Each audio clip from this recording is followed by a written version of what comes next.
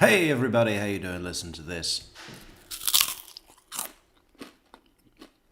Is that the noisiest thing you ever heard being chewed? I'll try to avoid that during the stream. Who can guess what it is? You want one more? There's only a little bit left.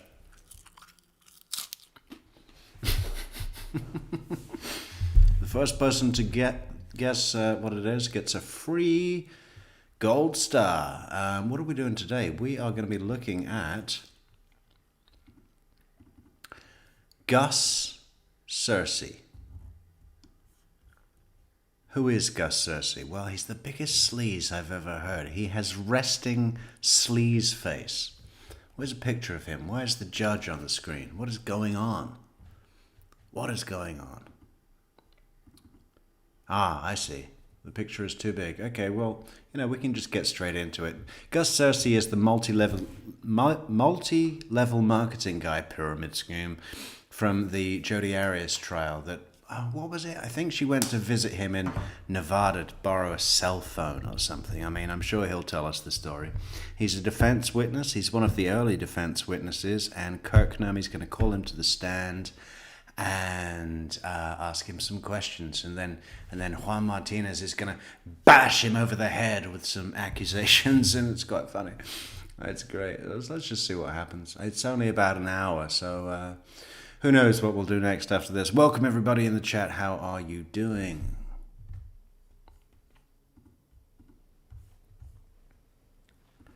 What did everybody think of, is it Jessica Stevenson? Or Stevens, Judge Stevens. I really didn't like her. Like, what do we think about her personality, if we can find it?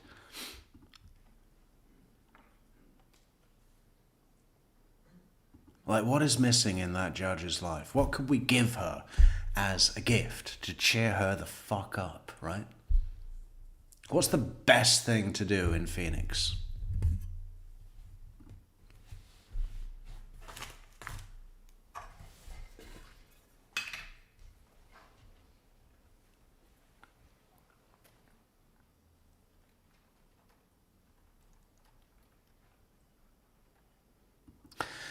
Like, are there some personal problems going on in her life? Or is it just the fact that she has to deal with Jodi Arias for like however many months or years, or how on earth long was this trial?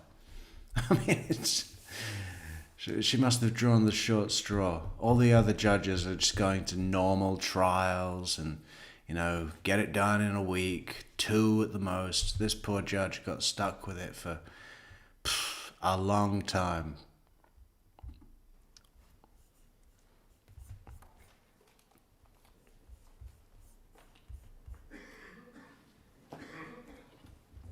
Here he is, look at him, resting sleaze. Sir, please come right up here to be sworn. Why? What is going through his head right now? I'm a 100,000-year ring earner. I earn 100,000 a year if I get out of bed or not. Why? He walks funny, he talks funny, he's got resting sleaze face.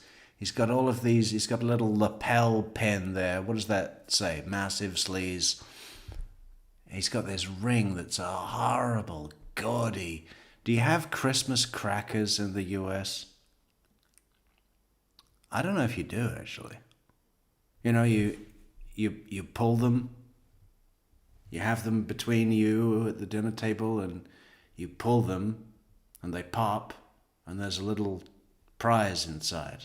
And the person who gets the bigger half of the cracker gets the prize. And there's a shit joke in there as well. Thank God I don't have to do that shit anymore. Raise your right hand. You do solemnly swear the testimony you're about to give will be the truth, the whole truth, and nothing but the truth, so help you God? Thank you. Please walk right around and have a seat. Welcome, Michelle. We are going to have some hair follicle questions for yours truly. Actually, for you. I'm yours truly. I always forget which way round that is.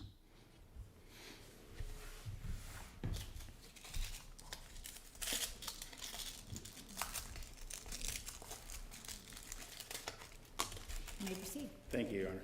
Good morning, sir. Morning. Could you introduce yourself to the jury, please? My name is Gus Searcy. And I think we need a little bit of volume on this, don't we? How's this? Gus, what is it that you do for a living? I think we need a little more. Many things, but the thing mostly is All right, hang on. Let's get this right. What do we say? 250%. Let's do that.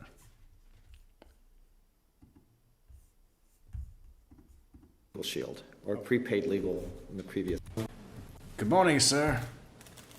Let's just go back and see him walk in again. I mean, it's brilliant.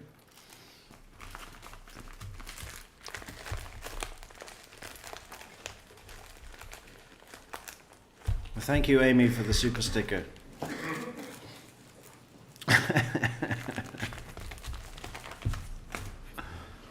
Sir, please come right up here to be sworn. Yeah, where is he going? Why did he try and sit down there? That's not the witness box. Sir, please come right up here to be sworn.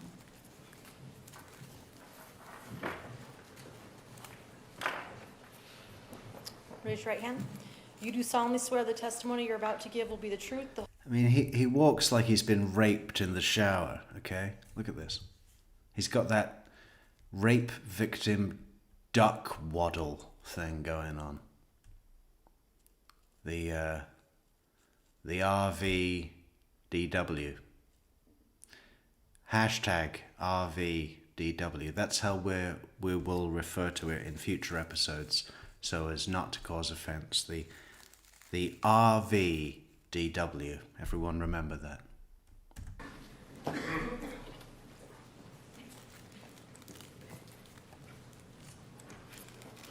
Sir, please come right up here to be sworn.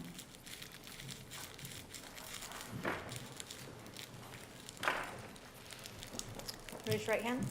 You do solemnly swear the testimony you're about to give will be the truth, the whole truth, and nothing but the truth, so help you God? Thank you. Please walk right around and have a seat. Yeah, I swear, and I'm going to do it in a really sleazy way too.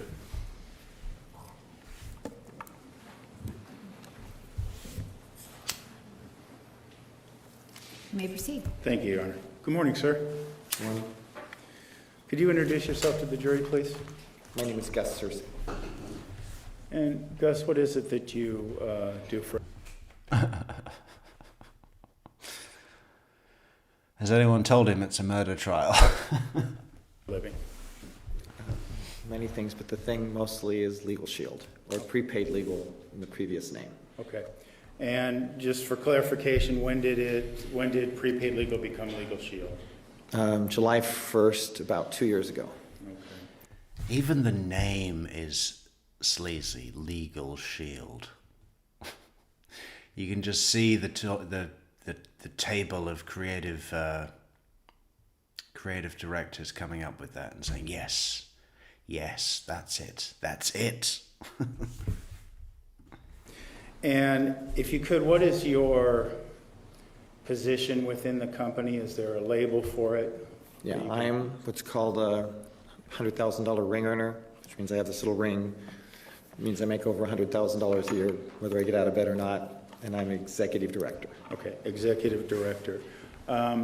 Could you describe for me or educate us all perhaps on the hierarchy of prepaid legal or Legal Shield, how that works in terms of where an executive director fits in and who's Sure. above him and who's below him? If you could explain that to the jury. Legal Shield is a multi-level network marketing company that provides a legal insurance product and an identity theft product. And it has about a little over 400,000 associates.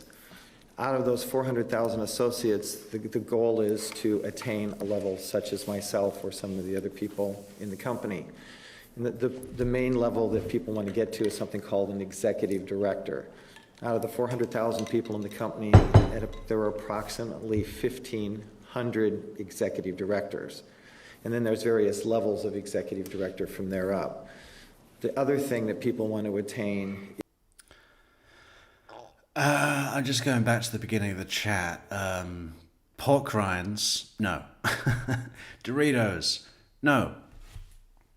I try to be somewhat health conscious. It's unsalted rice cakes.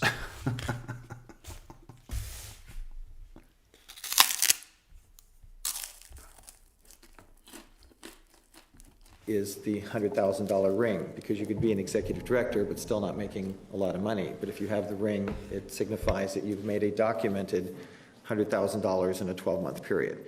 So to be a ring earner and an executive director is a big thing. To be an executive director is a very big thing in the company. Okay. It's symbolized in part by the ring, but let me ask you this. You said there's various levels of executive director. Mm-hmm. He actually wears the ring.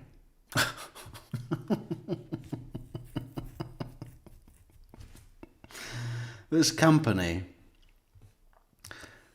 sell to other salesmen to sell their product of air, made of air.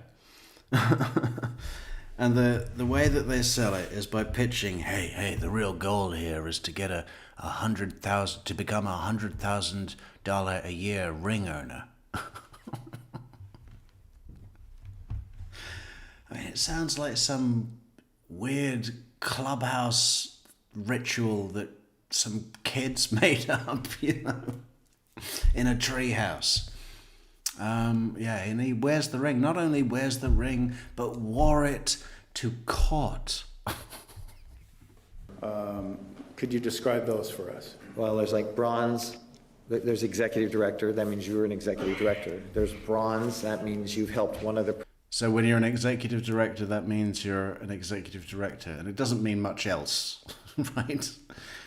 That's just pretty much as far as the business model goes. Person become an executive. What do executive directors do? Well, they convince other people to be executive directors, and so on, and so on, and so on. Director, there's silver, which is where I kind of fall. It means you've helped 2 people at least become executive director. Gold, you've helped 3 people become executive director. Platinum, 4, and then platinum 2, 3, and then it just keeps going up to diamond, I think, which is. So when we get to platinum, we do an integer-based leveling up.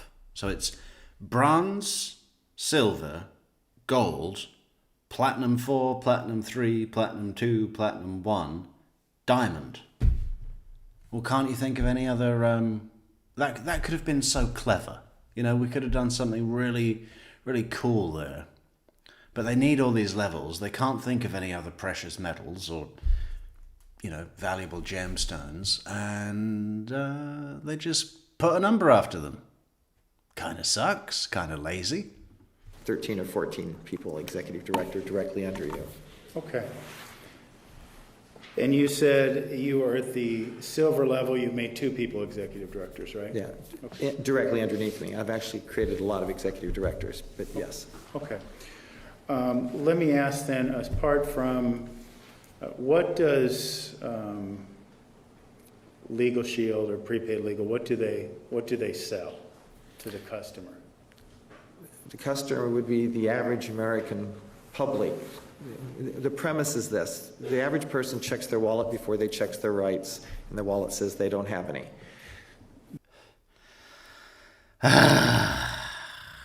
That's on page 1 of how to sell this bullshit, isn't it? That's part of his sales pitch, for sure.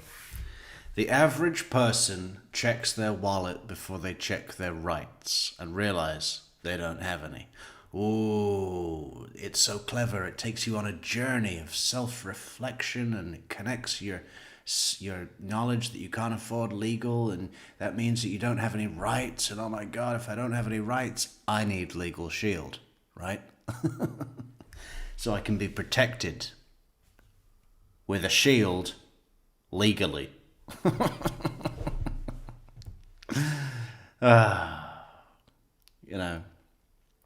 I'm all for jury consultants going to you know, I love sales. I love sales, but most of it is really bad to get into, you know. But, you know, I'm all for Josh Dubin going and finding a desperate rich dentist that's guilty and fucking him over for $1 million. That's beautiful. That's poetry. That's karma. But, you know, this guy, come on. We fix that. We give the average person the ability to have access to proper legal service, legal advice, and identity theft monitoring and restoration services for about $1.19 a day. It's a great deal. So Oh, yeah. That's less than a cup of coffee a day. Do you drink coffee? Do you love coffee? Do you drink coffee every day? So imagine it's just the cost of a cup of coffee. Fuck off. the associates market the insurance to new customers, correct? Friends, businesses, group benefits, employee benefits, all kinds of things, yes. Okay. And then, do they then attempt to get other people to sell the insurance as also to become associates so they can build their business? Is that how Some that works? do, and Okay. some don't. Most people who want to build a large organization, think of it like an insurance company. And if you can sell insurance, and you might be really good at selling insurance, and there are people in our company that's all they do, or you want to be an insurance broker. So you get other people to work for you, or like a real estate agent with a real estate broker with real estate agents. It's that kind of thing. Okay. So you are within the structure then financially incentivized to get more people selling insurance for you. That's how you become executive director. Yeah, that's correct? the way to do it, is to build a team of people. So you're making a little bit off of each person. Okay. And so if you said making a little bit off each person. So if you sell insurance to John, okay, and John turns around and sells it to Sally,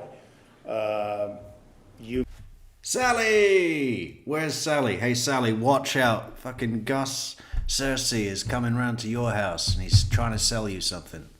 Just say no, Sally. make money off the insurance. You, as the person who brought John into the company, makes money off the insurance John sold to Sally. Is that? In a quick summary, yes. If I sold a $35.95 service, which is what it costs, $35.95 a month, I make anywhere from $34 to $252, depending upon what level I'm at in the company. As an executive director, I make $252 for collecting $35.95. If I bring John into the business and John goes out and sells something, So, yeah, I mean, there's proof that it's legitimate. I sell something for $35 and they give me $250. No, it makes total sense. for someone, he makes anywhere from $34 to $252, and I make anywhere from $34 to $182 because I found John. So if I understand you correctly and the system correctly, you make the most money as not only if you get John to buy insurance and sell it and then eventually sell to Sally. If Sally sells to Fred, then you're making more money because the chain is growing, as it were. That is correct. Okay. And that's really ultimately how one becomes executive director. They get higher pay, and then they eventually get to don a ring at the meetings, correct? That is correct. Okay. Now, in terms of what you do for prepaid legal, I want to clarify, is it just a matter of you sell the insurance, or do you do other things within the company? Well, once you're hitting the level of executive director, there's a book that they publish called Profiles of Success. And it's one thing to be an executive director. It's the next thing to be an executive director in Profiles of Success. Because you have to hit executive director.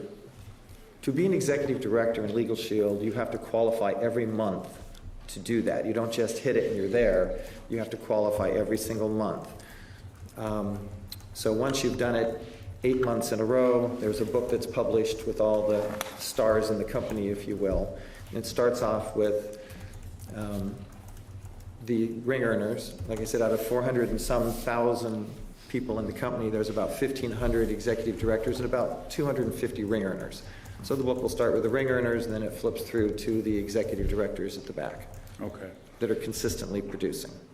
Well, let me ask you this. Do you do anything to help market the company or promote the company at meetings or anything of that nature?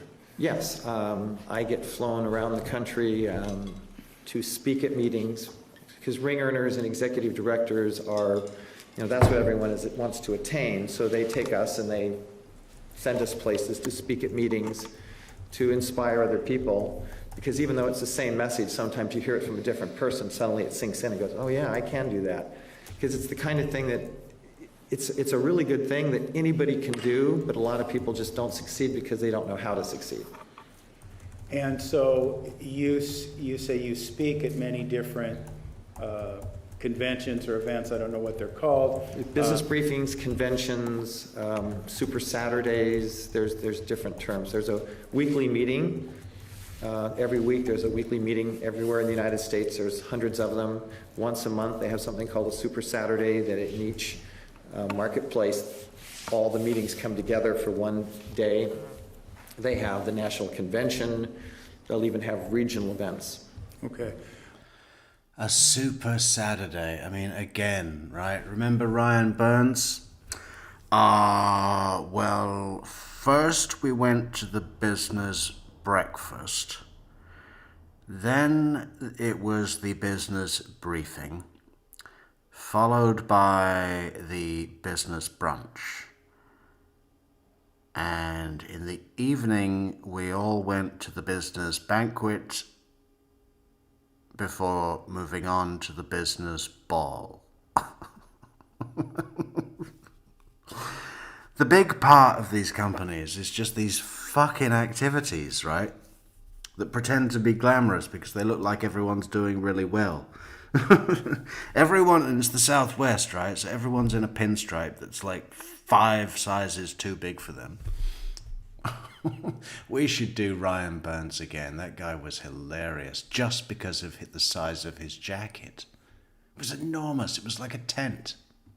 Let's talk a little bit about the national convention. And I'll give you... Oh, and it is Saturday. It's Super Saturday on Metrix. Let's create a goal for the chat, guys. Let's create a goal. We are still building. We're still building. If you want to help support us because you love the channel and you love the community and you want to be part of it brick by brick, send us a super chat. There you go. There's a fantastic goal. A Metrix goal, a Super Saturday goal. You could be $100,000 a year ring earner. Help us reach our goal. A minute to pour some water.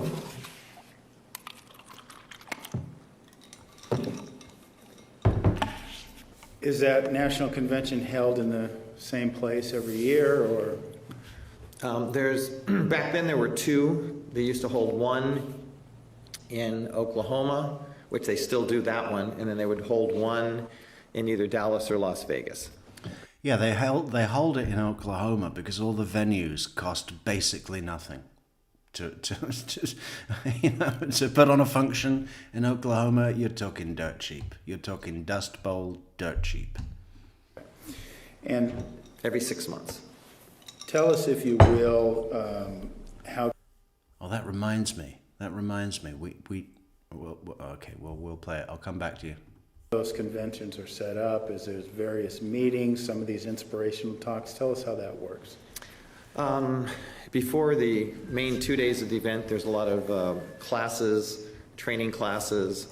For example, truck drivers. There's a great program for truck drivers, but you have to be CDLP certified, commercial driver's license certified to be able to sell that program. Or there's group benefits, and you have to be certified. So there's classes like that. Okay. Then the night before the event starts, because it's usually Friday, Saturday, so the night before Thursday night, they have what's called the Executive Director Banquet. And the Executive Director Banquet is kind of like, to the average person, would be like the Super Bowl. To get to go to the Executive Oklahoma. Oh, we do have Oklahoma. When did we get that? Okay, great. Well, I think, for our very first global Metrix convention, we should hold it in Oklahoma. We're going to get a sweet deal, okay? Metrix Oklahoma 2026. Let's make that happen. Executive director banquet is the thing. And if you're an executive director, you get to bring one person with you, and that person kind of just won the lottery ticket, if you will. Okay, describe well, let me ask you this before we start talking, go back to the banquets. These conventions, are they limited to people that have been working for the company a certain amount of period of time? Are they open to people that are just maybe interested in the business, that sort of thing? The convention is open to the people that are in the business. Okay. I'm sure there are people who aren't in the business that could come, but it's tailored towards people who are in the business, whether you're an associate or junior associate and just starting, or a diamond, Okay. one of the highest levels in the company. So is it both the recruiting and motivational mission, or is it just strictly motivational for? It's more of it's more geared for the associates that are already in. It's to help keep them in the game, help build their belief, help build their thickness of skin, if you will. I mean, a lot of people tell you no. I mean, in my personal case, to get the ring, 5,784 people told me no. And a lot of people get 2 no's and quit. Okay. So it's to help keep people in the game, to help. Travis was actually quite good at this, in making it sound less sleazy. He'd be like, if you call someone up and they say no, that counts. If somebody don't want what he's selling, that counts. Every time that you get one of those, cross one off the list. By the time the 100th one is crossed off the list, you won't be able to spend the money. That's pretty good. I might borrow that. Keep people inspired, and they see people go across stage. They bring people on the stage from all walks of life, all races, all creeds, all financial beginnings that have achieved success. Correct. And it's very good. It's very heartwarming to see all of that. Okay. Can you I don't know if anyone says creeds anymore. Do I have a creed? tell us now, going back to what you said about the executive director's banquet and somebody winning a lottery ticket to get in there or to be in there. Could you just kind of tell us what goes on at that and at this banquet, how the directors are treated or their speeches? Could you just kind of describe that for us? Sure. It's a formal. Let us know in the chat who has been approached by someone, some friend, some family member saying, hey, do you want to get involved in this sales network? Can I sign you up? Attire, evening, tuxedo, formal gown. Let us know if that's happened to you and what did they want you to sell? Gowns for women, so women love it because they get to get dressed up, and the men have to get dressed up, so that works out real well for. Women love to get dressed up. I mean...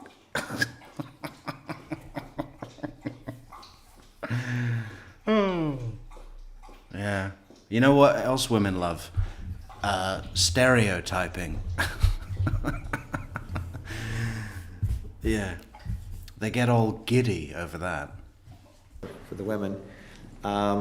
Only the executive directors who have qualified in the last 3 months are allowed to go, so there's around 1,200 executive directors, each with a guest. Okay. There's people in that room that make anywhere. Man, just learning the rules of this fucking MLM, I would want $100,000 just to read through the book. I mean, how much... So if I'm an executive director, it's only the 3 top guys in the last 90 days that get to go to the business ball where the women love to get dressed up. From $100,000 a year to $4 million a year. And the royal... It's all about saying those big numbers, isn't it? Well, it could be anywhere. You know, the people who work the hardest. You know, if you, it depends how much time you want to put into it. It could be $100,000 a year. It could be $4 million a year. You know, it's like fuck off. Of the company, if you will, and so to be able to be at that banquet, you actually have the ability to walk up, shake their hand, talk to them, take a picture with them. The dinner is really good, and then. Gus, I've got news for you, man. No one in their right mind wants to have their picture taken with you. Look at you. Let's put up his thumbnail. Let's have a close look because I have some questions for Michelle.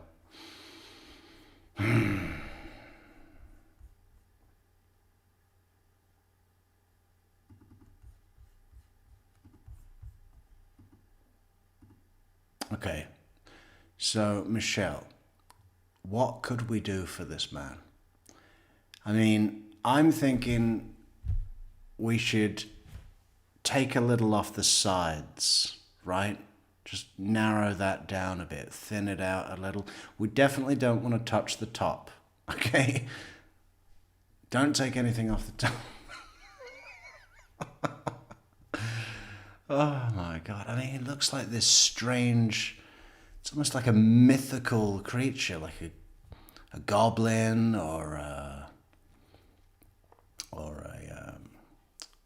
something resembling a goblin. Definitely like a goblin. Even the way that he's holding the phone. What is this magic box? And the speeches that night are usually the newest $100,000 ring earner. So if you've got the $100,000 ring, this is your first opportunity to speak. And they usually have you speak there, and then they have you speak again at the convention in front of the entire congregation, if you will, the next day. Okay. You mentioned, people at this banquet making... I don't know if the Mormons are going to be happy to call it a congregation. Between $100,000. And that's the other thing. I think all of the clients are Mormons. Mormons seem to love the MLM, right? I think. I mean, or maybe it's just a mountain time thing. I don't know. And $4 million. It sounds to me like is that advertised? I mean, is it common knowledge? Is it in these publications that you've talked about? Person X made $250,000, or is that announced at the banquet? How does that work? In the book that's published, it shows whether you're a $1 million ring earner, or a $500,000 ring earner, or a $250,000 ring earner, or a $100,000 ring earner, an executive director. And I kind of misstated, people at that banquet could be executive directors, and they make roughly $60,000 to $70,000 a year. So it's 60 to 70 on up. About $5,000 a month minimum if you're an executive director. Okay. Roughly. But that's known. So Sally got hit a breakout. I had a breakout with a guy. He was selling cleaning products. It was like hell on earth. And you get in your bed and you look at the ceiling. Guess why? You see you're a winner. You are going to be a millionaire. This isn't working. Surrounded by cleaning products. At least the minimum income of those individuals are known and is bantied about. Okay. You mentioned that a person who... Thank you, GSD's dog mom, for the super chat. Very nice of you, GSD's dog mom. was not executive director who got invited to that banquet. I think your word was they won the lottery or got a lottery ticket. Yes. Could you explain to us what you mean by that? Well, Danielle Savoy says LDS was the original MLM. Good point. Because 10% of what you own goes to the church or the temple or whatever. Yeah. It's Joseph Smith. Joseph Smith was on to something. you're not an executive director and you're really into the whole Legal Shield family, the whole concept of what's going on, and you know who all these people are, and suddenly you get invited to go. I mean, it'd be kind of like if you were working at a presidential election and your candidate won and you got invited to the White House for the inauguration and a special banquet. It would be that kind of thing. So it's a very big deal. Okay.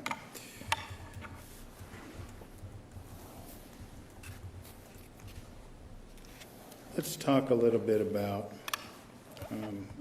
more about why you're here and how you got involved in this. Piebird, thank you so much for the coffee, Piebird. Very kind. Piebird, was it you that managed to change your name on the Buy Me a Coffee notification? Because I think at one point it said your real name and then you changed it. I need to know how to do that because someone else was asking me how to do that. If you're on Discord, let us know. Let us know. If you're not on Discord, there's a link in the description. Everyone join Discord. Thank you, Amy, for the super chat. Happy birthday, Eve, to our Michelle. Birthday, Eve? Oh my God. Happy birthday, Michelle. Hey, it's already your birthday in Portugal. Happy birthday. So, what is that? A Cancer? Or are we in Leo already? I don't think so. She's a crab. And she's from Maryland. That's very fitting. Yes. Do you know that young lady sitting there? Yes. In a light blue shirt? Yes. Who is she? Jodi And do you know her last name? Arias. Arias. Have you ever heard pronounced any other way other than Arias? No. Okay. Yeah, because Juan Martinez likes to say Arias because it sounds like a Bond villain. Arias. How did you come to know Jodi Arias? Well, that would kind of explain a little bit about how I got into this whole thing. Okay. I'm a bit of an anomaly in the organization. Sustained. There's a lot of laughter going on in the gallery all the way through this trial. It's quite something. What was the question that it was non-responsive to? Let's go back. How you got involved in this? How you got Do you involved? know that young lady sitting there? Yes. In a light blue shirt? Yes. Who is she? Jodi And do you know her last name? Arias. Arias. Have you ever heard pronounced any other way other than Arias? No. Okay. How did you come to know Jodi Arias? Well, that would kind of explain a little bit about how I got into this whole thing. Okay. Yeah, I want to talk about myself and my ring and my $100,000 and my Sleeze face. How did you come to know Miss Arias? Well, that reminds me about how I got into this whole business. So let me tell you about that.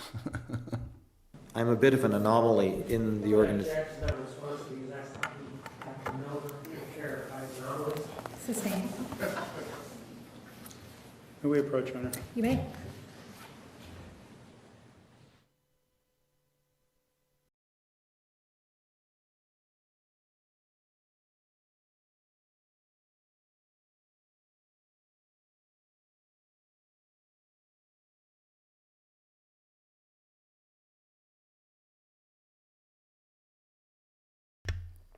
Sorry, it's a sidebar and I was chewing a rice cake on mute, hiding behind my mute button. Would you like to hear it? I don't think it's really offensive. It's not a slappy sound, it's crunchy.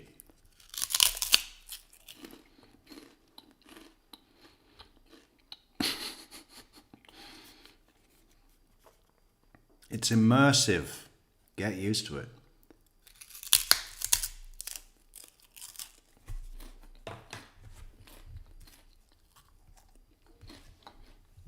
How weird is it that we have twins in this courtroom? As if this story just wouldn't have been complete enough without a pair of twins. They call it a circus. The trial was a circus. And now we have a pair of twins. I think they should juggle, together, like tandem juggling outside the court on the front steps. Mr. Searcy, again, let me ask you if you could be so kind as to describe for us how you came to become acquainted with Jodi Arias. She came, I had gone to speak in Arizona at one of the business briefings, And after the business briefing, they have kind of like what's called an after event, where they take the guest speaker, in this case me, and they take them out to dinner, and so all the associates of the meeting can kind of get to meet the guest speaker for that night. And she was at that meeting. Okay, and kind of describe for me this meeting. I mean, you mentioned taking pictures and that. Is that what we're talking about, a kind of a social gathering, or is this like another event where the heads of the company, so to speak, are treated with like royalty, as you described? No, this is an after event, after the business briefing, which is the formal press, which is where if someone wanted to learn about what we do, you would invite a guest. Hey, Michelle, thank you for the wittiest commentary on the YouTubes. Thank you so much, Michelle. Superstar Michelle, lady with the golden scissors. You'd go to the briefing, a speaker will come in, do a presentation for everyone, and then afterwards, they take the speaker out to dinner, and anyone who wants to come, guest or associate, is welcome to come. And it's kind of a casual social meeting at that point, and then people take pictures, they have you sign their books and things like that. And I met her at that point. Okay. And do you remember when that was? Not precisely. Okay. Do you remember a year, a particular It convention? was like 2007, 2008, somewhere in that range. And you don't remember what meeting it was at or what convention? I've it done might have been at? hundreds of them. Okay. After And does it ever get old, Gus? I've done hundreds of them. I've been showing up at hick towns in the Southwest for 30 years, speaking into a microphone about a nothing product, and going out to dinner with some sweaty kids that are all thinking I'm like a legend in the industry, an ardent in my field. They lap it up. They lap it up. I sign them up and they lap it up.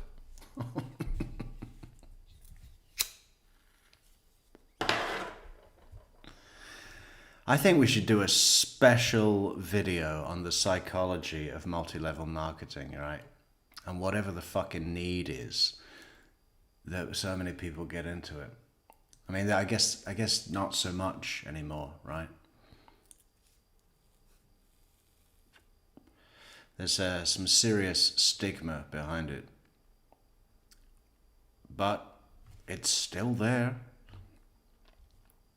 After meeting Jodi at this initial event, Just because Shanann Watts got murdered, I'm sure Lavelle is still selling Thrive any way it can. did your relationship with her continue? Yeah, she had asked me to help her. And the reason, because I became an executive director in 90 days, it usually takes people a year to 2 years to hit that level. So people, a lot of people, not just Jodi, ask me for help so they can get past whatever level they're at, because I seem to have a knack for helping people do that. Okay, so it wasn't uncommon for you to receive a request like that for help? No. Okay. I have lots of them. And just so we're clear, what do you mean by helping people get past their level? I mean, are you talking about sales techniques, marketing technique? Is that what we're talking about, or? Well, we all have the same product. Hey, Christina, how you doing? Let's talk about rental cars. You see, there was a rental car rental car company employee, enterprise, involved in this case. He was called in to be a witness, and you know what he was asked? He was asked, because when Jodi rented a car to drive from Redding, California, all the way down to Mesa, Arizona, and then all the way up to Salt Lake City, and then across all the way back to Redding, California, she was first given a red car, a red Ford Focus, I believe. And Jodi had heard that red cars draw the attention more of law enforcement. Probably because it's an easier color to see, I don't know.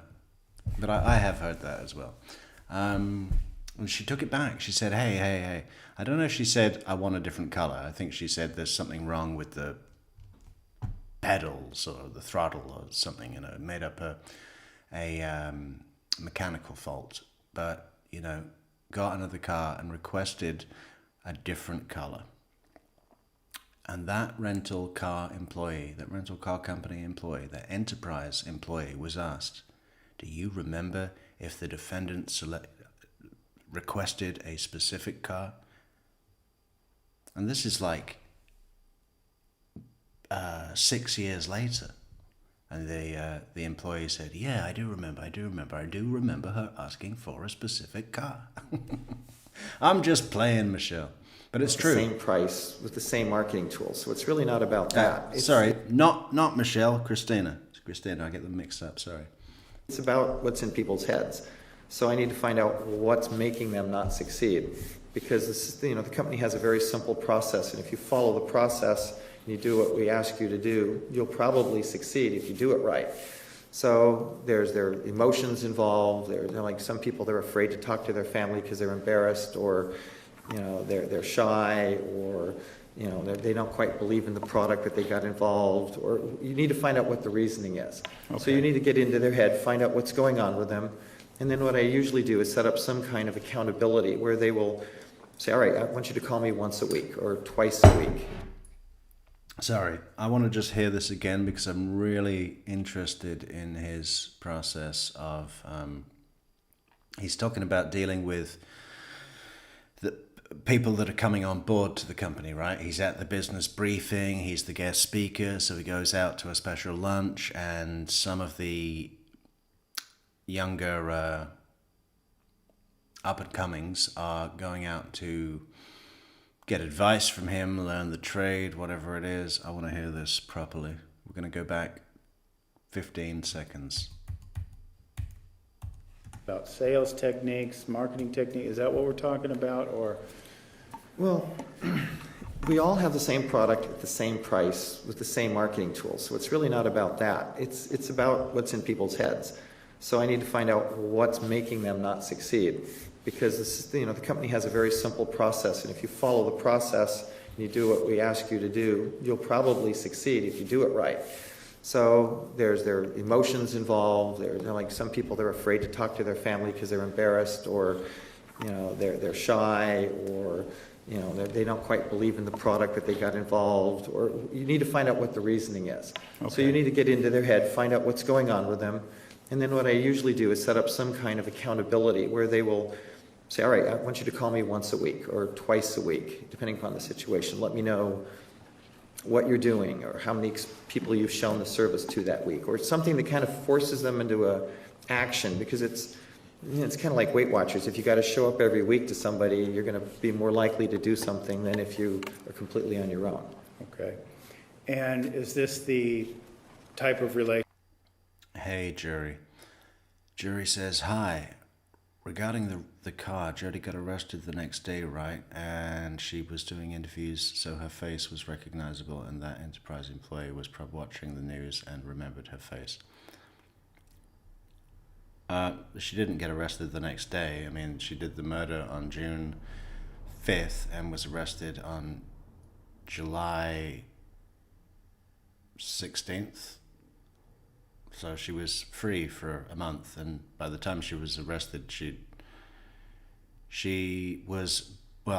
dyed her hair before she got to Travis's, but when she rented the car, she had blonde hair, and then she dyed her hair to sort of a brown, I guess, auburn brown, mostly brown, I'd say.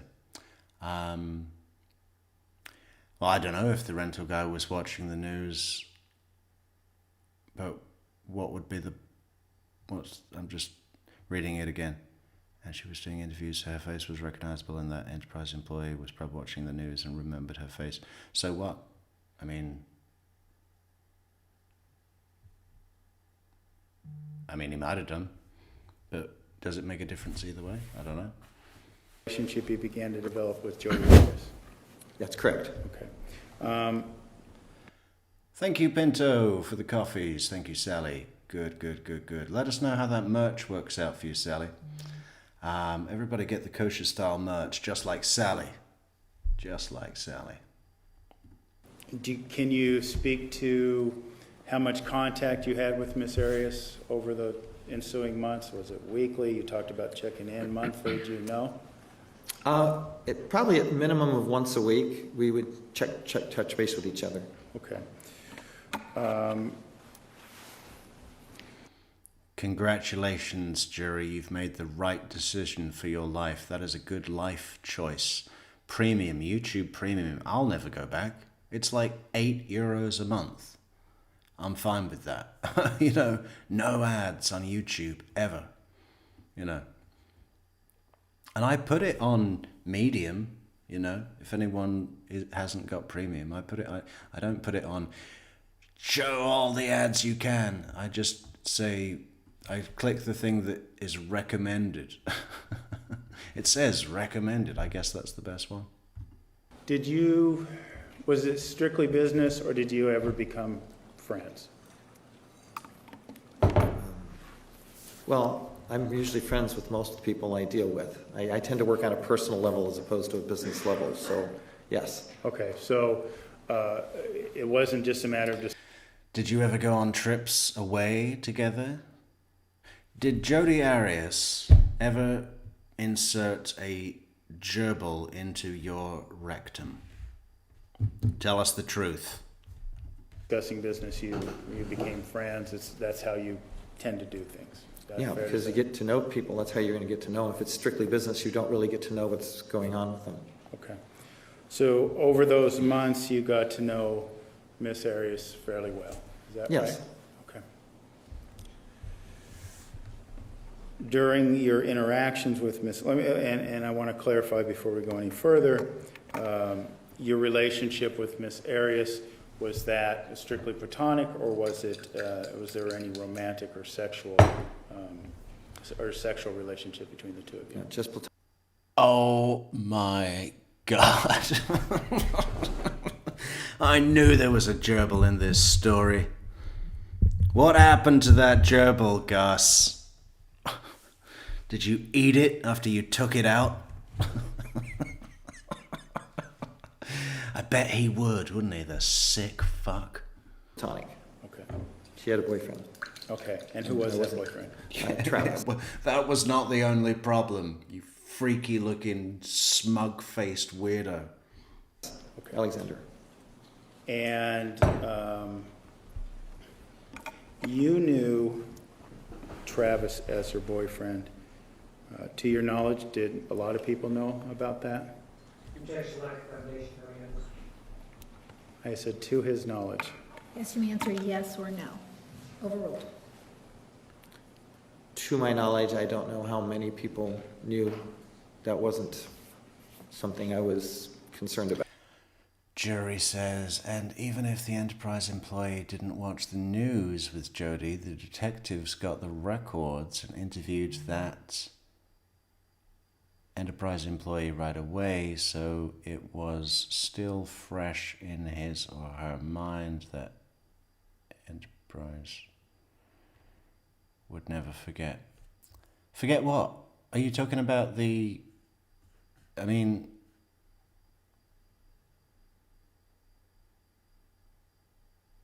because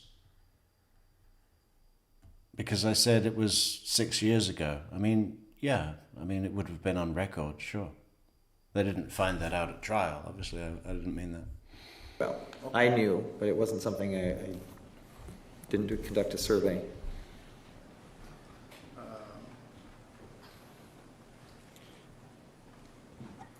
In the time of your relationship with her, did you ever know her to dress in a way that you thought was over-sexual or inappropriate?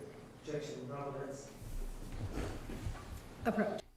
Michelle says he looks like he has a gerbil in his rectum right now on the stand. You see, I have watched this before, and I know that if we get to 26 minutes and 40 seconds, there is an audible squeak. Now, I don't know if it's just the chair or not, but you guys be the judge. 20 what did I say? 26 minutes and 40 seconds. There's a squeak. Listen.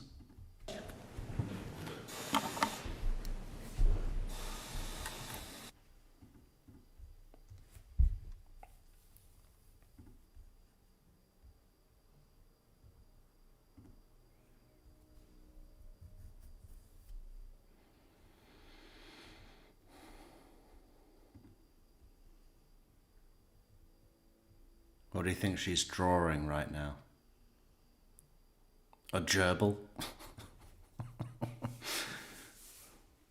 A confused looking, shell-shocked gerbil. Where have I been? What was that place?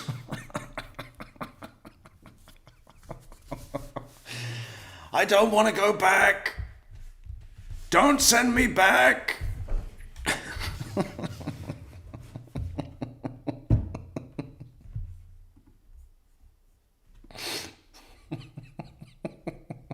Proceed.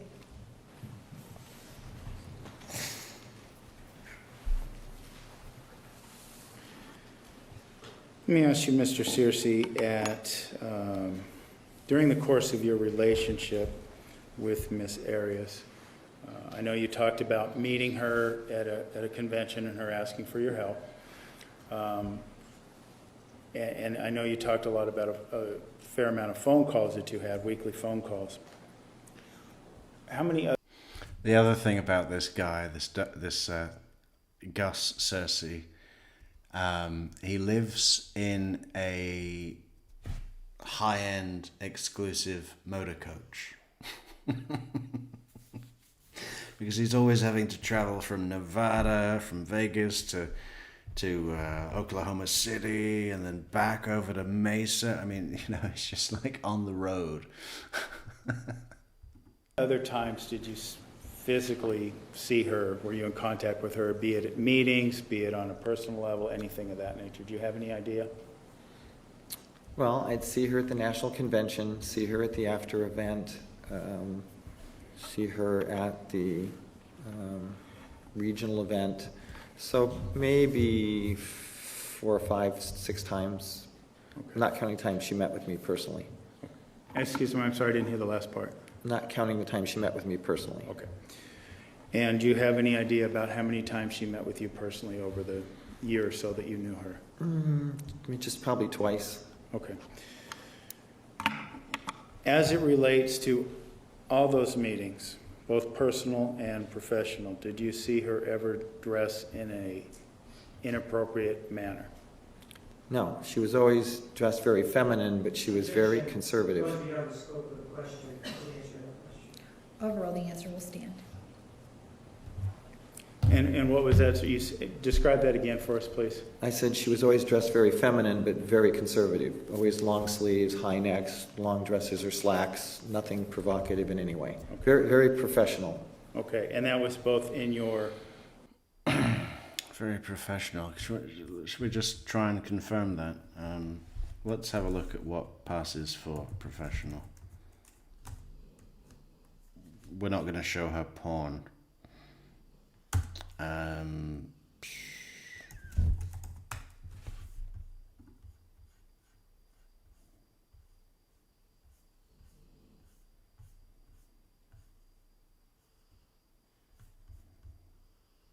So here she is at convention with Travis. And he's in one of those Southwest jumbo suits. What is the deal with that?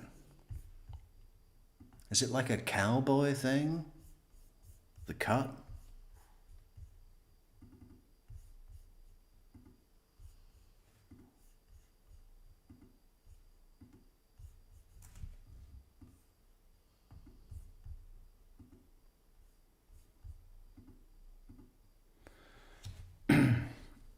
So,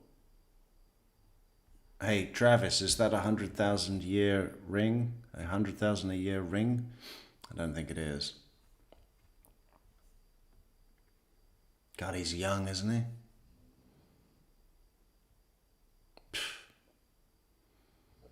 freaky.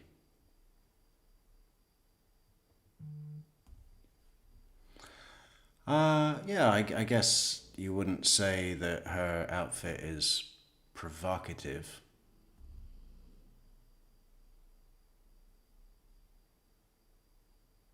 She does all that with her face.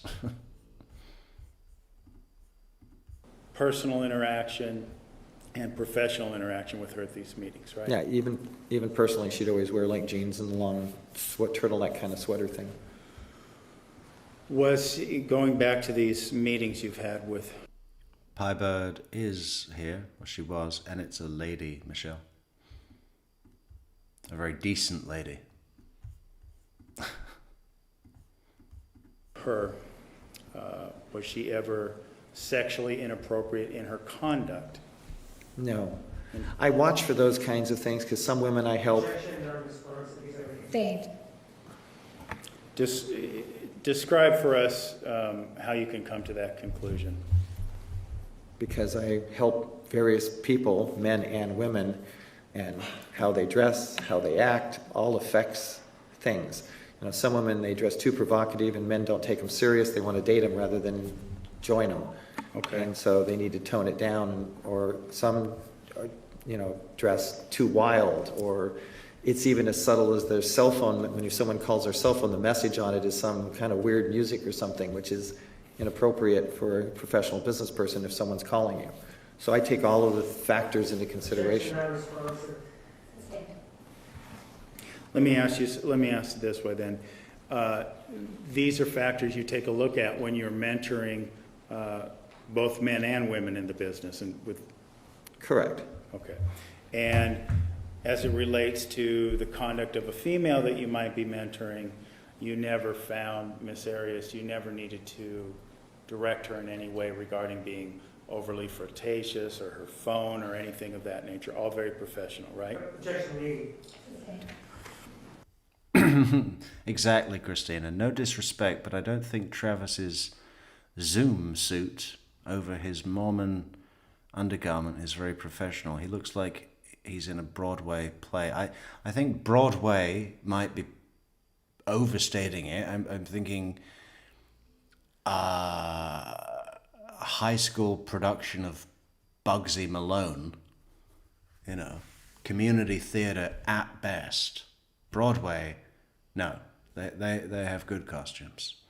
But yeah, it is like, you know, dressing up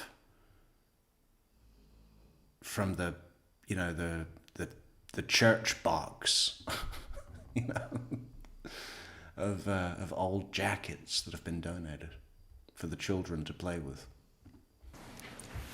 Did you observe her behavior to be professional? Yes. Could you describe for us, and you mentioned a couple of the personal interactions you had with her, not at the business briefings. Could you describe, say, for example, the first occasion? I was in Las Vegas speaking at the local business briefing. It wasn't the convention, it was the local business briefing. And she had called me and she was very upset. Her and Travis had had an argument. Objection, hearsay. Sustained. When she called you, what was her demeanor? She was very upset. Okay. Did you have an understanding of why? Yes. And what was that understanding? Objection, hearsay. Approach.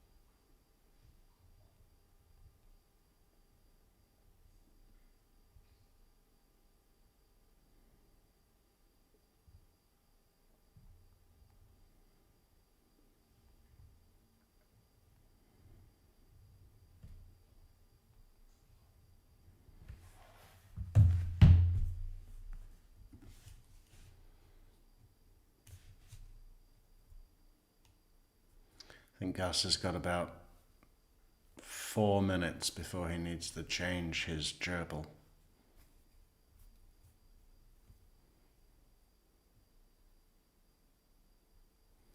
He's probably got an alarm set on his phone every 2 hours.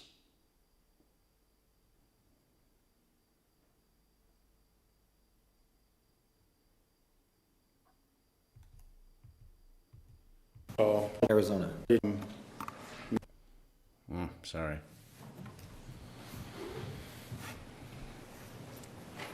when you received this phone call from Miss Arias and she was upset, to your knowledge, where did she live at that point in time? She was in Arizona. And to your knowledge, was she intending to move elsewhere? Objection, speculation, hearsay. You may answer only yes or no. Restate the question, please. To your knowledge, was she moving away out of Mesa, Arizona? Yes. And she described for you why. Yes. Do you remember month and year of the time that this took place? I can't remember exactly this long down the road. Okay, you mentioned that you were in Vegas in your Yes. motorhome, right? Correct. And Miss Arias came to stay with you? Yes, that- I invited her. She said she needed to get away. Hearsay. Sustained.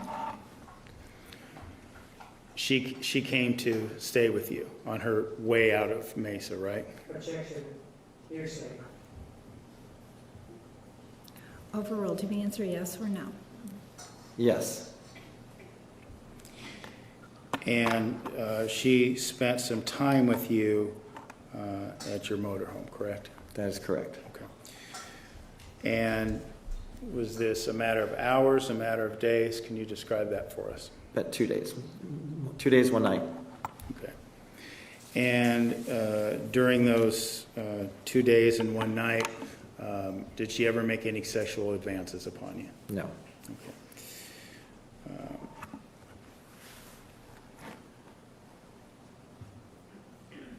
To your knowledge, during those few days, did she ever speak to Travis Alexander? Objection, lack of foundation, hearsay. Overruled. You may answer yes or no. Yes. Was Mr. Alexander, did Mr. Alexander, to your knowledge, ever come to the motorhome? No. Objection, speculation, when? And lack of foundation. Sustained. To your knowledge, while Miss Arias was there at your motorhome, spending these 2 days and 1 night with you, did Mr. Alexander arrive at your motorhome? Was he there? No.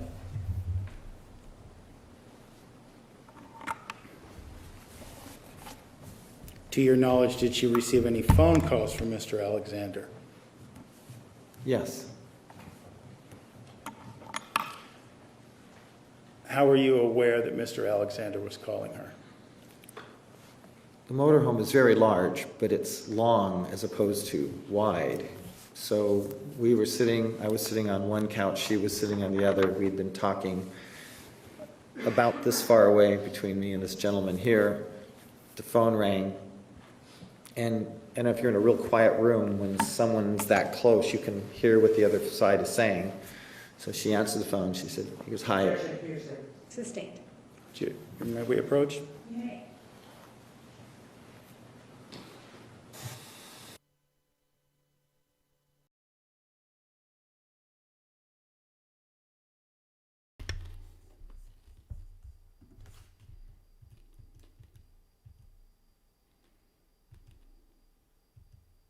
Phone call we were speaking about, did Miss Arias identify who she was speaking to? Yes. And whom was that? Travis. Travis Alexander? Travis Alexander. Okay. Could you describe for us, you talked about being in this small motor home, so could you describe for us her demeanor after the phone call? Well, once it got heated, she excused herself, stepped outside. She talked to him for about a half an hour outside, and when she came back in, she was shaking and crying. Okay. Had you seen her act like that before in any of your prior interactions with her? No.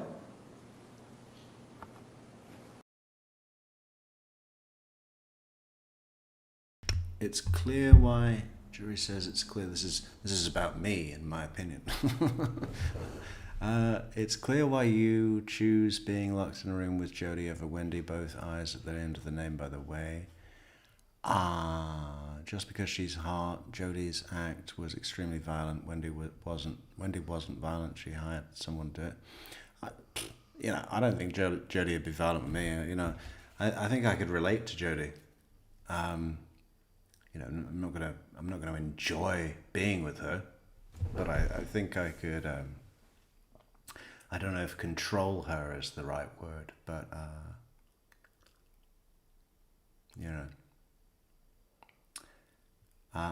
I wouldn't be concerned about Wendy stabbing me. I would be more concerned about me smashing her in the face with a brick. I just wouldn't want to be anywhere near her because I can't stand her. Jodi, I obviously find difficult to tolerate as well, but I don't know. I think I could. I don't know what the word is. Abate? Is that a word? No.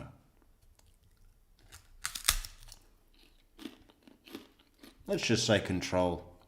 I think I can control her. That sounds terrible though, doesn't it? But for want of a better phrase. Did you ever? And I actually don't think she's that hot at all. I've seen her naked. I think she's got a bit of a strange face. She's more attractive than Wendy for sure. Yes, absolutely. But it's not because of that, jury. Ever see Miss Arias get mad at Travis? No. You mentioned you saw Miss Arias a second time after this time you met in Las Vegas. What was that?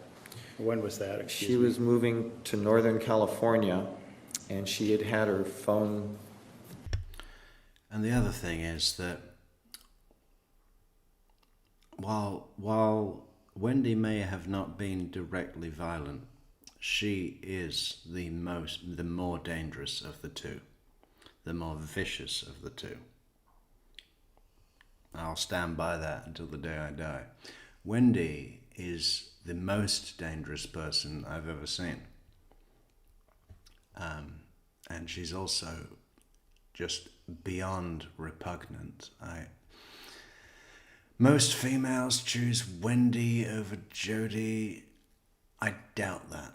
And if that's true, those females that choose Wendy haven't worked out what they're dealing with her. Stolen. So I helped her get a phone, so she met me to get the phone. Okay. And how long was that interaction?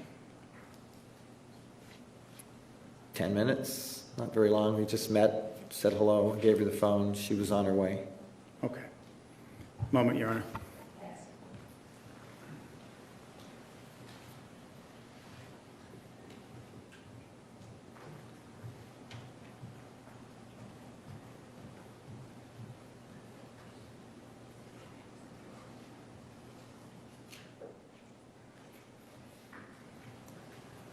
Thank you, Mr. Searcy. That's all the questions I have for right now. Cross-examination. So with regard to this prepaid legal outfit that you work with, I think the term that you used was that it's multi-level marketing business, right? Yes? And it appears from the way that you described it is that if somebody signs somebody else up and they're somebody that you signed up, then you benefit, correct? Say that one more time?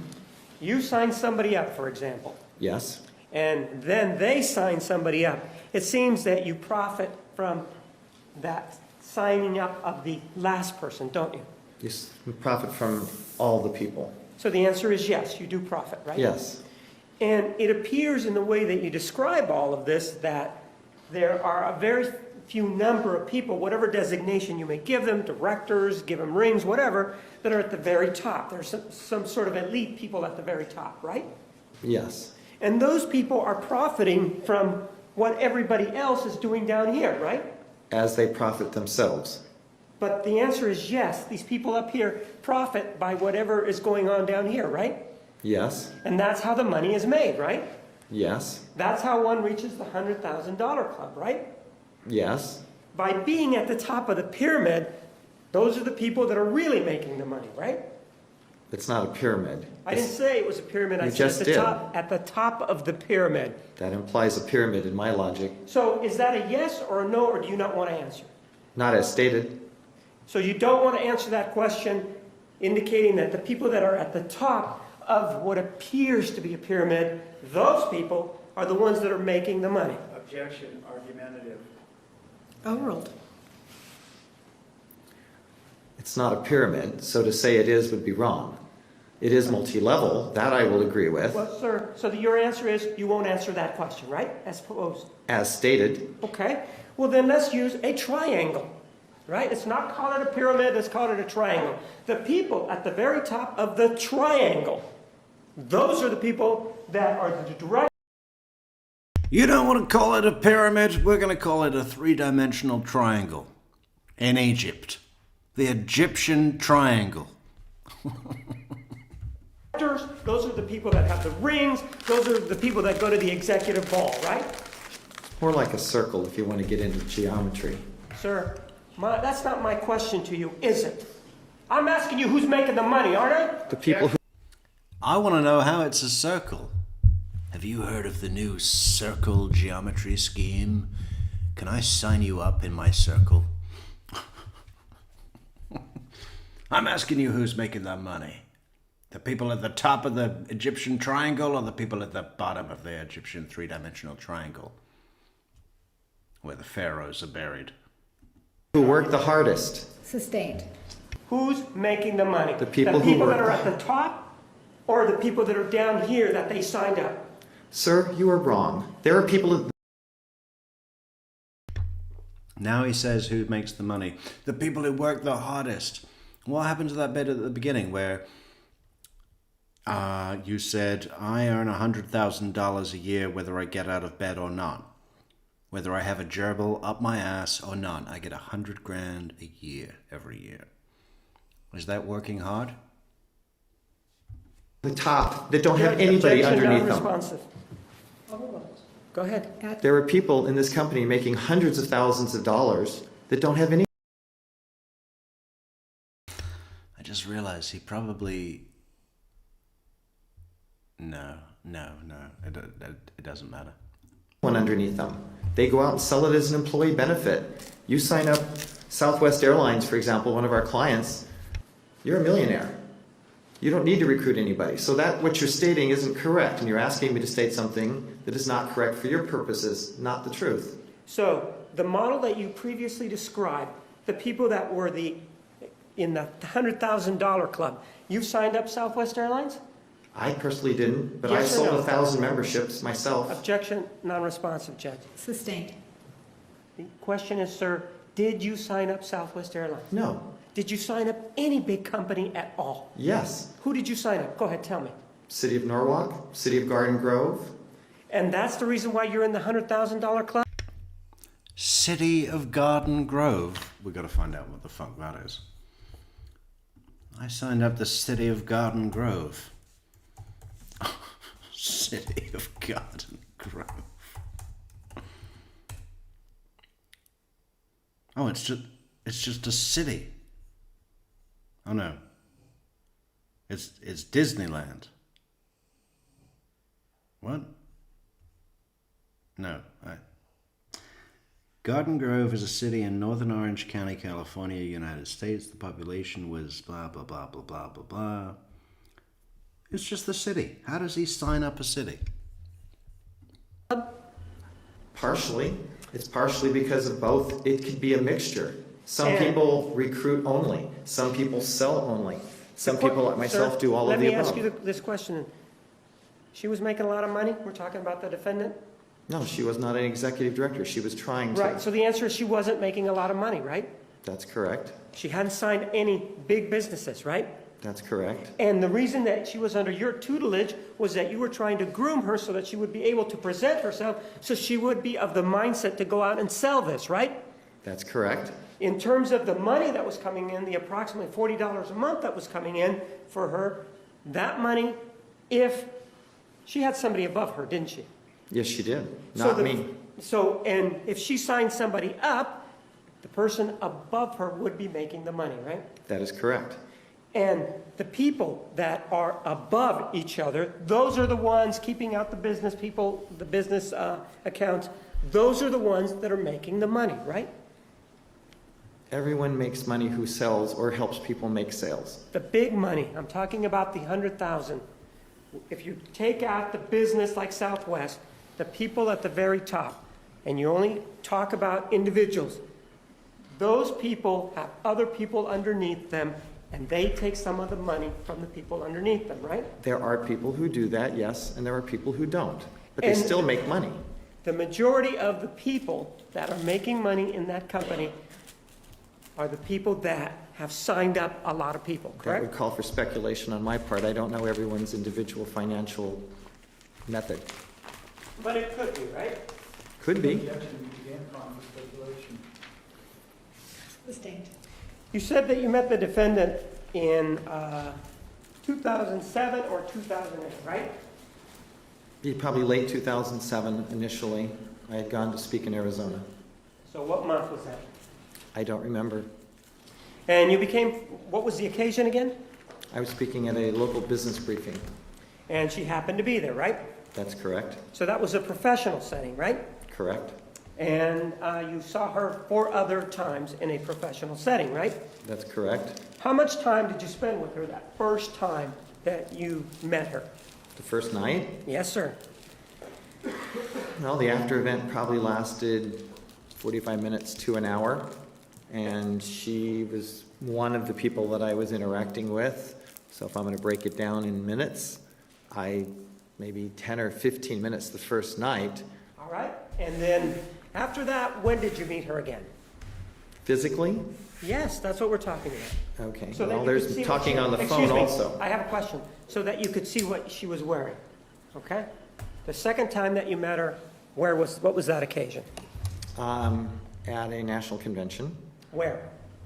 in, I believe that one was, you know what, I honestly don't remember if it was Oklahoma or Las Vegas. It was one of the two. I don't remember the So timing. you don't know where you met her the second time, I right? know where I met her. I don't know when. You don't know when and you don't know where, right? I don't know when, but I know it was either Las Vegas or it was Oklahoma. That's the Sir. only 2 places that conventions are. So you don't know where you met her then, right? If you don't, can you, as you said here, can you tell me it was Oklahoma City? Yes or no? Could have been. Right. It could have also been Las Vegas, right? Could have been. It was one of the 2. I Right. don't know which. So you don't know where you met her, exactly the place, right? That doesn't mean I didn't meet her. Is that the question that I'm asking you, sir, whether or not you Sounds met like her? it to me. Sir, you don't know where you met her the second time. That's what you're telling me, right? I know approximately, Approximately means you don't know, right? if that makes you happy. Nothing here is to make the prosecutor happy. You understand that? Why don't you want to answer my question? I'm answering your question. All right, the I met answer. her either in Oklahoma or Dallas. Or Las Vegas. It was one of the 2. So I don't what- remember precisely which one. It's 5 years ago. 5 years I remember a lot of dust, okay? Dallas, OKC, I don't know. Dusty. Very dusty. ago. And it could have been Dallas too? Is that what you're saying? No. And when you met her, what was the purpose of that meeting? Well, when we go to the conventions, first off, there's the No, social... no, no. In meeting her, what was the purpose in meeting her? check in with her, see how she was doing, what she was up to, how her, because we talk in between, remember. It's not like I don't talk to her for 5 months. We talk about once a week. Sir, I'm asking about meetings. I'm not asking you about when you talked with her. We're talking about you meeting her at a conference, right? Yeah, say Okay, hello. so when she came to this conference and you met her, wherever it was, how much time did you talk to her? Through the whole convention, probably a couple hours, maybe 2 or 3 hours. And during All that told. time, you were one of the presenters, right? Yes, occasionally. Well, occasionally means what? That you did or you did not present? What is it? I present at various times. It I'm depends talking on. about the second time when you met her, sir. Did you present, yes or no? I didn't present in 2007 on the main stage. I presented at the breakout. So you presented at the breakout. And during the breakout, was she in your breakout session? No, she's in a different organization. All right. And during that time that you were out there, how many days was this convention, wherever it was? Thursday, Friday, Saturday, Sunday.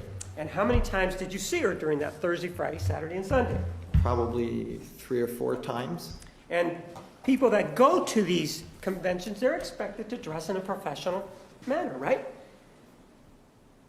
Well, yes. Yes, right?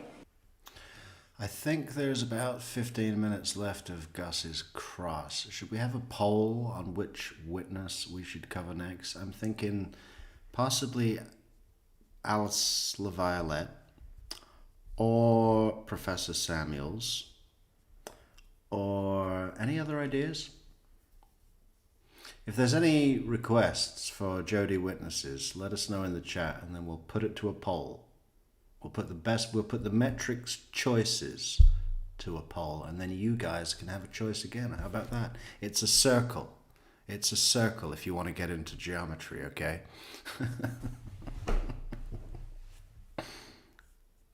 And she dressed as expected in a professional manner, right?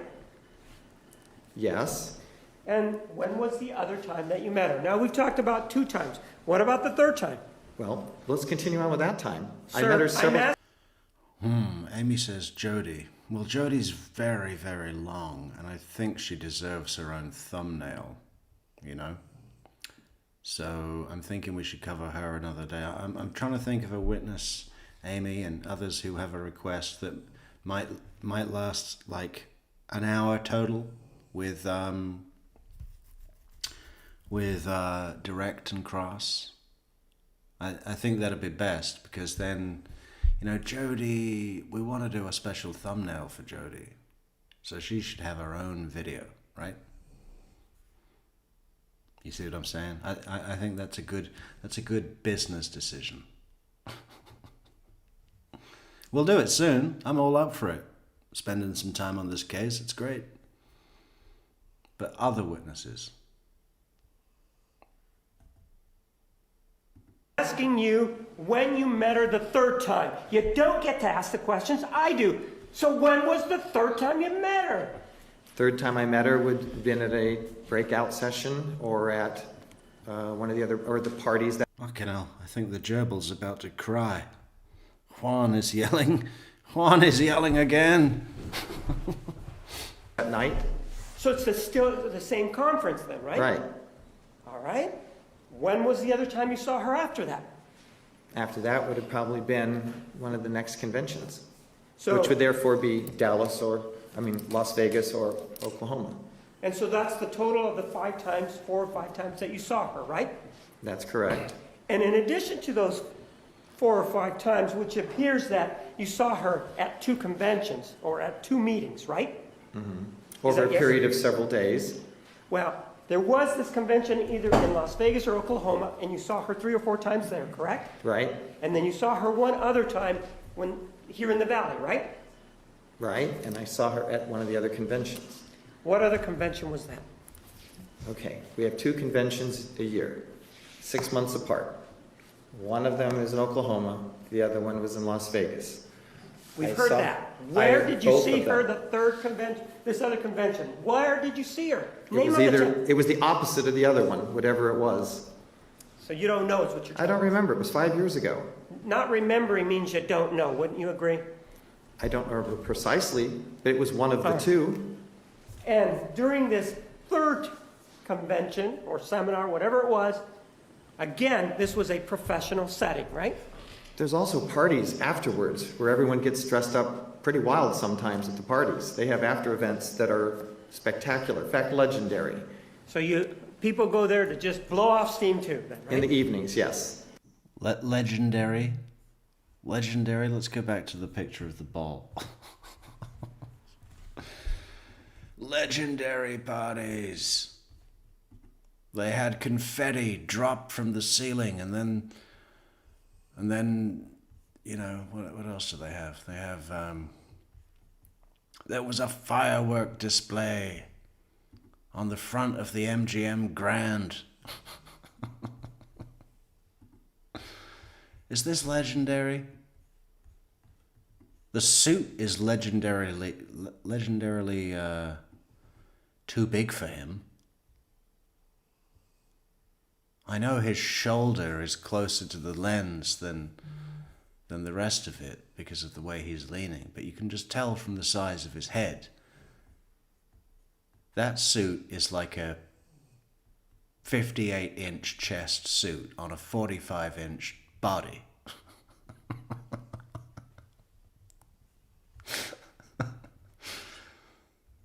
It's legendary. Everyone wears a bow tie. See? I would have thought he would have had,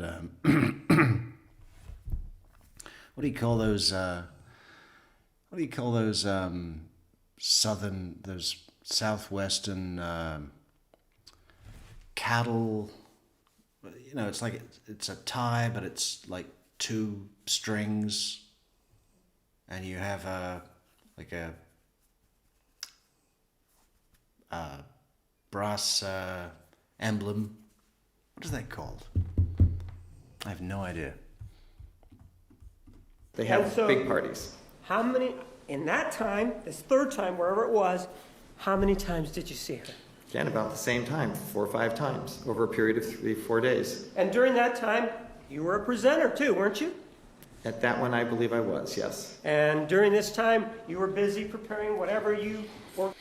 Yeah, the lawyer was taken off murder duty and put onto traffic for sexual harassment allegations, and also there was a bit of hot water around him having a liaison with a podcaster, I believe, at the time of the trial, a podcaster that was covering the Jodi Arias trial, and he shared some information that perhaps he shouldn't have done. Don't quote me on that. I may have checked these facts at some point, but I can't verify them to be true. It's just what I remember. Going to say, right?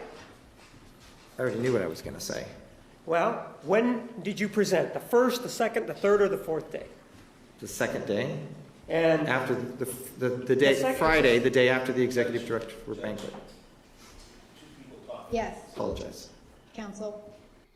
I think maybe you're right, Michelle. Richard Samuels should be next because he also looks like he's into the whole gerbil rectum passage sort of stuffing. Is that what it's called? I think it's called stuffing, rodent stuffing. Mr. Searcy, a court reporter can only record one of you at a time, so please do not speak over each other. Thank you. Next so question. you presented at this other event, right? Yes. And that's when you saw her again, correct? Yes. And during this time, again, everyone during the day is expected to dress professionally, right? Right. And that's how she dressed, correct? And in the evenings as well. Sir, am I asking you about the evening? I'm not, am I?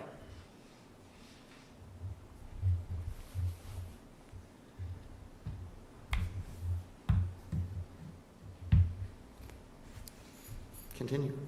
Sir, I asked you a question. Am I asking you about the evening? No. Now, after that, you said that you did see her on a personal level on 2 occasions, right? Yes, And Oh, one shit, of them sorry. involved your mobile home, right? motorhome. Sorry, I left the image up. Motorhome, right? Yep, Bolo tie. Thank you, Christina. That's exactly what I was looking for. Bolo tie. And she came by and she stayed 2 days and 1 night, right? correct. Where was this mobile home, sir? Las Vegas, And the other time that you met her was involved a telephone or something like that? I talked to her on the telephone on many occasions. No. I'm talking about the second time that you saw her other than your... Oh, in California, And you saw her in California? yes. What town? I believe it was Pasadena. And what date was that? I don't remember, 5 years ago. Was it in Pasadena? What were you doing in Pasadena when this happened? I had arranged to meet her there because it was on the way for her where she was going Well, north. I'm not asking you what she told you. I'm asking you what you were doing there. I went there to meet her. All right? And if you went there to meet her, tell me the name of the town that you met her. I already did, Pasadena. Okay? And what time of the day did you meet her? It was probably late morning, early afternoon, somewhere around there. Late morning to you would be 10, 11 o'clock. Is that what it would be? Yeah, And that's when you met her, right? I'm not exactly sure. Somewhere around there. It would have been more than 10 and before 2.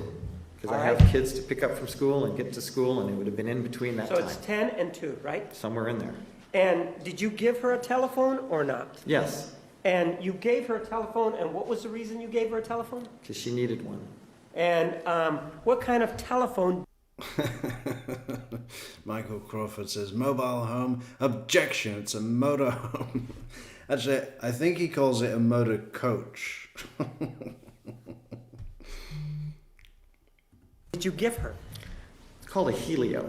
All right, so you purchased the Helio telephone then, right? They gave it to me. Okay, you were able to get a hold of the Helio telephone, right? That's correct. And then you gave it to her in Pasadena between 10 and 2 during the day, right? Correct. And what day was it that this happened? I don't know. I don't have anything else, thank you.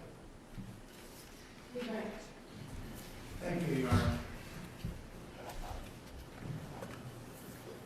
I wanted to begin by clarifying some of the things that you were asked regarding the structure of prepaid legal and the state trying to impose the dynamic of a pyramid upon it. Objection, argumentative as to what the state is attempting to do relevant.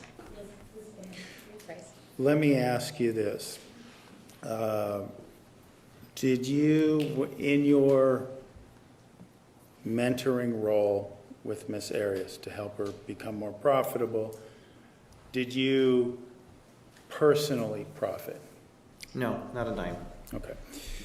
And could you explain to us how that works? I mean, is there different teams? How is the structure of the nation set up where somebody, obviously, as you've described before, is making money if Miss Arias sells a membership, but who would that person be to her? How does that link work? Well, Yes, do please hit the like button, subscribe, share, leave a comment, and support the channel on buymeacoffee.com/True Crime Metrix. Bosh. Bosh.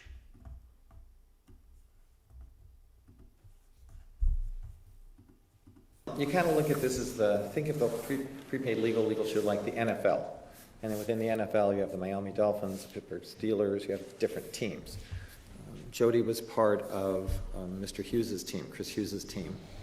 And I am part of a team called Team. Yeah, we know what a fucking team is. We don't need to draw a comparison to the NFL and the Pittsburgh Steelers and the Miami Dolphins and the Denver fucking Broncos, okay? It's a team. We get it. Pinnacle. So we're on different teams. But I help people regardless of what team they're on, so it doesn't matter to me. Okay. So you weren't directly profiting off Miss Arias' sales, Mr. Hughes was, Correct. to your knowledge? Okay. You were also asked about her income, how much money she was making, how successful she was. Did you have direct access to her W-2s or knew how much she was making? No. Okay. She was just asking for help to succeed more in this aspect of her life. Is that correct? Right. Okay. You were asked about some of the various meetings you had with her, and there was some questioning about the second meeting you had with her that was either at a convention, it was either Las Vegas or Oklahoma City, correct? Right. Okay. And you were asked about her attire during Right. that meeting. And I believe that was about a 3 or 4 day meeting, as you described? Right. Okay.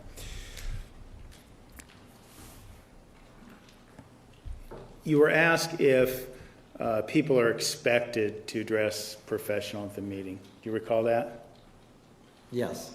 And you recall telling us that the expectation was that people were to dress professionally, right? During the day. Okay.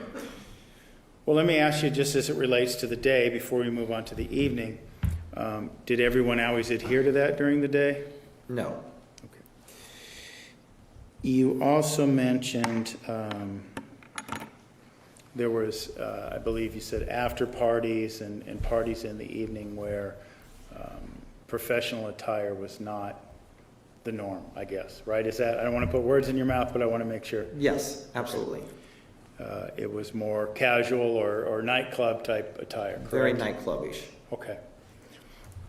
And was there alcohol? It was very nightclubbish. It was very nightclubbish at our legendary ball. At these parties? Yes. Okay. Did you ever see, let me ask you this as it relates to Miss Arias. What do you think Doug Searcy wears in his nightclubbish legendary ball attire? I'm thinking leather pants with big fringed tassels all down the sides. And one of those very, very, very fine, tightly fitted tank tops, string vest tank tops, right? Very fine mesh. And of course, a giant black cowboy hat. 20-gallon. Did you ever see her dressing inappropriately at any of these evening functions or after parties? As you No, call she them? was always dressed very conservative, Okay. even whether it was business attire or non-business attire. Did you ever observe her during any of these after parties acting sexually inappropriate? No. Did you ever observe her drunk or out of control in any way? No. Did you ever observe her exhibit any anger or any violent demeanor at No. these after parties? Okay. You also mentioned, and I want to be clear as well, because we talked about several different meetings and a few different conventions. Has what you told me about the after parties and the after party at the second meeting of the convention, is that true of all the interactions you've had with Miss Arias as it relates to these conventions and after parties? Yes. We also talked about, you also were asked about the time you spent with her in your motorhome. Yes. And this was not what we would necessarily call a professional setting. This wasn't a prepaid legal meeting or anything else? No. Right. Okay. Do you recall how she was dressed on those days? Yeah, she wore like slacks and like a turtleneck long sleeves. And that was both days she wore long sleeves? Yes. Okay. Was that, to To your recollection, if you can speak to it, was that appropriate for the weather, or did it seem inappropriate for the weather in terms of the temperature in Vegas? It was appropriate for the weather at the time. Okay. Moment, Your Honor.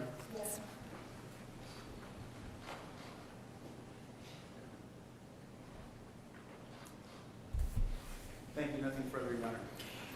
Any questions from the jury for this witness? It looks like we do have one. Counsel, please approach.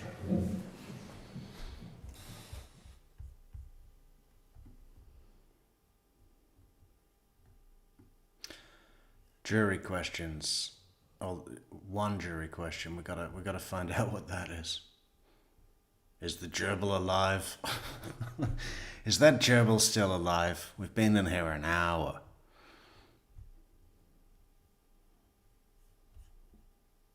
Does your prostate produce oxygen? Because otherwise that gerbil is toast.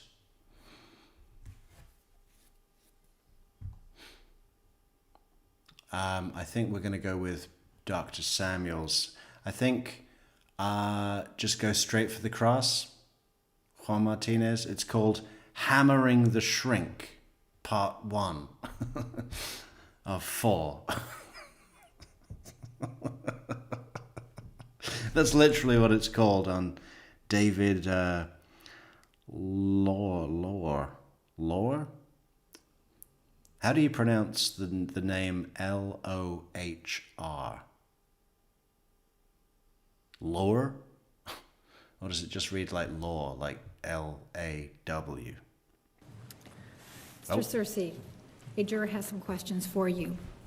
To your knowledge, has Mr. Hughes ever helped any of the agents working under you? No. How many Diamond members, executive directors, and lower members of your company are there? Total number for each group. Ooh. I couldn't guess the total number for each group. I would know there are a little over 450,000 total associates. I know there are about 1,500 executive directors and above, and I know there are about 250 ring earners. As to the rest, I would not have any idea. You follow up, Mr. Nurmi. Thank you, Your Honor. You mentioned approximately 1,500 executive directors. To your knowledge, was Mr. Alexander one of those? Yes, he was. That's all, Your Honor. Thank you. I have nothing, thank you. Any other questions from the jury for this witness? Thank you. You may step down. All right, ladies and gentlemen, we are going to take the noon recess at this time. Please be back in the designated area at 1:25. And We're going to take the noon recess at this time. We're going to take a coffee break. We really need some theme music. Or maybe a sound effect of coffee being poured. So you could all buy us a coffee on buymeacoffee.com/True Crime Metrix. It does actually really help us out. It is much appreciated. Thank you to all of those that support the channel. And those that don't, what are you doing? Where are you? We need you. We need you to fill the cup. The straw is in the drink. We're going to go on to the hammering the shrink. I think that sounds like it's going to be good, right? But I really do need to make a coffee, like an actual coffee. But just one cup. I'm not making a whole fucking pot of a French press. That's just insane. So how are we going to do this? I can't just I guess I could just let this video play. I mean, I'll be back in a couple of minutes, but I really want to see the beginning of hammering the shrink. That sounds very good. I do not want to miss that. So what we'll do is we'll just leave you guys here for a couple of minutes, and I will come back.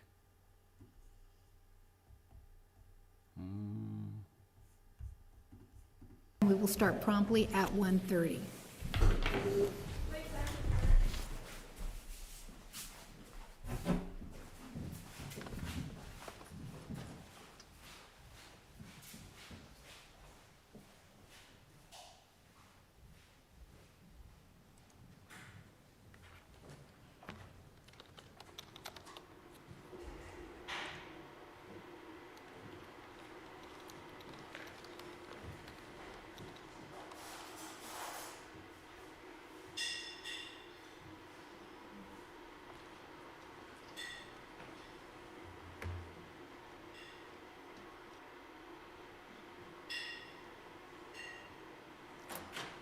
Please be seated. The record will show the jury has left the courtroom. Counsel, anything else before we take the noon recess? No. No, Your Honor, we anticipate being ready to proceed at 1:30. All right, thank you. All rise.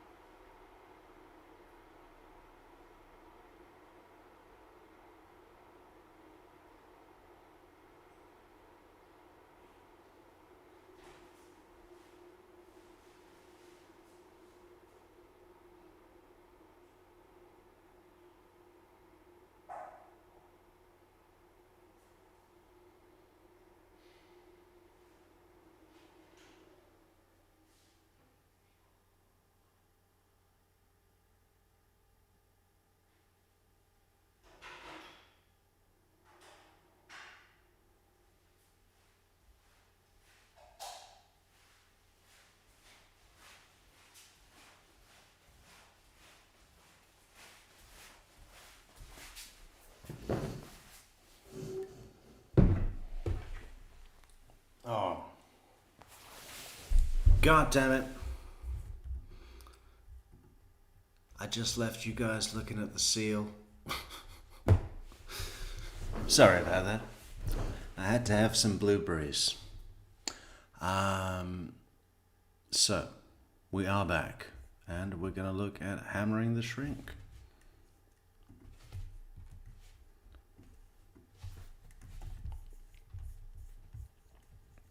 So does everyone know who Doc Samuels is? Doc Samuels is the...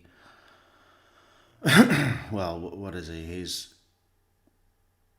you know, some form of psychologist doctor, and he's a defense expert witness who examined Jodi Arias pre-trial while she was awaiting trial and testified to how... what was it now? How PTSD episodes can create a fog in the brain and shut down memory and this sort of thing. You know, Jodi's basic line of defense largely was based around Travis being an abuser, a physical abuser, an emotional abuser, and very quick to fly off the handle. And when they were in the bathroom together, she dropped his new camera, his new little photography camera, and he flipped out and tried to kill her. And that reminded her of all the times that he got her on the ground and was kicking her in the ribs, and, you know, all of these horrible made up scenarios. So when he tried to kill her for breaking his camera, he lost his shit. No, she was triggered into a PTSD episode and blacked out. As far as I remember, that's very simplified version of what he testified to as a defense witness in support of her claims. And now Juan Martinez is going to tear his ass up.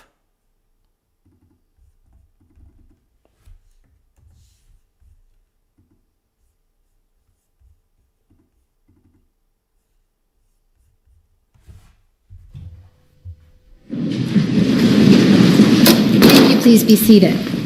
Whoa, whoa, whoa. Loud. Sorry. You may.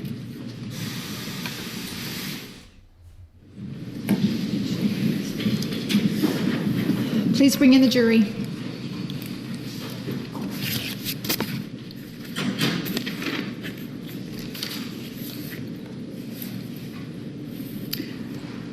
Dr. Samuels, please come forward and take the stand.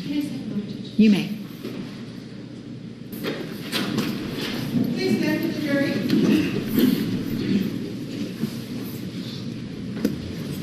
Please be seated. The record will show the presence of the jury, the defendant, and all counsel. Good morning, ladies and gentlemen. As always, thank you for your continued patience. Mr. Martinez, you may continue. Sir, as part of your evaluation of the defendant, one of the things that we talked about yesterday was the clinical interview, correct? Yes. And the clinical interview is nothing more than you sitting there and talking to the defendant about a variety of topics that may be appropriate, correct? Well, a mental status is conducted, and a history is conducted. Is that yes or no? I can't answer that as a yes or no. So you don't sit there and talk to the defendant during these clinical interviews? Yes, we talk, sure. And there are issues that are discussed during these clinical interviews, correct? Yes. And Okay, hold on, because I thought this said part 1, but it's part 1 of day 33. I mean, maybe we should just proceed, because it is, I think total it's like a 6-hour witness. We don't need to do the whole thing.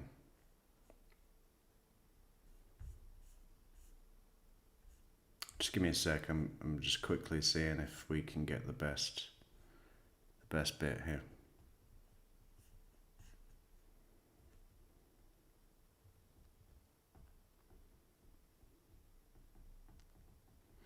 Okay, so that's the direct examination.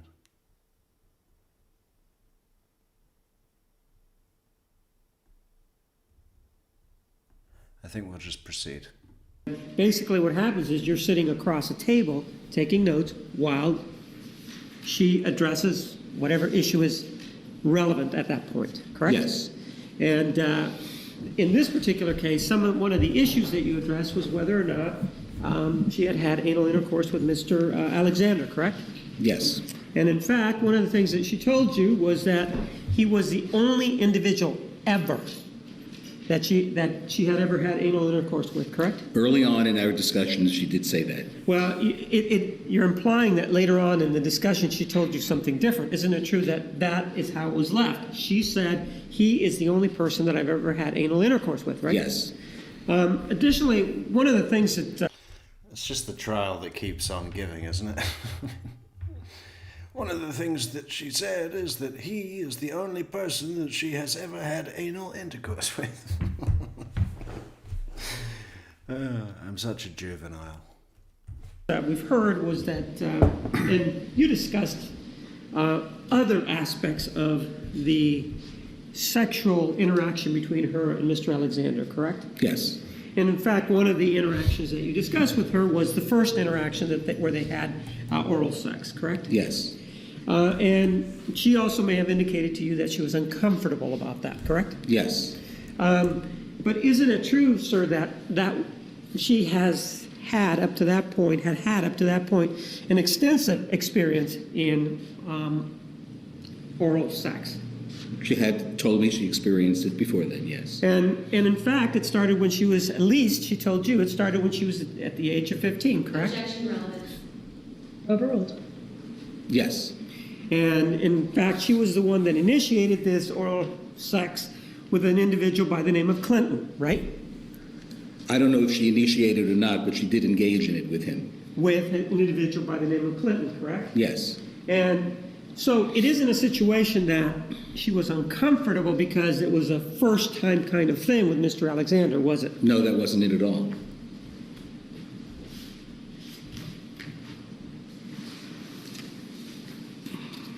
The other thing that you discussed with her were the... And thank you so much to Catherine for a bit of support put our way on our brand new PayPal link. Thank you so much, Catherine. Very kind. Was the computer and what was on the computer. Do you remember talking to her about that? Whose computer? Mr. Alexander's computer. Okay, yes. And one of the things that you indicated to me was that she told you that that computer had many, many pictures of women's breasts. Yes. And that's information you received from the defendant, correct? Yes. Do you know whether... Those were National Geographics from the village in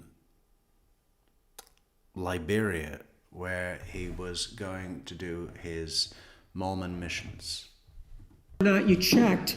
Do you know who somebody by the name of Lonnie Gorkin is? No. Do you know whether or not that computer was ever checked out to see whether or not it had any pictures whatsoever of breasts? Well, I'm sure that it was. Pardon? Well, I'm sure that it was, but pictures of breasts are not illegal.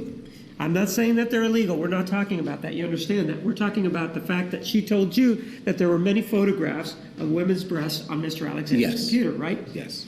And what if it turned out that there were no pictures of women's breasts on Mr. Alexander's computer? Would that give you pause in your evaluation in this case of the defendant? I didn't see it as relevant. You talked about it, but you don't see it. That's not important, right? No, it's not important. So it's not important to you that the defendant may have lied to you during the clinical interview. Objection to the characterization of lying. There's no information that that was even a lie or untruthful in any way. I know, Michelle. Kirknomi does that thing. Miss Arias, when you got to Mesa, it's like, what is going on with that? Is it a hypnosis thing for the jury? But we got pretty lucky on his examination of Gus Searcy. He was talking normally. I almost thought I had it on double time speed. Approach, please. And what do you think about Miss Wilmot's hair? Is it Jessica There's no Wilmot? information that that was even a lie or untruthful in any way. I mean, why is it so big? It looks like if you just took her hair, you would expect her actual head and face to be twice the size. Why is that, Michelle? Is that a thing? Approach, please. May continue. So with regard to this particular computer, assuming that there were no images of women's breasts on it, and you had been told by the defendant that there were, would that give you pause in the evaluation? There are many possibilities why those images were not on the computer. I'm not asking you about that. I'm asking you, you're not a computer expert, are you? No, I'm not. You have testified to a number of things, but that's one thing that you are not, right? Absolutely.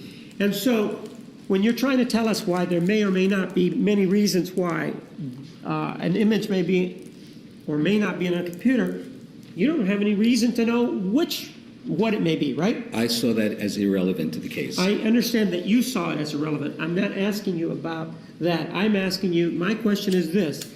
You indicated to me that the defendant told you that there was, on the computer, images of women's breasts. Lots of them, right? Yes. If I say to you, what if it turns out that there are no images of women's breasts on the computer? You can see that there's an inconsistency there, right? There's seen objections before. Right? Yes, there's an inconsistency. Right. And if there is an inconsistency with regard to this, and for example, other issues, does that not give you pause while you're conducting an interview, since there are these inconsistencies? There are certain inconsistencies that are irrelevant to the case. And so the answer is no. Even though these inconsistencies are there, you're saying, it doesn't matter to me in my evaluation. That's what you're saying, right? It was not germane to the issue I was investigating. Right. In other words, you're saying it doesn't matter to you that there were these inconsistencies in this case. Objection Overruled. Could you repeat your question? It doesn't matter to you that there are these inconsistencies in this case as they apply to the defendant. Those particular inconsistencies did not affect my opinion. I'm not asking you if they affected your opinion.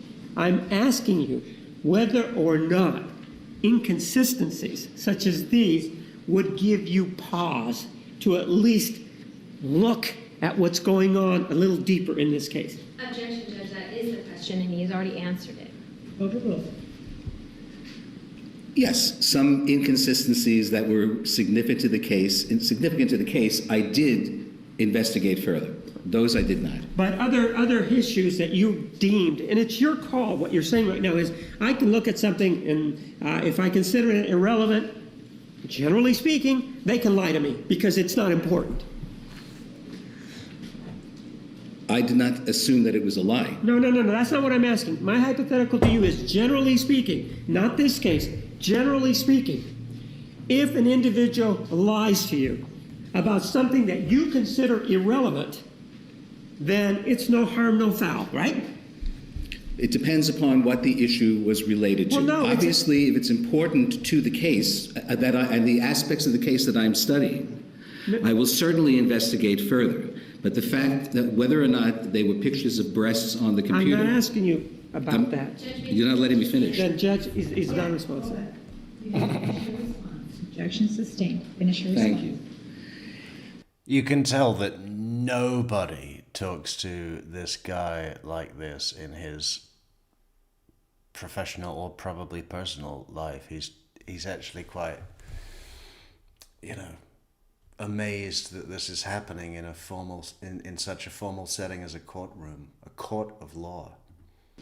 The presence or absence of breasts on the computer was not of concern to me because there are many possibilities with my limited knowledge of computers that could account for that. And therefore, since pictures of breasts are legal and it did not come up anywhere else in the case, I did not see the need to pursue it any further. Are you done with your answer? I am not completed with my answer. Sir, my question was something else. Hypothetically speaking, in a situation where there's something that, as you've just told us now, is irrelevant, you've told us that, in a situation where an individual is involved in a clinical interview like this, and there's an irrelevant issue as you've deemed it, and you find out later that that irrelevant issue, this individual lied to you about that, that still doesn't give you pause at all. I did not consider it lying. There was a discrepancy between what was on a Judge, computer. he's not being responsive to my questions. Listen carefully to the question. Repeat your question. Could you repeat your question? Sure. Generally speaking, not in this case, if an individual in a case involving something that you say is irrelevant, you've already deemed that it's irrelevant, lies to you about that irrelevant aspect, what you are telling us is that it doesn't matter to you because you've deemed that it's irrelevant. It's a piece of information, but not to my evaluation, an important piece of information. Obviously. Here we go. Miss Wilmot, if you're listening, we have an expert in the house that may be able to help you. Apparently your hair is quite thick, and even flat ironed, it's a lot of hair. So you could use a keratin treatment or a Brazilian blowout. It's a chemical smoothing treatment for the hair. There you go. Jennifer? Is it Jennifer? If someone lied to a pertinent and important fact in the evaluation, it would be investigated and it would strike a bell, and I would be far more concerned about it than something which I did not see as being relevant to the issues under study. So generally speaking, a person, when you're conducting these evaluations, they could lie to you about 10, 15, 20, 30, 50 things that you consider irrelevant. And that's part of the hypothetical that you consider irrelevant. That still would not affect your opinion in the case, correct? If they were 50, Overruled. if they were 50 or 60 points, yes, of course it would raise an alarm to me. But I did not see more than this one. Sir, you didn't see more than this one in this case? Well, other than the issues that were under control, that were under investigation, which were very important. So other than this issue involving the breast, you didn't see any other inconsistencies in this case? Is that what you just said? There were inconsistencies in the case. Yes or no?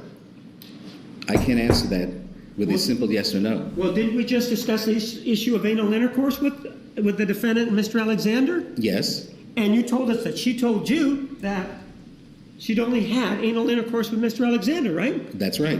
What if it turned out that she had anal intercourse with somebody named Bobby Juarez and Daryl Brewer? Would that be important to you? Yes, it was. Would that be important then? Yes. So if that turned out to be a fact, would that be then something that you would consider important? Yes. Let's assume that's the case in this particular circumstance, that those facts that I've just given you are true. Then would that affect your evaluation in this case, and how so? First of all, the answer is yes. And more information did come out, and she ultimately revealed that she had anal intercourse with 2 other people.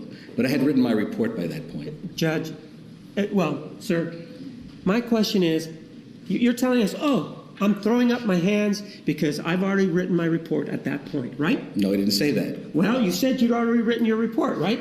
That's correct. So in And my sir, report, it reflects Judge, he's what she not told me responsive. initially. Sir, listen carefully to the question. Repeat your question. You had written your report by the time you learned those facts, right? Yes, And sir, one of the things that you also told us was that you wrote an addendum, right? that's correct. So nothing stops you from writing an addendum, does it? No. And in fact, you did it in this case, right? Yes. And if you would have wanted to, and you thought that it was I have to agree with you, Microbial Dance Party, who says when the prosecutor is this aggressive for seemingly no reason, I think it becomes unclear when a real issue arises because he's always upset sounding. It is like a bit of a distraction sometimes, his style. It's like I've lost track if we're talking about anal intercourse or pictures of breasts or both. important enough to the case, you could have done it with regard to this issue involving the anal intercourse and the other aspects that came to your attention, right? Yes, but my addendum referred to the new material that was provided. I understand that what your addendum referred to, but isn't it a fact that this material that is being brought to you about the anal intercourse, isn't that new material to you? Yes. So you just said to me, well, the only reason I did this addendum was because I had new material, right? I was asked to comment specifically on the new material. Sir, you just told us that the reason you wrote the addendum was because there was new material, right? Yes. This that we're talking about, this issue, you said, well, it came to me later. And you admitted that that was new material, correct? I was referring to the material that I listed in my addendum as the material that was reviewed for the addendum. I understand that, sir. I'm not asking you about that particular addendum. I'm asking you about the new material that came after your first addendum. So what you're saying then is that you're surprised that I didn't mention... No. Okay. My question is this. You're telling us that there's a procedure that you can employ called an addendum when something new comes to light in a case so that you could have a more complete picture of your opinion, right? Yes. In this case, something new came out that you considered important, right? Yes. And it involved an inconsistency, right? Yes. Yet you chose not to write an addendum, right? I did write an addendum, but I did not include this new information. That is true. Well, so you did have this new information at the time that you wrote this addendum, and you what, chose to conceal it? I was writing the addendum specifically on the new written material that was provided to me. Yeah. And for Roberta as well, Michelle, she's in England. So she's a trooper because she's up at 4:16 in the morning too, watching Metrix. Congratulations, Roberta. Me by the court. You chose to conceal it or ignore it. What did you do? I ignored it. But isn't a person who is conducting a full evaluation on something like this, isn't he duty-bound? Aren't you duty-bound to at least acknowledge it? I didn't see it as being relevant to my addendum. Obviously, we're dealing with it here in court. Have you seen Juan's opening jury when he's talking to the actual jury? Because he's not so fiery, animated. I mean, I know what you mean. For me personally, I really enjoy a much lower energy attorney. I absolutely enjoy watching Juan Martinez, especially with Jodi, because Jodi really needed a prosecutor like Juan. I mean, had she not been up against Juan, she would have stood a much greater chance at presenting her case in a believable manner, I think. But I you know, if you ask me who is better, Georgia Kappelman or Juan Martinez, there's no question in my mind. I absolutely love Georgia's very flat, low energy. Her whole thing is, I don't need to be loud and shout because I don't consider you a threat. And that's always the strongest way for me, you know.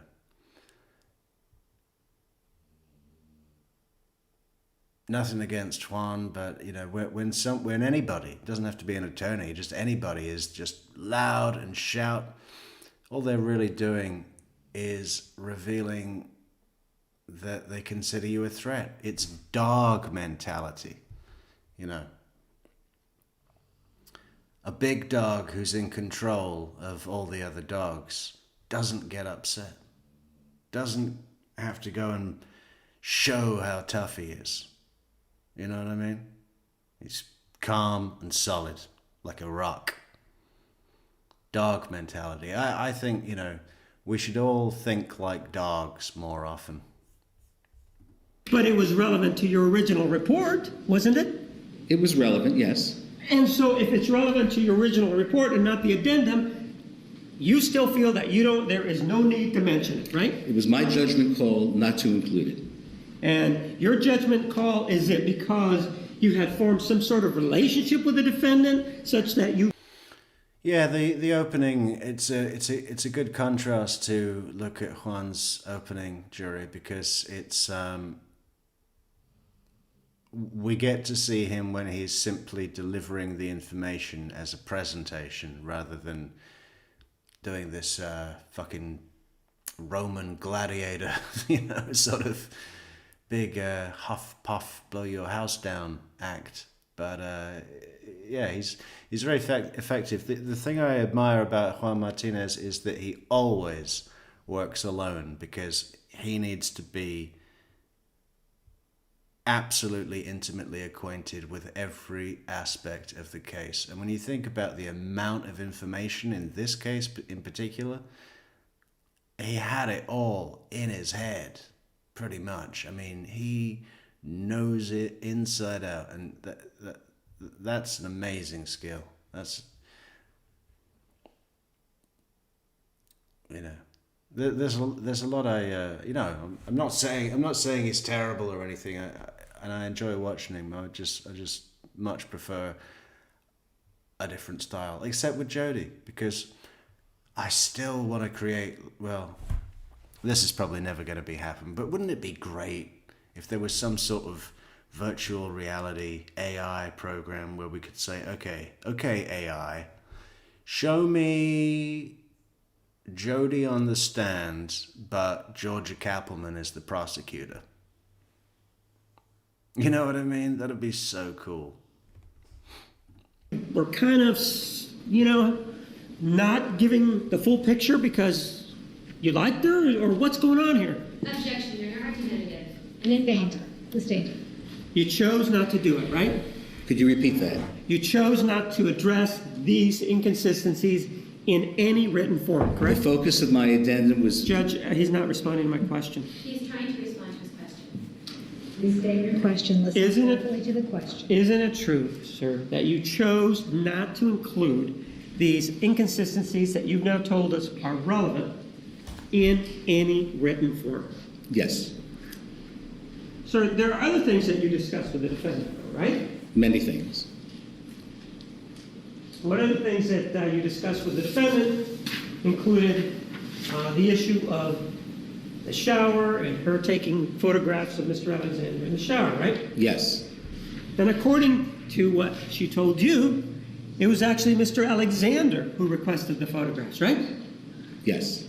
And did you follow up on that by taking a look at an interview between the... What poll, Michael Crawford? Best prosecutor. Okay, so let's do... Should we even include Georgia? Because I think she'd get it. She's got my vote. Let's do...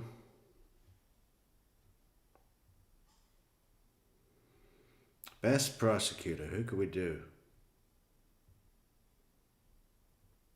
We could do William Brown from the Chandler Halderson case we just watched. William Brown. We could do Juan Martinez. And Georgia. I don't think we should include Georgia. She's such an easy win.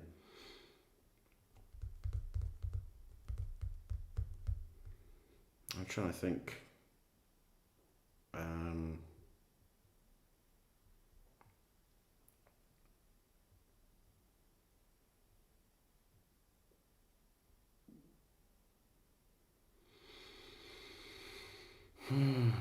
Well, let's do Georgia then.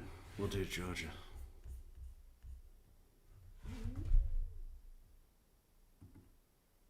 I've just gone blank on prosecutors.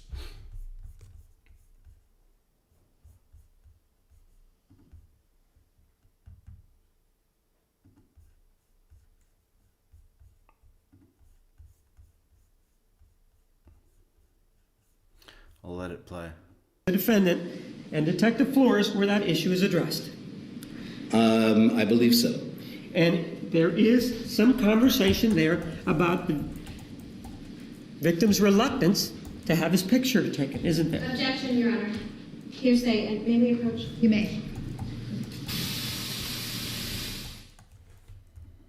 Please go back to the jury. We will bring you back shortly. Please stand for the jury.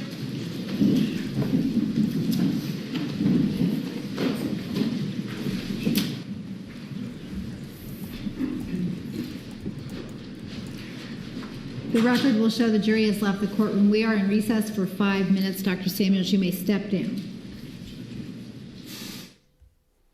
Oh, next.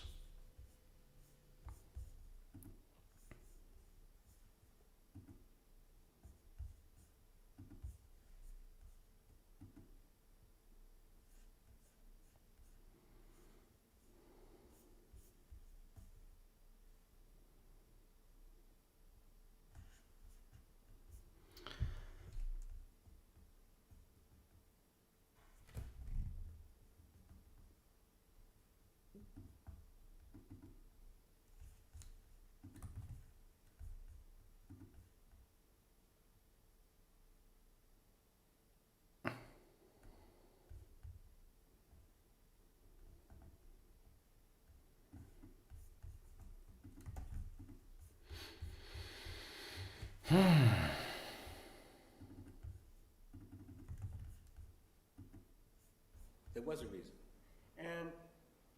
And the reason was that you wanted to give her something, right? No. Well, you did give her something, didn't you? Yes. And there is a code of ethics, correct?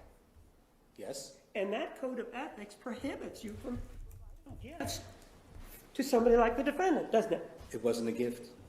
Sir, isn't it true that it went over and it got to her, didn't it? She was suicidal at the time. I'm not asking you whether or not she was suicidal, right? Am I asking you that? No, you're not. And if she was suicidal, you're not the treating physician, are you? I'm not treating her.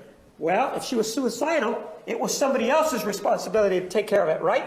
Judge, objection. Can we ask the state not to yell at the witness?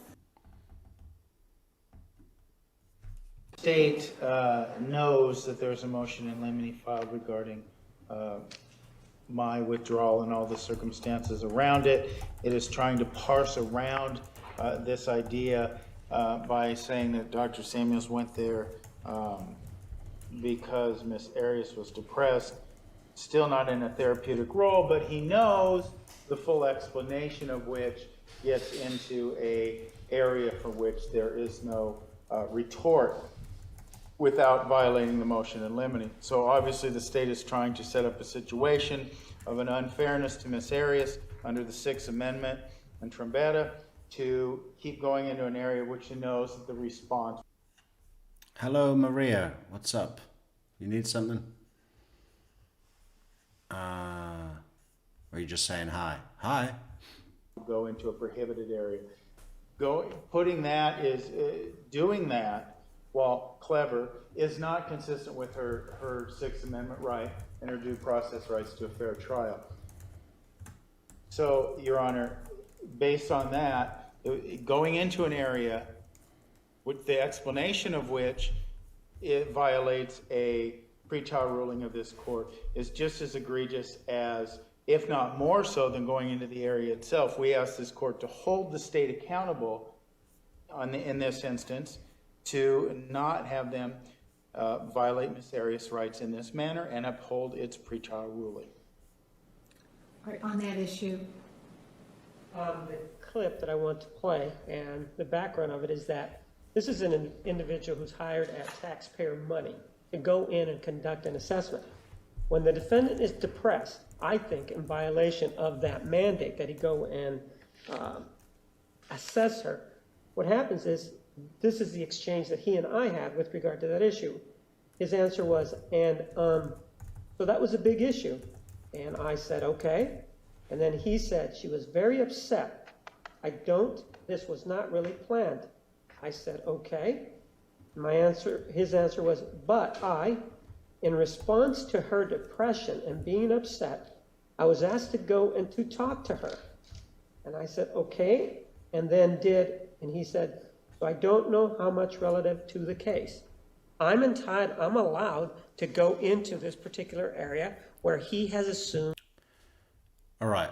I've included on the poll Camille Vasquez from Depp Heard. I know that's not exactly a prosecutor, but, I think she can, I think it's fair to include her. A treatment role. Not only did he do that with regard to this particular issue, he also sent her gifts and that sort of thing. This is just part of that, where he crossed the line again, where he blurred the line between being someone who treats and someone who is there to evaluate. Ms. Wilmot. Judge, at the time that I believe that Mr. Martinez is just talking about, it's not a complete transcript. What they're doing during that interview is he's going through Dr. Samuel's notes. Mr. Martinez is going through Dr. Samuel's notes and asking him what he means by that. He says, in respect, talking about, no, Kirk leaves around the 28th. This is when Kirk's status changed, and so that was a big issue. She was very upset. This was not really planned, right? And then Mr. Martinez says, right. And then the full paragraph is, Dr. Samuel says, in respect to her depression and being upset, I was asked to go and talk to her. Don't know how much relevance to the case it is. She said that she felt no hope after Kirk announced that he was, and Mr. Martinez interrupts him, what is this, served a card at the top? And then they talk about send a card. Oh, send a card. And he's looking at his notes. He's asking Dr. Samuels to give his notes. Yeah, I know what you mean about that, Jerry. William Brown. I think William Brown is very good at the opening statement and the rebuttal argument. A little less so with the examinations. But even, his act for the making statements to the jury is a little over-polished for me. It's kind of textbook. I mean, he's read the instruction manual on how to do an opening statement, and he's read it thoroughly. It was good. It was good. It was very clear. I mean, it was a very clear case thanks to the investigation, but I certainly enjoyed it. Explain what his notes mean. That's all that's said about it. But And he's it a is, front runner right now. He's 38%. He's front runner, William Brown. Wow. On neck and neck with Georgia. clearly specifically about Mr. Nurmi, when there was the possibility that he was going to leave the case, and that's specifically as to her depression. It doesn't talk about him treating her depression. Michelle, I thought Mr. J and Mr. Chicken Cacciatore from the Sarah Boone trial were terrible. I mean, Mr. Chicken looked like he was just getting out of rehab and about to relapse. And Jay was a little bit better. It was just that he was asked to go and speak with her. There's no therapy involved. I can't follow up on this, that there was adequately follow up on this with him on redirect, because what it goes into. It's completely irrelevant. Is it too quiet? Maybe we should skip to the questions. Oh, Naomi's going to say something. Has everybody got the next 2 hours free? I have to say, as it goes on, because Your Honor, the witness took the stand, and when the prosecutor asked a question, I know Ms. Wilmot wasn't present during this interview. As Dr. Samuels could explain and would have to explain, Mr. Martinez completely mischaracterized what was said. The card was intended for me, not Ms. Arias, and he's saying that he's sending her cards. Again, that's completely inappropriate, and it would go right into that area of me leaving the case. So it's, again, a mischaracterization. so what, he's saying that Dr. Samuels sent a card, like a greetings card, to Kirk Nurmi? For what? Which is habitual, but certainly illustrative of the idea that retort on this opens up a previously precluded area, and the sin is just as great for what the state is attempting to do. I was there. Card was sent to help her feel better. Had nothing to do with him. So, Mr. Martinez, the point is that you're trying to make that therapy was provided Right. by Dr. Samuels. yes. And he did. He went to see her about her depression, and then he provided a card, and it's not the only occasion that he's done it. He's done it on another occasion. From the defense, why is it necessary to talk about the subject matter discussed if the point is only that Dr. Samuels provided therapy to the defendant? That's the point, is he didn't provide therapy, because this wasn't a depression in a sense that an actual depression where she's going to be diagnosed with depression and therefore needs therapy. It's the fact that this news caused great problems for Miss Arias and how she felt about herself and how she felt about the case, and it causes problems then with communication between client and attorney. And so that's the greater issue, Judge. It has absolutely no relevance to therapy because there was no therapy. And again, with this card issue, the rest of the transcript bears out that the card's talking about Mr. Nurmi. Dr. Samuels, did you provide therapy to the defendant? What kind of card was it? Was it a Valentine with two bunnies on the front and a little poem inside? In this instance? No, of course not. All right, I'm going to sustain the objection to that question. Now, with regard to the other issue that was discussed at the bench, the copy of the interview, Mr. Nurmi? Yeah, oh, yes. Detective Flores, do you have a copy of an interview that was conducted last Thursday, recording? Yes, I can get that, and I will provide that tomorrow. All right, first thing tomorrow morning. Yes, first thing. All right, is there anything else before the break? Nothing, Your Honor. All right, we're at recess. Mr. Martinez, you may continue with cross-examination. Sir, isn't it true that on a separate occasion you actually provided the defendant with a gift? No. Well, sir, do you remember providing her with a book called Erroneous Zones? Yes. And that was something that you provided to her, right? It was mailed to her, yes. which means you provided it to her, correct? Yes. And you provided it to her because at that point you believed that she was depressed, right? No. Well, let's take a look at what your testimony was. See if this refreshes your memory. This is exhibit. Jury, did you see the prosecutor in the Colin Griffith trial? Because his opening was shit and his closing was even worse. And that psycho killer that stabbed his mother through the neck so bad that the cops could see through the wound to the carpet when they found her.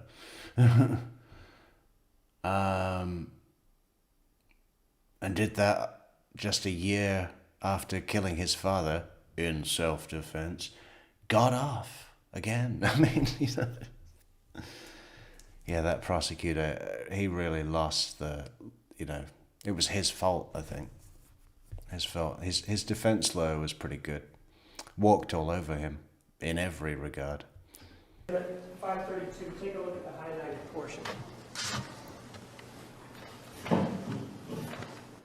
Yes, that is what I said, but actually Well, that book okay, is not... sir, that was the question. Isn't it true that you said that the reason you provided it to her was because she was depressed?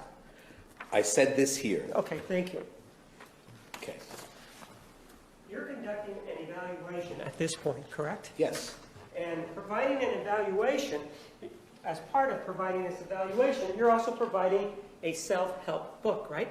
Yes. And this self-help book talks about positive and practical advice for breaking. Yeah, I mean, the PowerPoint presentation he had was all right. I mean, William Brown, what he did really well in that opening statement was striking the right balance between,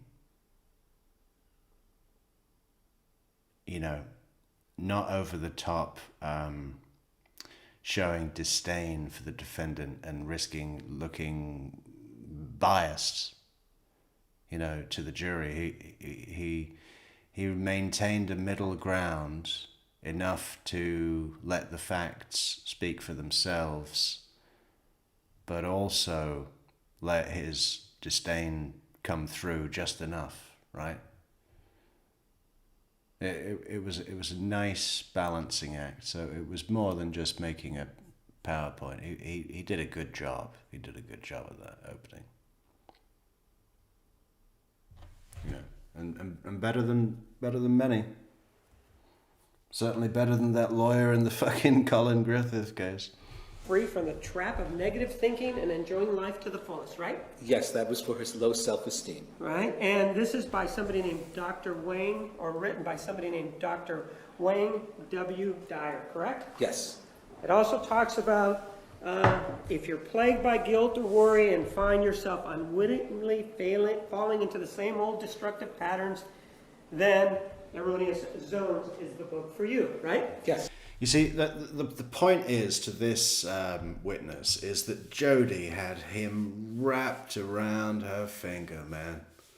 Just eating out of her hand, and Juan knows that and is calling him out on abandoning his position, his should-be position of clinical judgment. Right? Because he did seemingly, at least Juan is claiming, and I believe, became emotionally involved, or at least emotionally available to the defendant, Jodi. And Juan is calling him unethical. He's saying that your findings are biased in her favor. They are tainted because of your unprofessionalism, and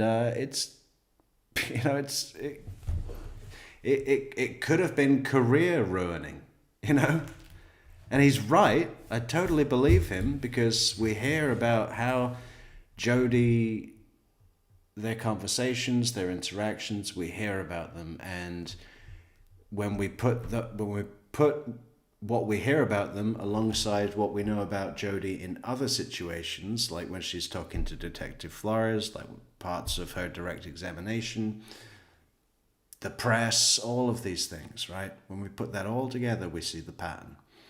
And she spun him like a, well, you know, whatever, something that spins.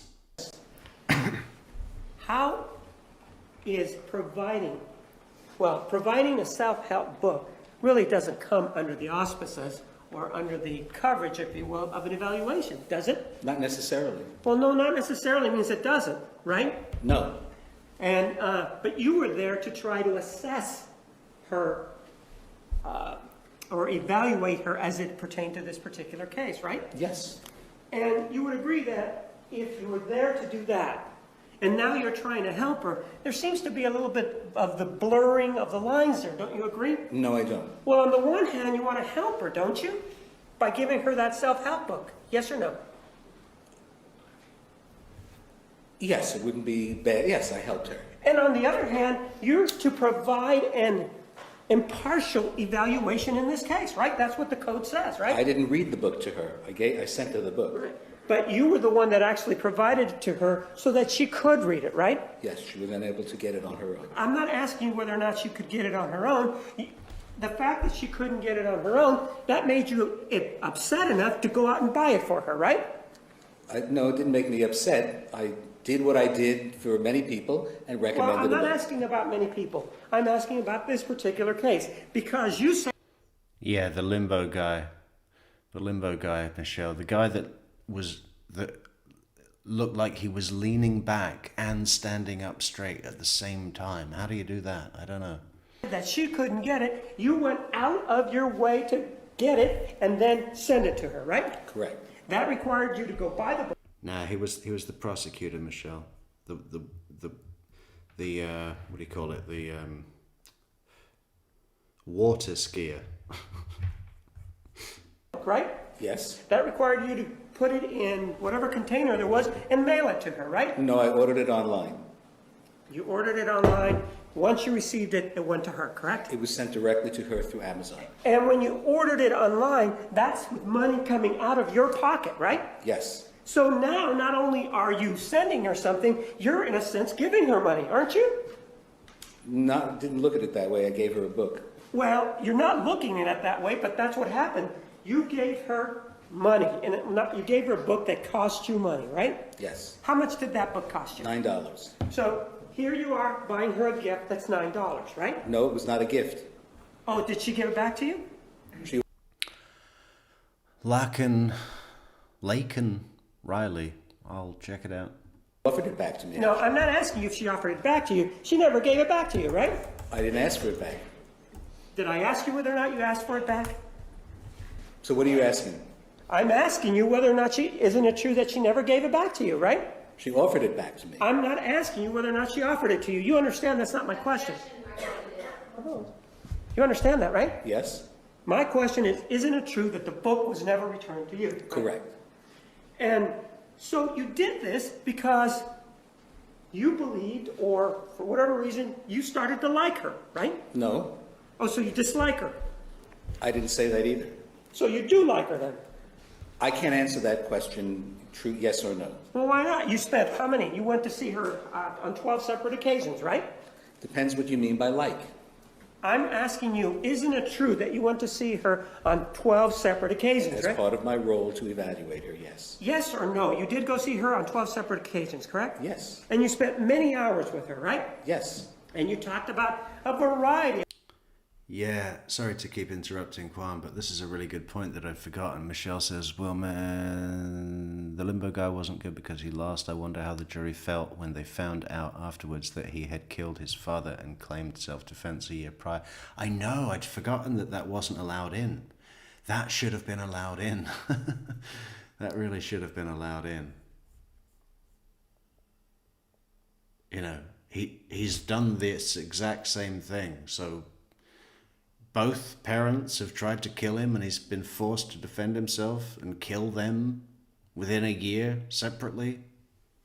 Things, right? Yes. You spoke about her relationship, right?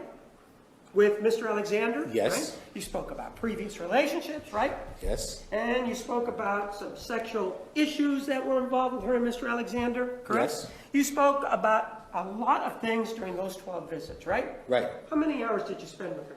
Between 25 and 30 hours. And during that time, you're saying that it was just a mere passage of time, it wasn't because you liked her, that you decided to get that book for her? Typically, when Yes I or have... no? Is that why you decided to get her the book? Could you repeat your question again? Isn't it true that even after all this time and after all these visits, the reason you got her this book, you're saying is just because there was no reason? There was a reason.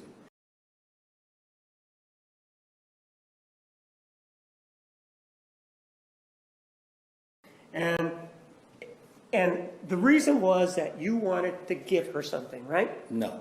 Well, you did give her something, didn't I think I was on mute. Sorry. Thank you so much, Michael Crawford, for the super sticker. Much appreciated. you? Yes. And there is a code of ethics, correct?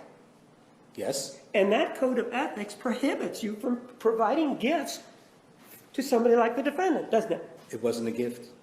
Sir, isn't it true that it went over and it got to her, didn't it? She was suicidal at the time. I'm not asking you whether or not she was suicidal, right? Am I asking you that? No, you're not. And if she was suicidal, you're not the treating physician, are you? I'm not treating her. Well, if she was suicidal, it was somebody else's responsibility to take care of it, right? Judge, objection. Can we ask the state not to yell at the witness? It's not necessary. Please continue. You were not the treating psychologist, right? That's correct. Somebody else was where she was residing, right? I don't know. You're not familiar, we've been told that she was at the jail. You're not familiar with the care that's psychological care that's provided in a jail? We never talked about treatment for her. Sir, you're telling us that as you sit here today, you are not familiar with the care that's provided by the Maricopa County Jail? I am familiar, but I don't know. So that's my question. Yes or no, you are familiar, right? Not with every aspect, no. Well, you're familiar with when there's a issue of suicide, you know what what is required of you at that point, isn't there? To some degree. I'm Well, not no, sure. you're the psychologist who knows the rules, right? Yes, most of them.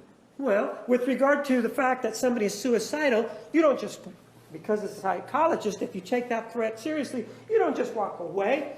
If it were just a patient that you were treating, you would make arrangements, wouldn't you? Of course. You would, if necessary, you would call the police, right?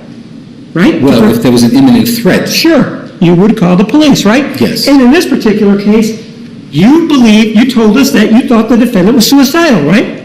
She was telling us that she was going to kill herself. Sir, now you're changing the story because now you're saying she was telling you. Sorry, that was the microphone in the courtroom somehow. I had no control. Sir, didn't you tell us just minutes ago that she was suicidal? She told us she was suicidal. I understand that's what you're saying now. I'm asking you to think. You don't have any memory problems, do you? No. I'm asking you to think back to maybe 5 minutes ago. And 5 minutes ago, isn't it true that you told us, when I was asking you about the gift, you told us, well, she was suicidal. Do you remember that spontaneous statement coming from you? Yes, but I didn't mean that she was going to kill herself right there. She had told everyone. Sir, I'm asking you if you remember the statement, yes or no. You're not allowing me to explain this. All right, counsel, one at a time. The court reporter can only take one person speaking at a time. Dr. Samuels, you may complete your response. Objection sustained. You may continue. Go ahead. Repeat your question, please. Isn't it true, sir, that with regard to this issue involving the suicide, you told us previously that, quote, or words to that effect, that she was suicidal when we were discussing the gift? Do you remember telling us that, yes or no? Yes. And if you did believe that she was suicidal, you had a duty then, at that point, to notify somebody, didn't you? Yes, her attorney was informed. But you also had a duty to let other medical or psychological health care workers know about this, right? My only contact with Ms. Arias was through the attorney. I don't have contacts in the jail, and I don't have any authorization to contact anyone in the jail. So you're saying that with regard to this particular situation, if a person's unrepresented and they tell you that they are suicidal, what you are going to do is walk away because you have no contacts in the jail. Objection, relevance. Overruled. Is that what you're saying? I'd like to explain what the word suicidal meant in this particular context. Sir, you used the word, didn't you? I did. That's all I want. And when somebody is suicidal, isn't it true that the guidelines require you to make a telephone call or let somebody else know, right? Suicidal, the word suicidal was my abbreviation and my shorthand for explaining the fact that Ms. Arias had told me that she had been planning to kill herself prior to her arrest and even during her incarceration. That's what I used when I wrote suicidal. That was my note. Those are the words that I used. And you didn't inform anybody in the jail to give them a cautionary note that you believed, based on your conversations with her, that she was suicidal, right? I contacted her through the attorney, which is all of my contacts to the jail are done through the attorney. Sir, I'm not asking you about that. I'm asking whether, isn't it true, that you didn't tell anybody in the jail that you believed that this individual was suicidal? Objection is to be answered. Overruled. No, I did not contact anyone within the jail. So you have this, what appears to be a relationship with this individual that you feel is appropriate that you buy her at least one gift, correct? I bought her a self-help book. You bought her a book, which is a gift, correct? Well, I don't characterize it that way, but you may. Well, no, I'm asking whether, we've talked about this, you paid for it, right? Yes. You never got it back, right? Right. And it was for a purpose that you believe was to help the defendant, right? Yes. And so if you're now helping the defendant, you're there assisting her, aren't you? I did not conduct therapy. I'm not asking you if you conducted therapy. I'm asking, the question is, isn't it true that you were then there to assist her? You are assisting her, aren't you? By giving her this book, right? Okay. Is that a yes? Yes. No, not I guess. Isn't that a yes? Yes. And when you gave her this book, your expectation was that she would get better from whatever problem you perceived. Michael says, aren't court reporters irrelevant now, especially with AI? Seems unnecessary. I've been wondering for a while, when are we going to have the first trial where the jury is just an AI system? You know? You just download the impartial program and feed all the evidence and statements into the AI jury, and then it spits out a verdict.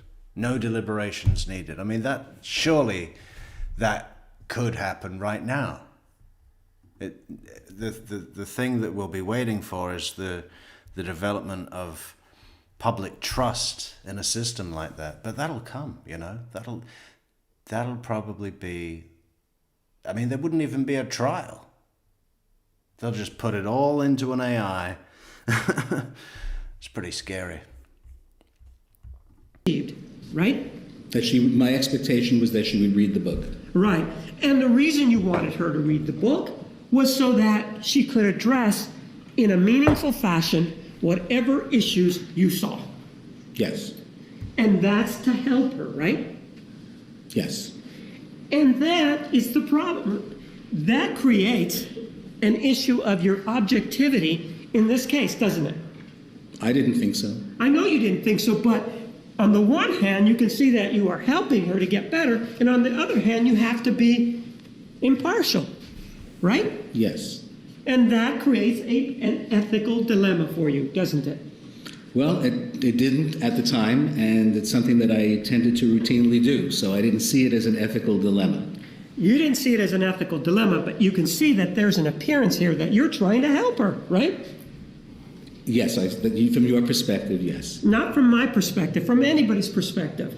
isn't it true that from anybody's perspective, you are trying to help the defendant get better with regard to whatever issue she has? Objection, speculation is what other people may think. Could you repeat your question? Isn't it true that from whatever perspective is taken, you are helping the defendant?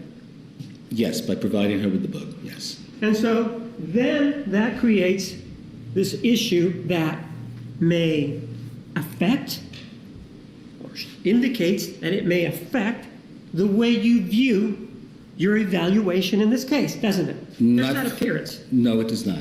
There is no appearance of that here at all. Well, there may be an appearance to you, but No, I'm not asking to me, sir. I'm asking. Objection to let him finish the answer that he had. There may be an appearance to you, but, and then he was interrupted. Sustained. You may finish your response. it may appear that way to you, but based upon her low self-esteem and the fact that she was threatening to harm herself, or was at least contemplating harming herself, I felt that with providing her with that book, it would allow my evaluation to go on. And so it's better for you to provide her with a self-help book, in your perspective now, as opposed to mine, than to go to the authorities and say there is this bigger issue of threatened suicide. That's what you believed. That was communicated through her attorney. Sure. That's what you believe. Yes.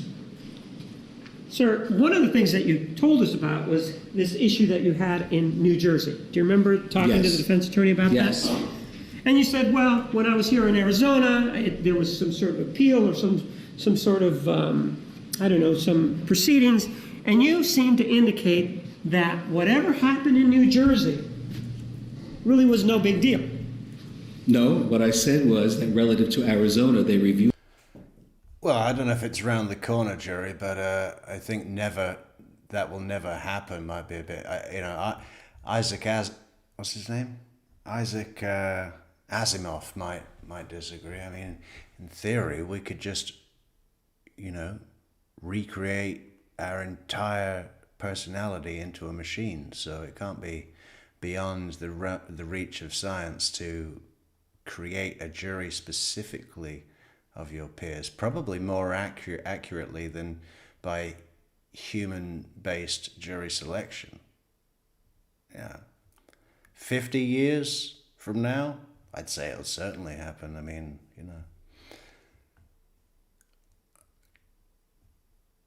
if technology develops at the speed of Moore's law, which is that it essentially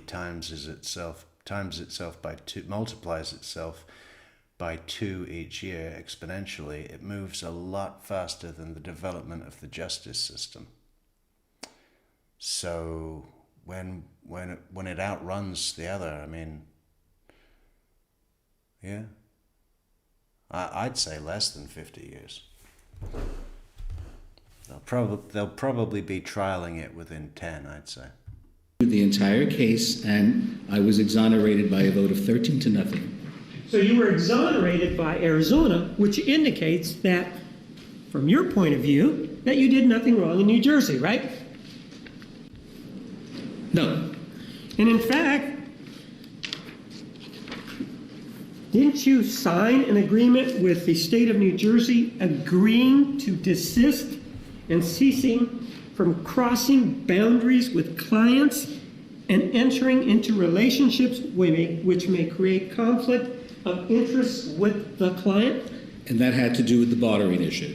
Yes or no? Did you enter into that agreement? Yes. And that's the same kind of conduct that we have here, because now you've crossed a boundary involving the defendant, haven't you? No, I have not. So during this whole time that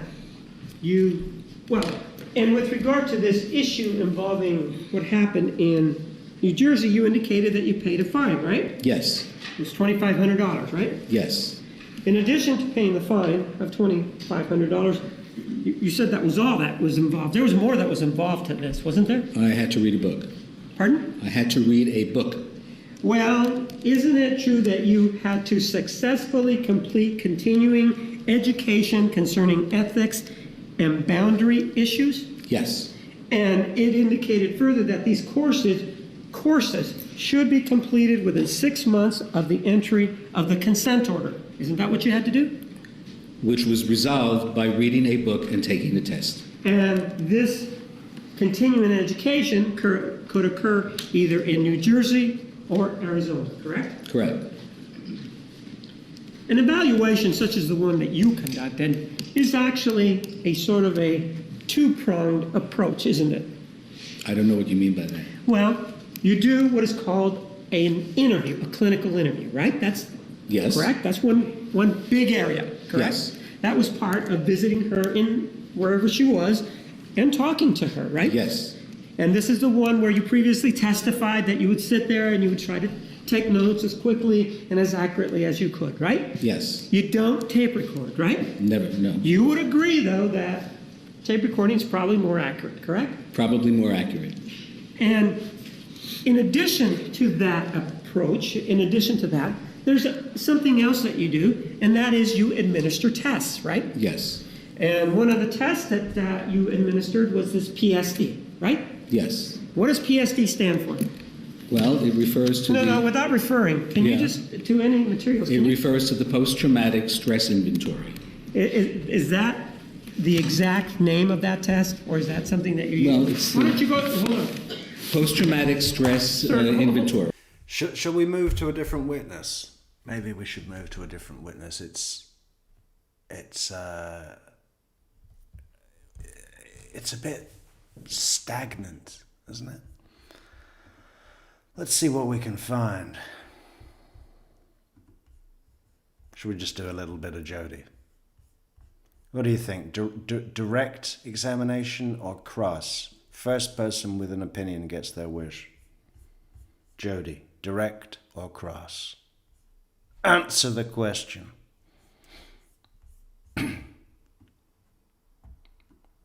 Anybody? Somebody? I'm alone.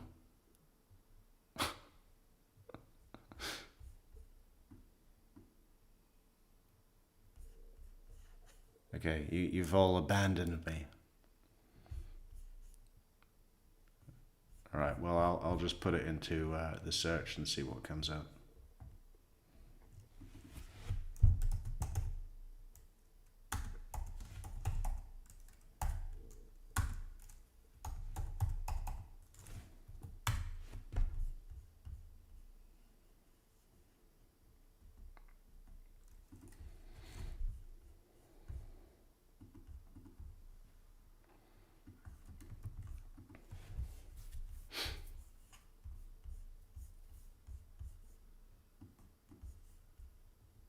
Okay, Michelle, cross.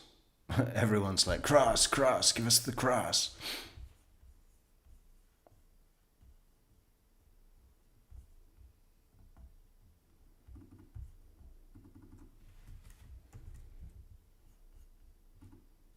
She was rehooking it. Yes? She was rehooking it, yeah.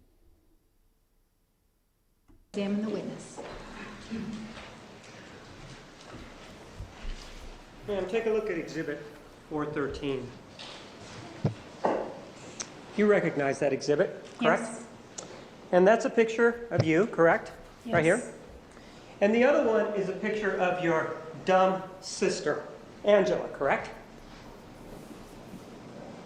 That's my sister. She's not dumb. Well, do you remember having a conversation with Travis Alexander back on May 10th of 2008?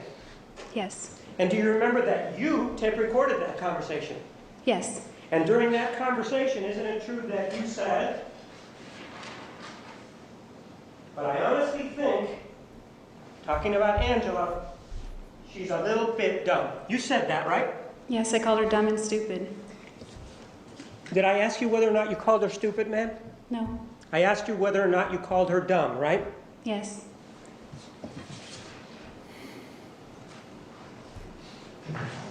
Ma'am, take a look at Exhibit 452.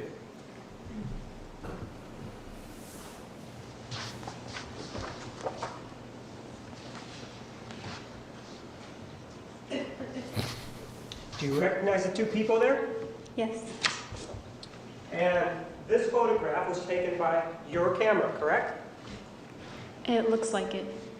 Well, when you say it looks like it, isn't it part of the same photographs that are involved in Exhibit 413?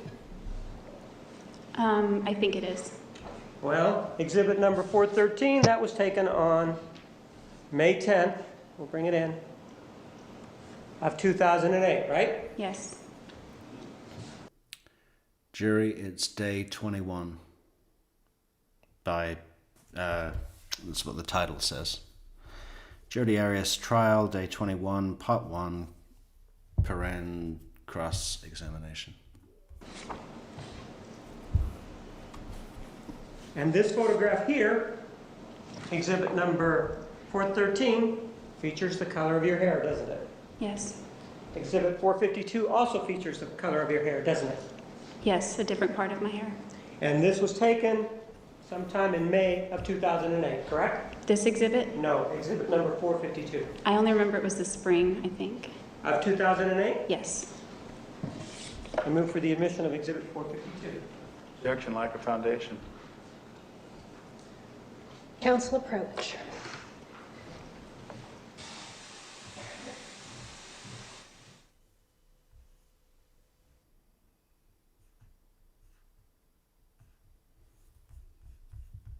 Fucking sidebars. I might go and cut all the sidebars out.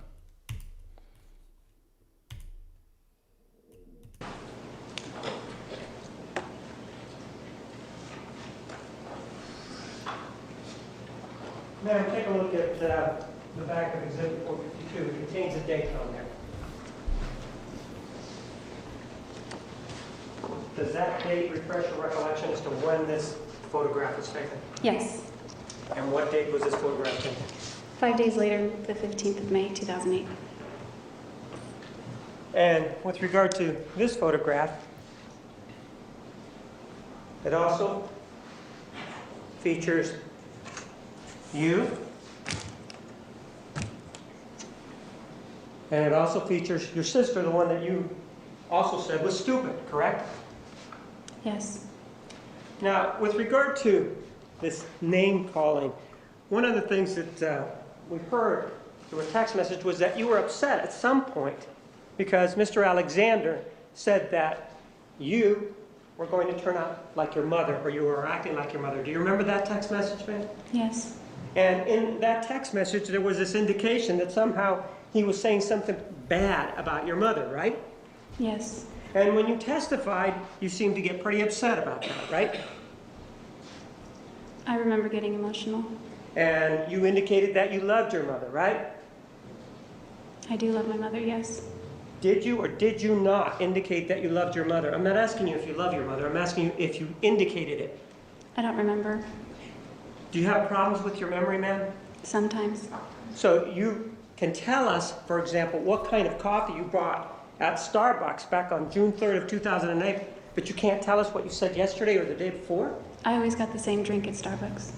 And you can tell us, for example, what type of sex you had with Mr. Alexander many years ago, but you're having trouble telling us what you said a couple of days ago? When I'm under stress, yeah, it affects my memory. I thought you said the relationship with Mr. Alexander was very stressful. Some of the sex wasn't. Pardon? Some of the sex. You know, she gets these lines in. Some of the sex wasn't. Wasn't. So you did enjoy the sex then, is that what you're telling me? At times I did.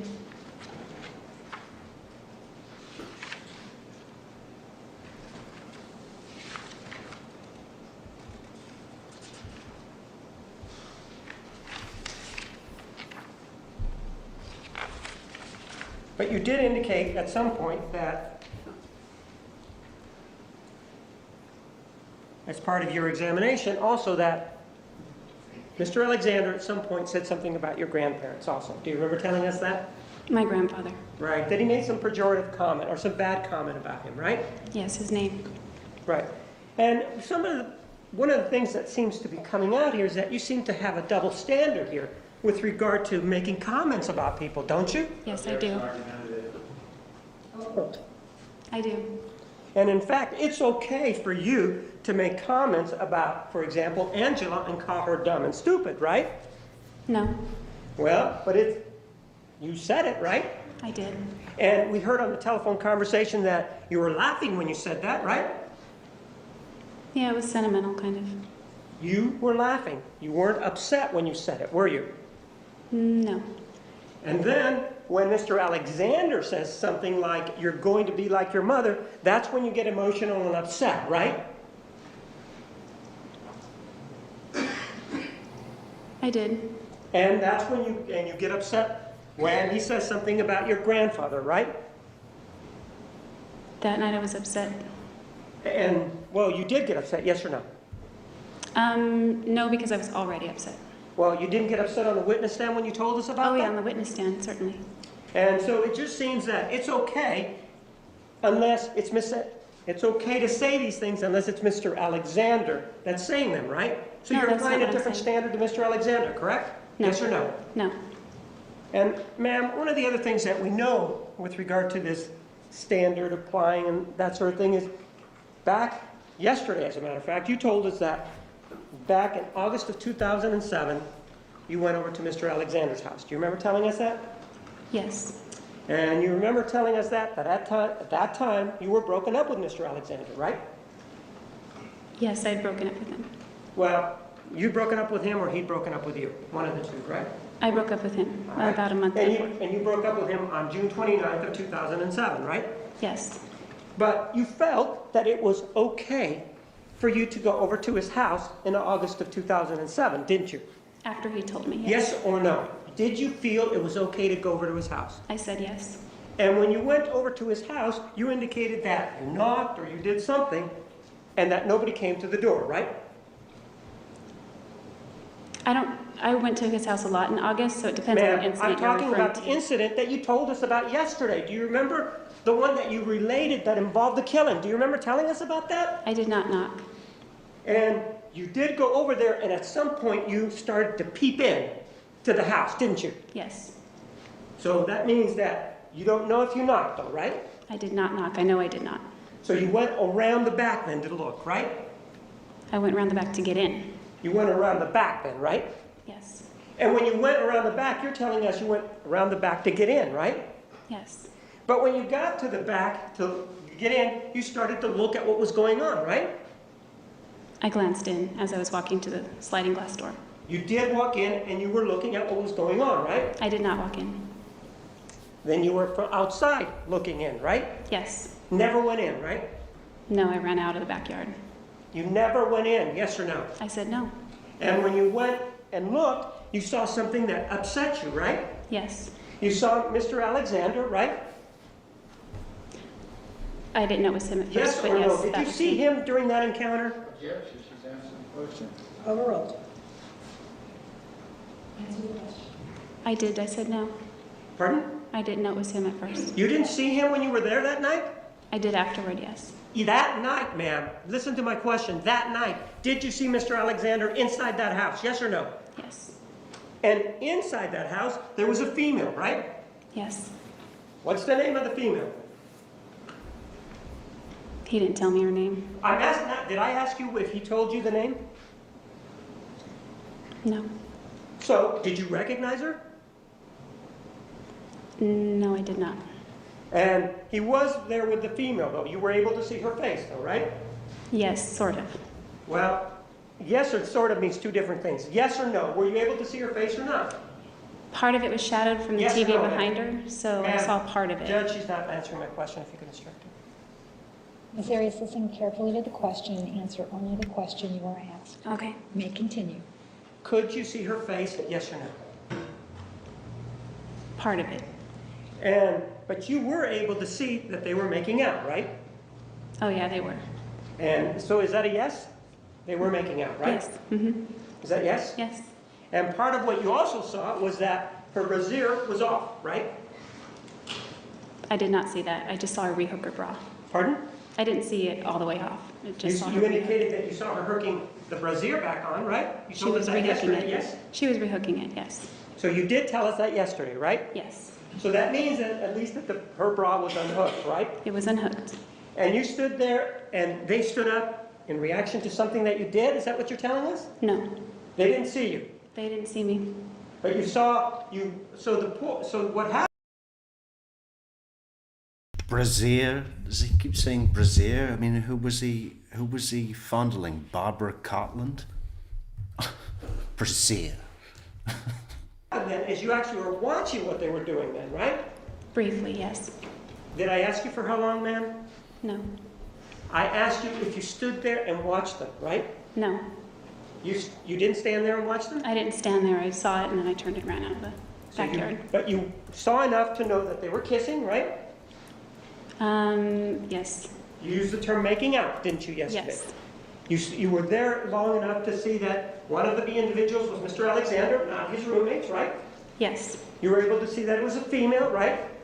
Yes. You were able to see that the bra was unhooked, right? Yes. And the lights weren't on, right? There was a light.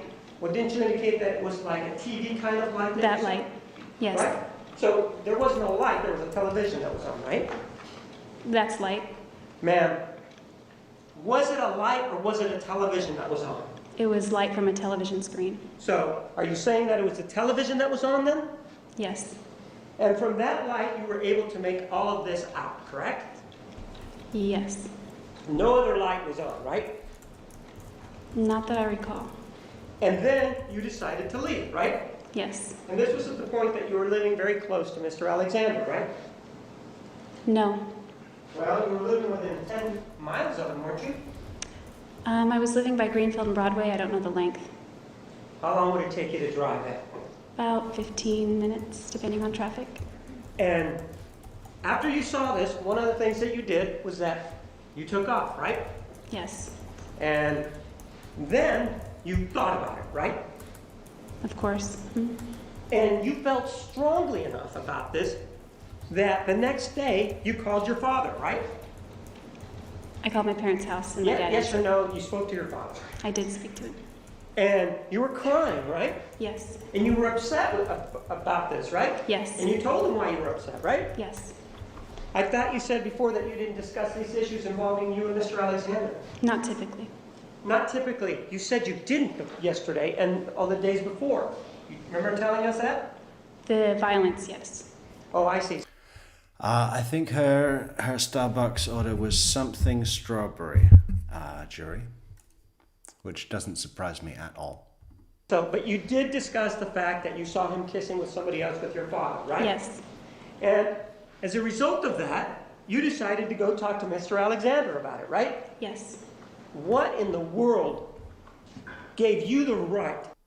What in the world gave you the right? Actually, Michael Crawford, the levels of membership were... Oh, this is for Delta. Okay. Yeah, what is with that? The levels of membership for the Legal Shield is bronze, silver, gold, platinum 4, platinum 3, platinum 2, platinum 1, diamond. What would make more sense? You should start with like coal. The first level is coal. Then you go on to wood. Well, no. You know, let's try and find what it should be. I just don't like how it goes, you know, different things, and then there's 4 platinums. That doesn't make any sense at all. To go talk to an ex-boyfriend with who, according to you, you'd broken up with. What right do you have to do that? Objection, Your Honor, so argument. Sustained.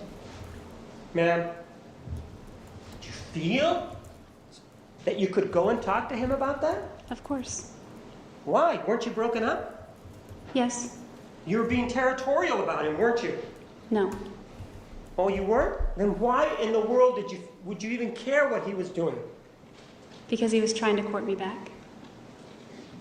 That's you telling us that he was trying to court you back. If he's trying to court you back, you could have just walked away at that point, couldn't you?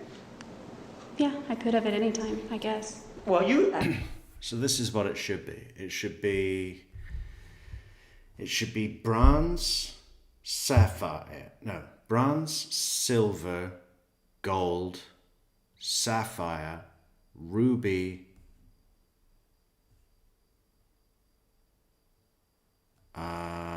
we need another one. Something else, then platinum, then diamond. Is that how it should be? Or should platinum come before the sapphire ruby? At that point, you could have walked away, right? Yes. You didn't need him for his paycheck, right? Because he wasn't giving you money, right? He was giving me money. Well, that was for some work, but you could have gotten other work, right? I guess I could have looked. You guess. You worked at other places. You know you could have gotten other work, couldn't you? Not in August. It's very slow season for restaurants. So you're saying that you were... Well, how about something other than a restaurant where you can't find a fucking job? What is it with these people and their jobs? You know, we saw it with Rocky Rambo. Rocky Rambo Waynam Cam couldn't find a job in the entire city and surrounding area of Calgary, so had to move to Vancouver. Chandler searched all of the teeny tiny village of Windsor and then branched out into the neighboring teeny tiny village of DeForest. What the fuck? You know, there's a bunch. Oh, yeah, there's very quiet in August. And since when are restaurants quiet in August? Restricted in only getting work at restaurants, that there's no other kind of work that you could get. Restaurants is... Yes or no?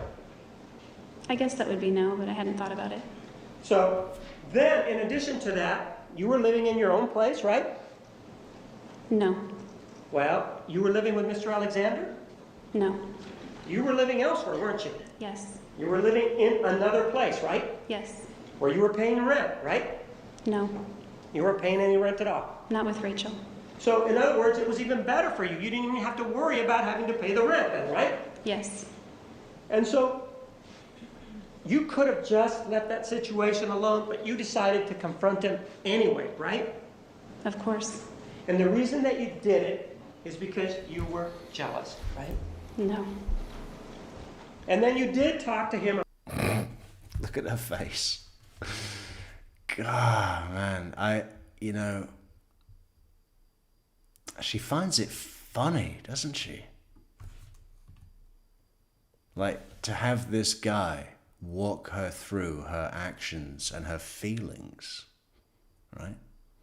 Because that's the problem with Jodi, is that there's this intense reactive emotion to, well, I guess it's to elements of her life that move beyond her ability to control, right? It's not exactly spoilt brat syndrome, but if she can't get something to go the way she wants, she freaks out. You know? Anyway, right? Of course.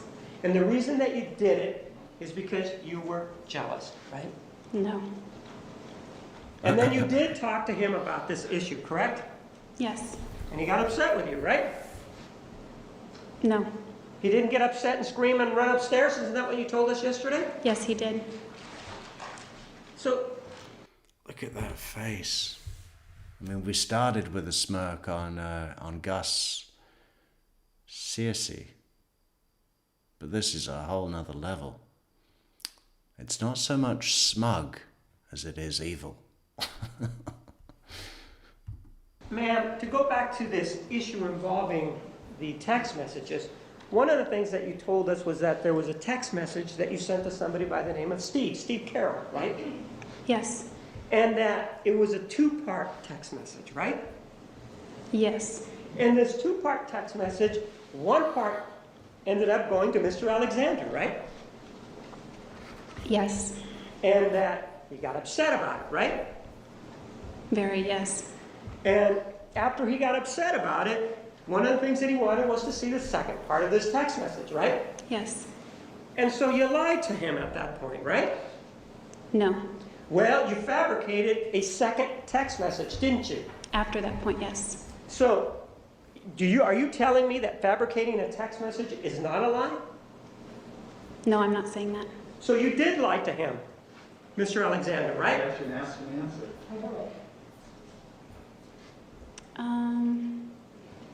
Yes and no. So you think that sending him that text message and telling him this is the second part of the text message, that that's not a lie even though you fabricated it? That part was the lie.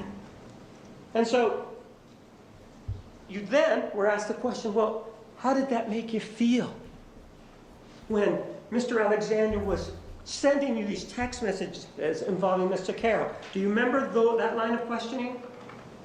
Yes. We're applying a different standard here then, right? Objection, argumentative. Sustained. With regard to this issue of how you feel, isn't that the same way that you felt when you were peeping in his window in August of 2007? Isn't that the same kind of feeling that you were having? The same as what? As the one involving Steve Carroll. I don't know. You were mad at Mr. Alexander both times, weren't you? I wasn't mad at Alexander. You weren't mad at him, or you were upset with him then, right? At what time? Either time. Steve Carroll, no. The girl from Phoenix, yes. And so it just seems that it's okay for you to lie to him about a guy, but when it comes to him being with some other girl, you decide to confront him, right? Yes. And one of the other things that you told us yesterday was that you were monogamous with Mr. Alexander, right? Sexually monogamous, yes. Ma'am, you told us you were monogamous, and that's what monogamous means, sexually, doesn't it? I think it means more than that sometimes. Well, in this case, monogamous means sexually, doesn't it? Objection, this characterizes your testimony. Restate your question. When you say monogamous, it means sexually, doesn't it? Which time? The time that we're talking about right now, involving Mr. Alexander, no other time. Our relationship evolved, so... I'm not asking you if it evolved. At the end, right when you killed him, you indicated that you were monogamous with him, right? Yes. And at that time, you then left the killing scene, if you will, and you went up to Utah, right? Yes. And when you went up to Utah, ma'am, you ended up with somebody by the name of Brian Burns, right? Yes. And you ended up in his bed, right? I think it was a love sack. Okay, and with regard to at that point, according to you, Mr. Alexander still wasn't dead, was he? It wasn't discussed. Well, did I ask you whether or not you discussed it with Mr. Burns? I didn't, did I? I wasn't talking about Mr. Burns. I'm asking you, at that time, didn't you tell us yesterday, Mr. Burns. at the time that you went up to Utah, you weren't sure if he was dead? Do you remember telling us that?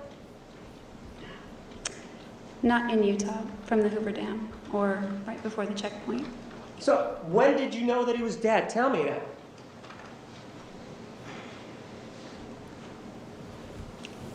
Well, I got confirmation of it on June 10th, but... So, okay, if you got... When did you know he was dead? I mean, okay, so I left his house after stabbing him 27 times in the back and chest, slicing his neck open so badly his head almost came off, and then shooting him in the face. But I didn't actually get confirmation until June 10th.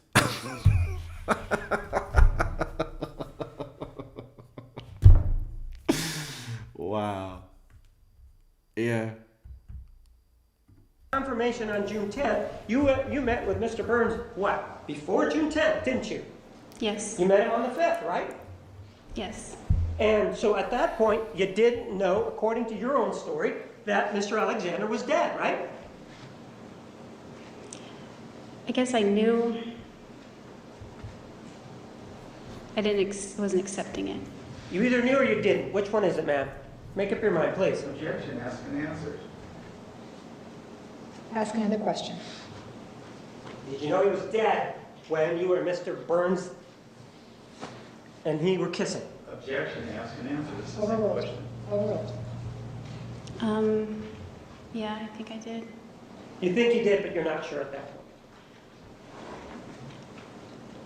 I wasn't really in my own mind. I was out of my mind, sort of. So if you didn't think he was dead, if that portion of you didn't think he was dead, then it's okay for you, at that point, if you didn't think he was dead, to sort of roll around with Mr. Alexander then, with Mr. Burns. Then that was okay, right? I'm single. Right? Just like he was on August 7th of 2000, August 8th of 2000, in August of 2007, right? Yes. So it's okay for you, then it should be okay for him, right? It was okay. Then why did you confront him the next day if it was okay? Because he was still courting me. I wanted to know where I stood. And so because of he was still, your definition, courting you, you felt that you deserved an explanation, right? Yes. Hadn't you just had intercourse with Mr. Alexander on the 4th of June? Yes. And if he was still alive, he would have deserved an explanation then for you being with Mr. Burns, right? No. Well, no, aren't we? You're applying a different standard here, aren't you? No. You're saying, one, it's okay for you to confront him about the situation, but not okay for Mr. Alexander to confront you, right? If he wanted to confront me, it would have been okay. Ma'am, with regard to the exhibit... Yeah, but he didn't want to confront you. He wanted to take Mimi Hall to Cancun and you to get the fuck out of his life. But, you know, you came round and, like, you know, put your snatch on a fucking silver platter and, you know, I mean, it's just there, so... Number 452, it does show you, right? Correct? Yes. And it shows again Angela, correct? Yes. Shows something else on there though, doesn't it? Doesn't it show your hand? I wonder what Angela's up to now, huh? Yes. And in fact, let me show you another close-up of that hand.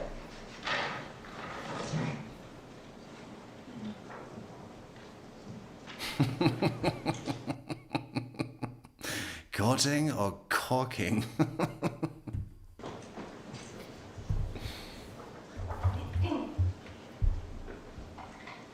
You were caulking, Mr. Alexander, right?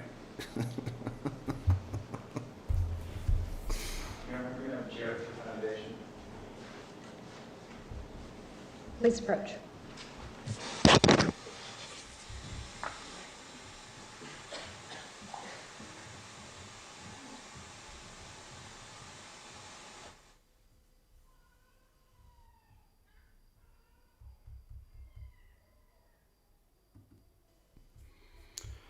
Approach again? Take a look at exhibit number 453, and then also take a look at exhibit 452.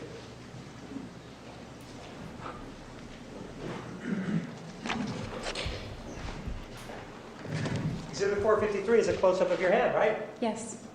And you can also see the jewelry around your sister's neck. in Yes. Exhibit 453, correct? Yes. And you previously have told us about Exhibit 452 and when it was taken and who's in that photograph, correct? Yes. I move for the admission of Exhibit 453. No objection.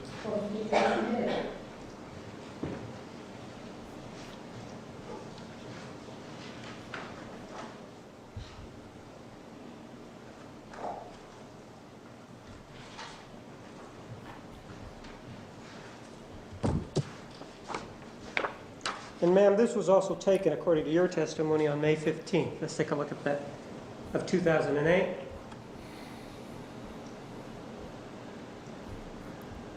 That's a picture of your left hand, isn't it? Yes. And that shows your ring finger, right? Jury wonders what Mimi Hall is up to nowadays. Well, she probably went on a mission, then got married, had 6 children, and started a multi-level marketing company. You know. Selling what? I don't know. Psycho repellent. Yes. Do you remember that you It's the snake oil of the 21st century. testified that on January 22nd of 2008, you and Mr. Alexander were involved in some sort of violent encounter? Do you remember telling us about that? Yes. And you told us that during that encounter, he threw you down. Do you remember that? Yes. And while you were down, that he kicked you, right? Yes. And when he kicked you, ma'am, one of the things that happened was that you put up your left hand. Do you remember telling us that? Yes, both hands. Well, you told us specifically about your left hand, right? Yes. And when you went to put up your left hand, according to you, he kicked you and he damaged your ring finger on the left hand, correct? Yes. And in fact, you even held it up for us, didn't you? Yes. And it was crooked when you showed it to us, wasn't it? It's bent. Yes. It's bent. Show us how bent it is again, ma'am. It's higher so we can see it sideways. Ma'am, if he caused that damage on January 22nd of 2008, that would have been before this picture that we have here, which is exhibit number 453. It would have been about 5 months before that, right? It was before that. 5 months, right? 4. 4 months then, right? Yes. You don't have a bent finger here in exhibit 453, do you? My finger is bent there. You're saying that your finger is bent there. Yes. Just Hold the up same. your finger again. Sideways so we could also see it. When my fingers are straightened, this one stays And bent. that's what it looks like, your finger. And you're saying that's what happened on January 22nd, 2008, right? Yes. Ma'am, one of the other things involving this particular finger, it seems to have had its run, if you will, of bad things happen to it, right? This finger? Yes, the left ring finger. I don't know. Well, you talked to Ryan Burns about it, didn't you? Yes. And you told him that that finger, the left ring finger, had been damaged, right? Injured, didn't you? I don't know if it was the left. You don't remember telling him it was the left ring finger, man? No. Do you have a problem with memory? Occasionally. And so, some of the things that you've told us, for example, then, about other things in the past, you may have also had problems with your memory then, right? Yes. And so, whatever you told us in the past is somewhat suspect then, because your memory may be lacking. Objection, argumentative. I only told things I remember clearly that are crystallized in my mind. With regard to Mr. Burns, you do remember who he was, right? Yes. And you do remember that you went over to West Jordan to meet him, right? Yes. And you do remember that you did meet him that Thursday, and it was sometime around 11 o'clock in the morning, right? I think so, yes. And when you met him, you guys decided to go somewhere to a restaurant for some sort of business meeting, right? Yes. And during that time, didn't you have a bandage on your finger? Yes. And it was your left finger, wasn't it? No. It was your right finger then, right? Is that what you're saying, it was your right finger? It was 2 right fingers. So it was your right finger then, right? Ma'am, are you sure that it was your right finger? It was 2. Pardon? 2 right fingers. Do you remember then that you had a conversation with Detective Flores about this issue involving the finger? Yes. And do you remember that that was on July 16th of 2008? Yes. And do you remember that you told him that on June 4th, you had been... So she busted up her finger, cut it, when she was murdering him, got to Ryan Burns, said, oh, I was working at Margaritaville, which I don't think exists. I was working at Margaritaville and I broke a glass. been over at Mr. Alexander. You don't normally break your finger when you get cut with glass, do you? Home, right? Yes. And you told him that you were over at Mr. Alexander's home and that some guy and some girl had come in, right? Yes. And during whatever happened on June 4th, you told Detective Flores that it was your left finger that had been damaged. Do you remember that? Yes. So you did tell that to the detective that it happened on June 4th, right? Yes. Does that then refresh your recollection, and we'll play it so that we know what we're talking about? Okay, it's a chain restaurant, but it doesn't exist in Wairika, I think, maybe the thing then. Which is probably likely because it's a tiny place.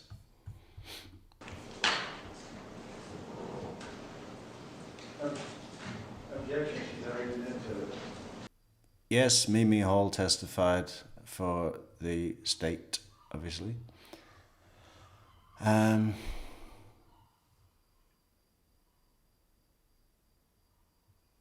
I think she testified that because she was the one that called 911, and she had also been aware of Travis's tires being slashed and a few other stalky things. We moved it in, not for impeachment purposes, just move it in, state versus Atwood. Approach from counsel.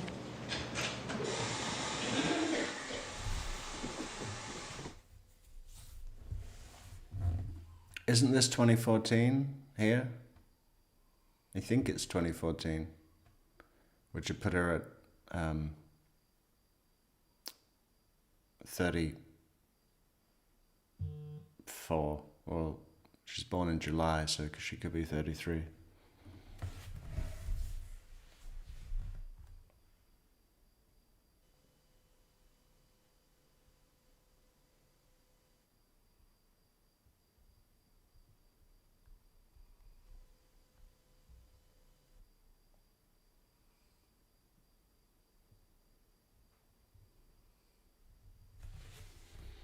Oh, look, another sidebar.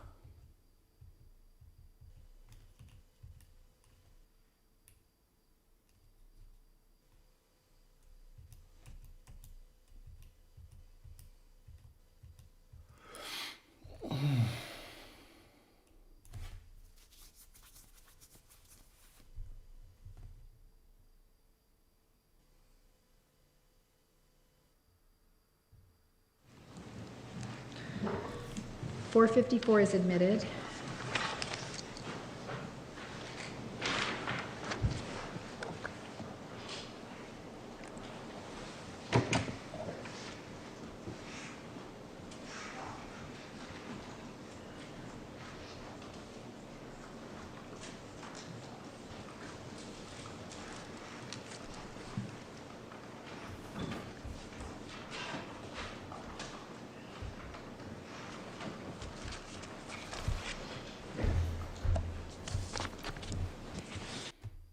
What happened to her finger? She busted it up when she was stabbing him to death. It's pretty amazing that that's the only injury that she sustained. You know, we know her blood was at the scene. Her blood was at the scene mixed with his. Her palm print on the wall of his and her blood. I mean, that's epic. Two lovers, one of them murders each other, and they leave a palm print on the wall in their mixed blood. Did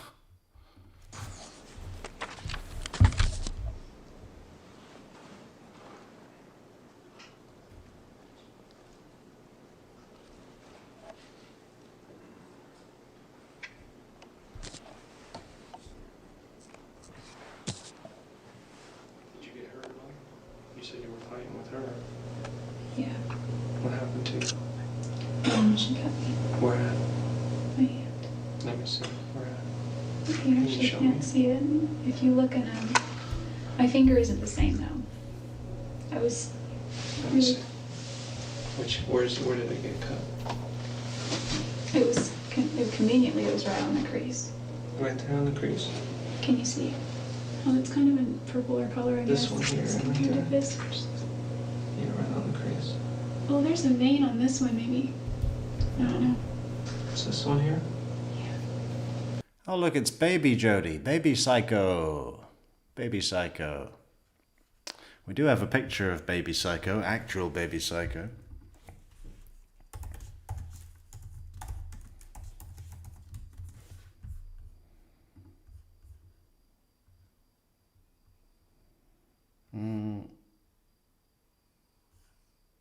Or maybe I don't have the baby one right now, but here's a good enough. You tell me if you would trust this child.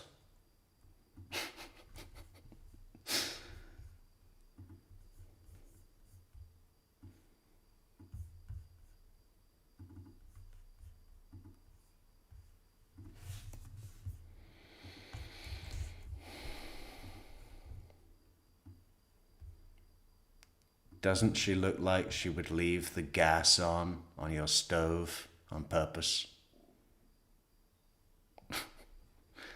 Like just to see what would happen, and then watch you light a cigarette as she walks out the front door, smiling. All the burners have been put on full.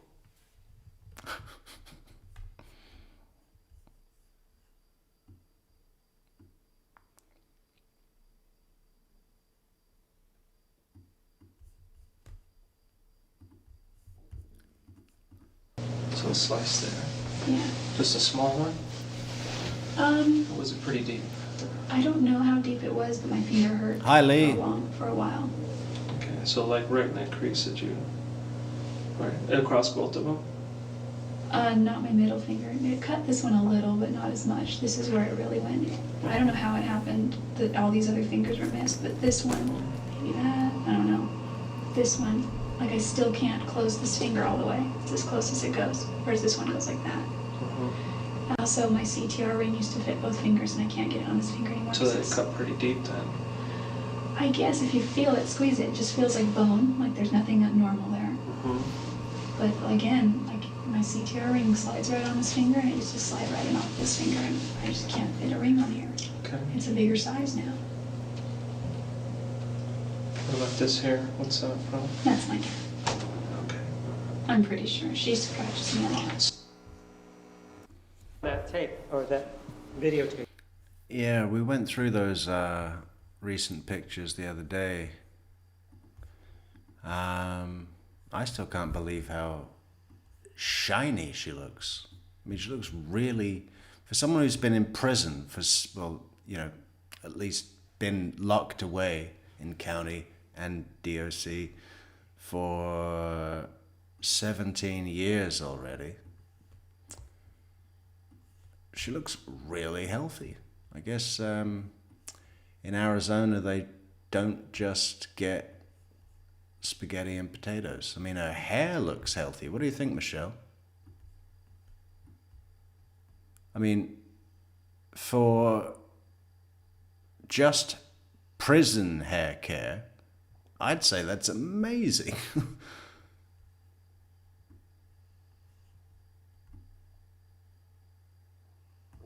And there's her artwork. I think this is supposed to be a self-portrait or a portrait of the murder scene as viewed when on acid.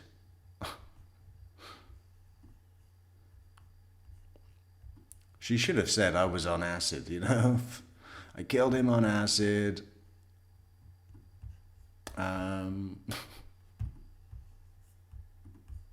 Right? Yes. And that's you having the conversation discussing the left ring finger, right? Yes. And you demonstrated to Detective Flores that left ring finger, right? Yes. And you told him that this woman, during this attack on June 4th of 2008, cut you right there, didn't you? Yes. And you showed him, and the finger, if we look at it there, had the same aspect or had the same angle to it that your finger does now, doesn't it? Yes. She did glare. She glared at every female associated with Travis because there were at least 3 that were, you know, girlfriend, what do they call it? Grinding partners. That's, in case no one knows, that is what the bishop instructs as the limit for where young couples that meet in these singles wards, that's as far as they're allowed to go, which is grinding, fully dressed, but you can, you know, rub up against each other. Ma'am, the injury to your finger happened on June 4th, 2008, not January 22nd of 2008, did it? That's not correct. Ma'am, with regard to the story involving this particular issue,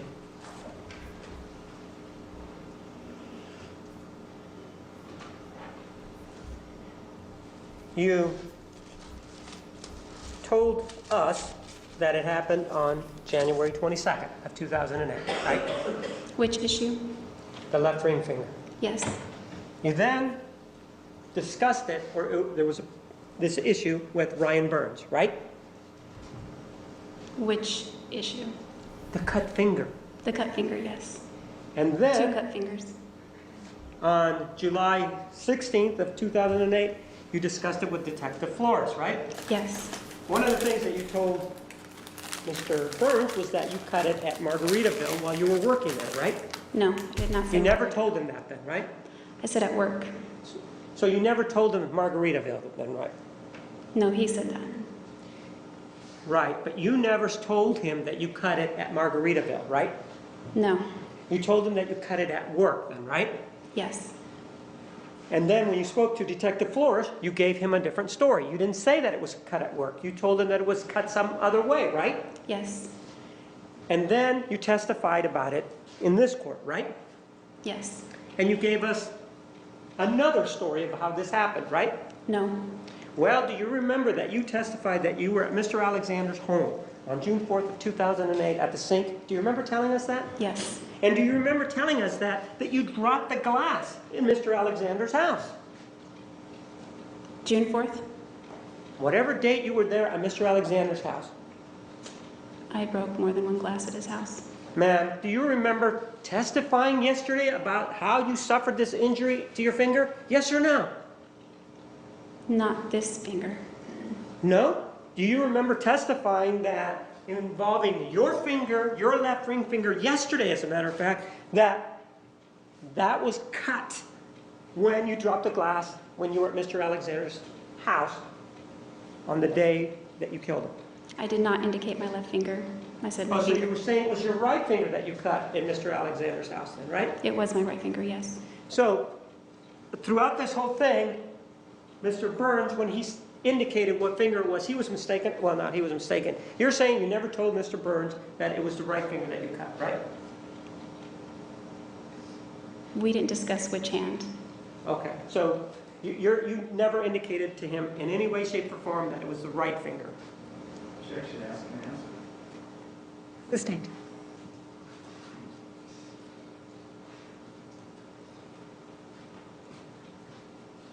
And this issue of the 22nd of January 22nd, when you injured, when you say that you were injured, you kept a journal, didn't you? You kept the journal, didn't you? Yes, I did. And you didn't write in it all the time, but you wrote in it some of the time, right? Frequently, yes. Frequently. And you were writing about what was going on in your life back in January of 2008, right? Yes. And you would write about things that were significant to you, right? Some things. Right. And in fact, with regard to this particular journal, you knew that you could almost write anything that you wanted in it because it was going to stay private, right? This journal thing is astounding to me, and it's so fucked her up on,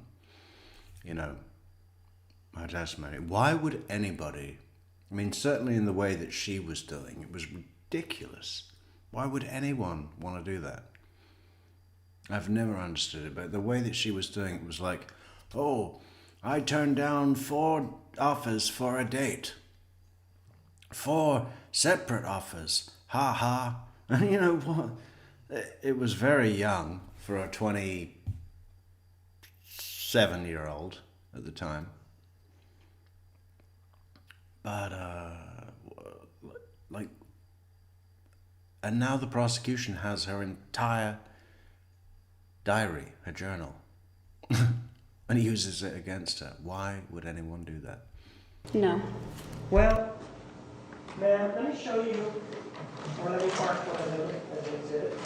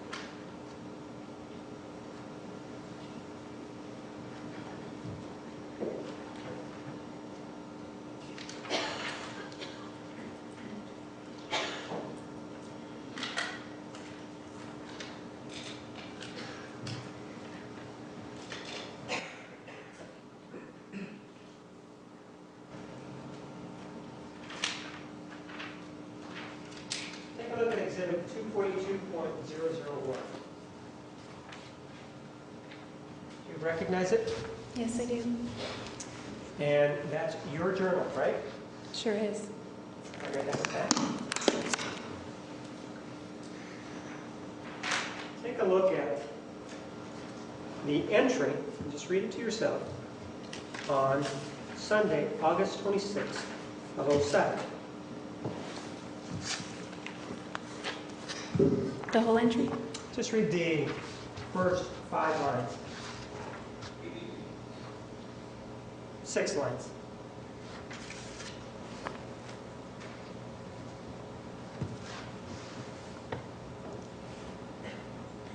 Yes. You wrote that, right? Yes. Take a look at exhibit number 455. Is this a true and accurate copy of those 5 or 6 lines?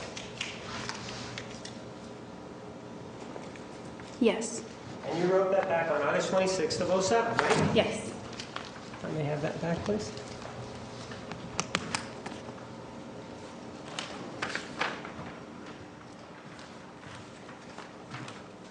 I move for the admission of exhibit number 4.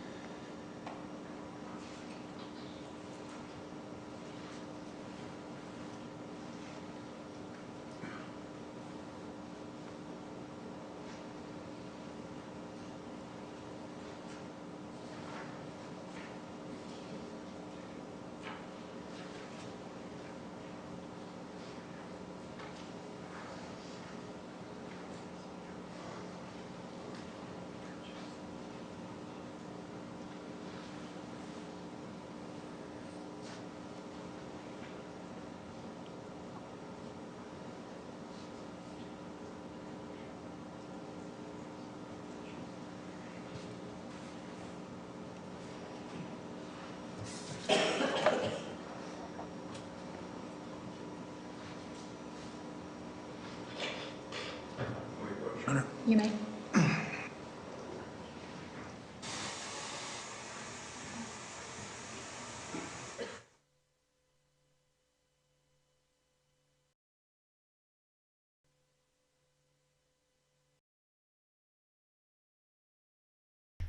Approach, approach, approach.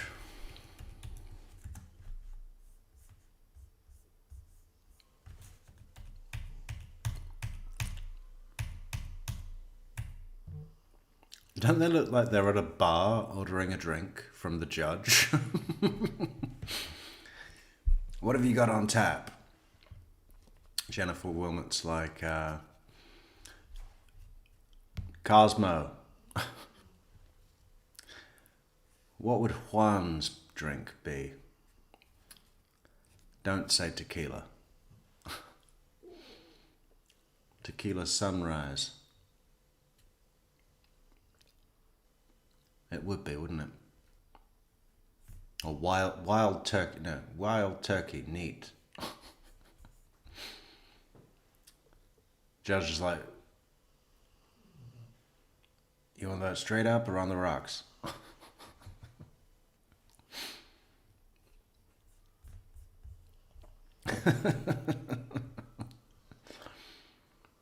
Puts a bowl of nuts down. Kokonami's like, no pretzels? No pretzels?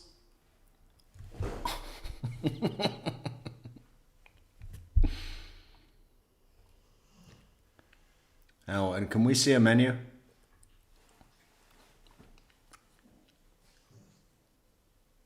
What do you mean you stopped serving food? It's 5:30. Problem in the kitchen.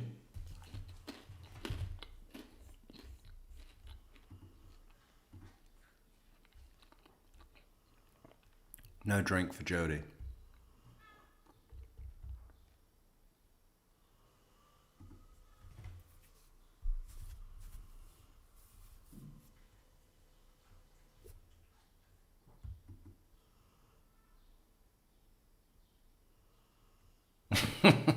Judge Highland has taken a second job in Maricopa County as a stenographer. Does everybody know that Harvey Keitel started out life as a stenographer, as a courtroom stenographer, and I think he was working as one for 11 years? How about that? 455 is admitted. That's like all the time from when Professor Markel was shot until today. All of that time has passed. Think about it. All of that time, Harvey Keitel, Mr. White, was a courtroom stenographer. And how crazy is that? Imagine you're in fucking on trial and you look over and there's Harvey Keitel typing really fast. That's like a weird dream. I'm probably going to dream about that tonight. Take a look at Roman Volume 75, 26, when we're done reading it, let me know.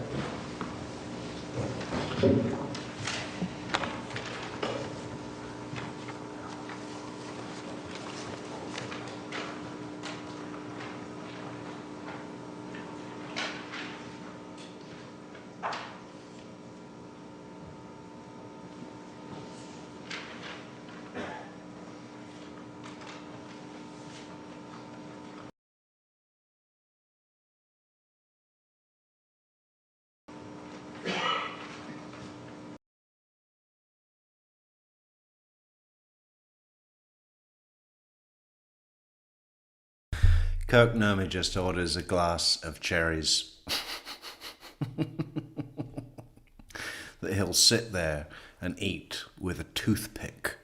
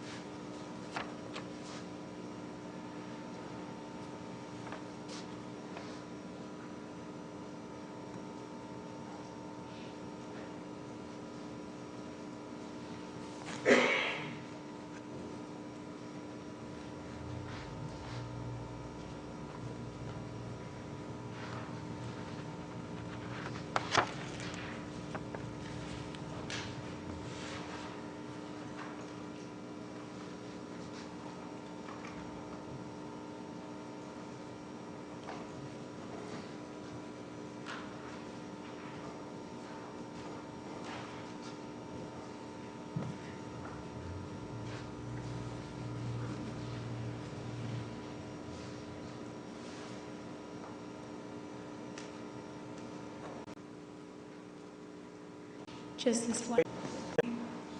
Yes, just that one entry of August 26 of 07. Okay. I know you have two entries, but the first entry is the one we're talking about. Yeah, it looks like I have 3 on that day. So have you read the first entry that involves this particular snippet? Yes. Thank you. Objection, Your Honor, let's recall entries before answering the questions. From August. Overruled.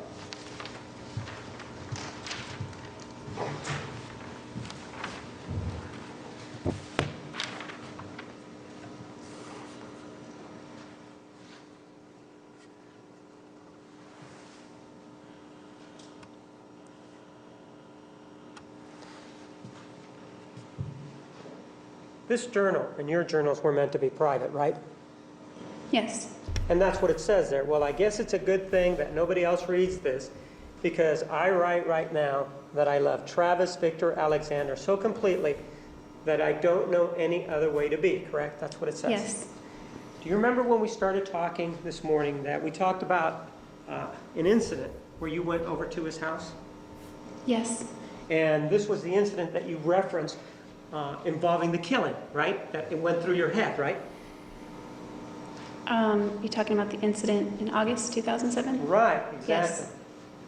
And that incident in August of 2007, where you went over and peeped inside of his house, happened before this entry here of Sunday, August 26th of 07, right? Mischaracterizes the testimony saying peep.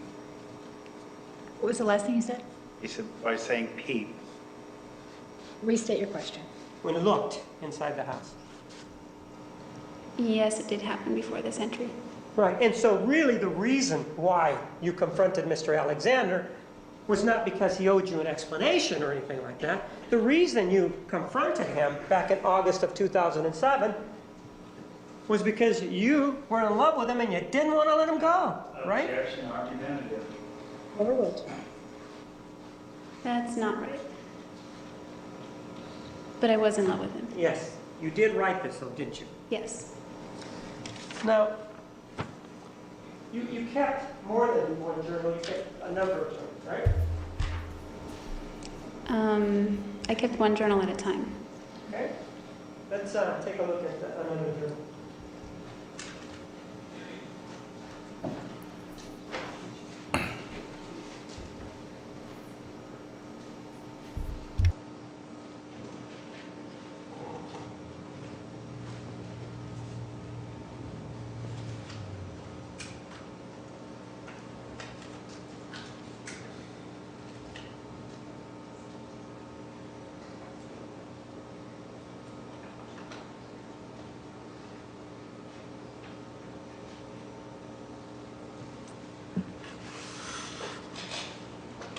Objection moving across. Yes.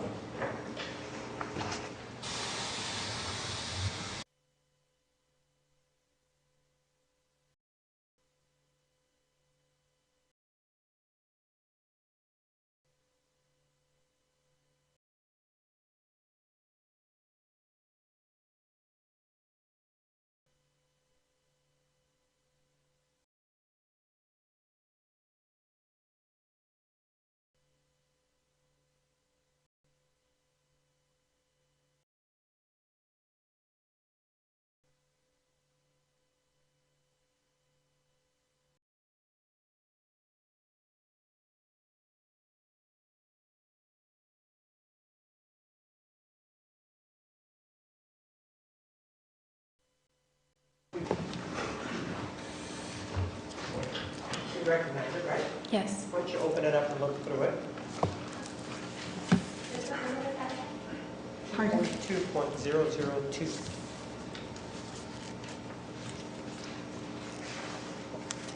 That's your writing in throughout that whole journal, right? Yes. Okay, let me get it.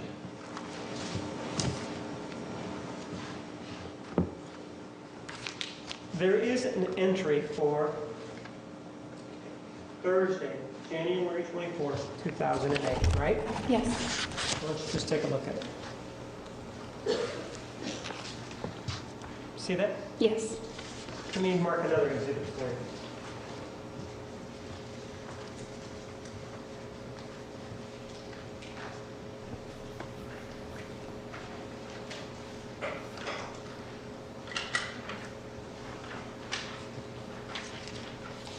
Take a look at exhibit 456.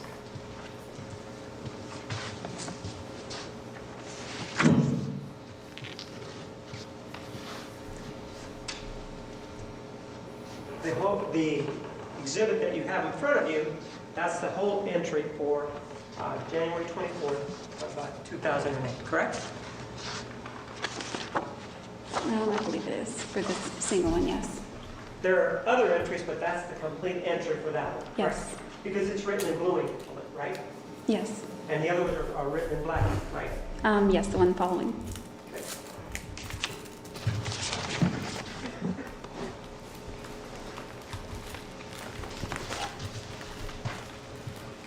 We move to the admission of exhibit number 456.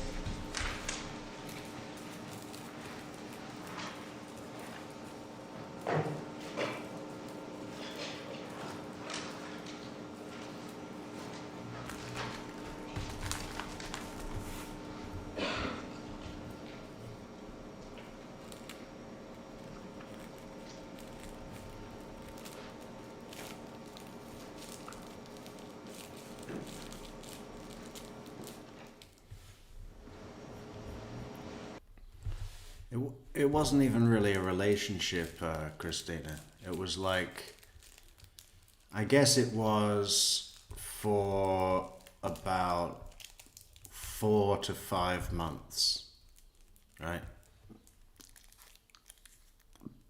Barely. I mean, it's ridiculous. It's like fucking Chris Watts got with that geologist, started doinking the geologist at his work. You know, for a couple of months. Of course, it's like rainbows and sunshine. You know, it's like you're gonna murder your whole family based on shagging the geologist for a couple of months. Okay? What the fuck, Chris? She'd have probably got bored of him within the next 3 weeks.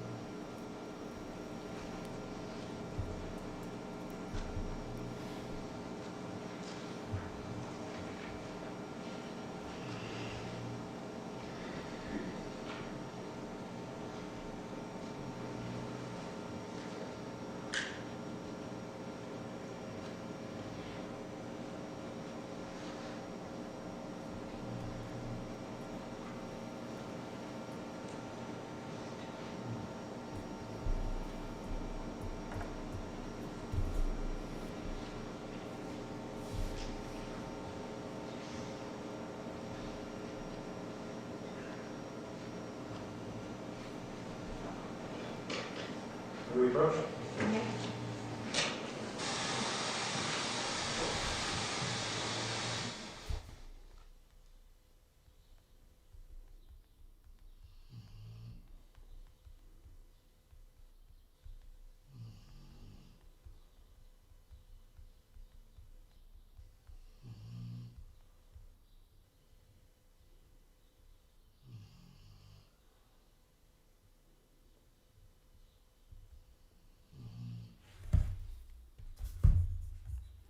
They spend a lot of time in that bar, don't they?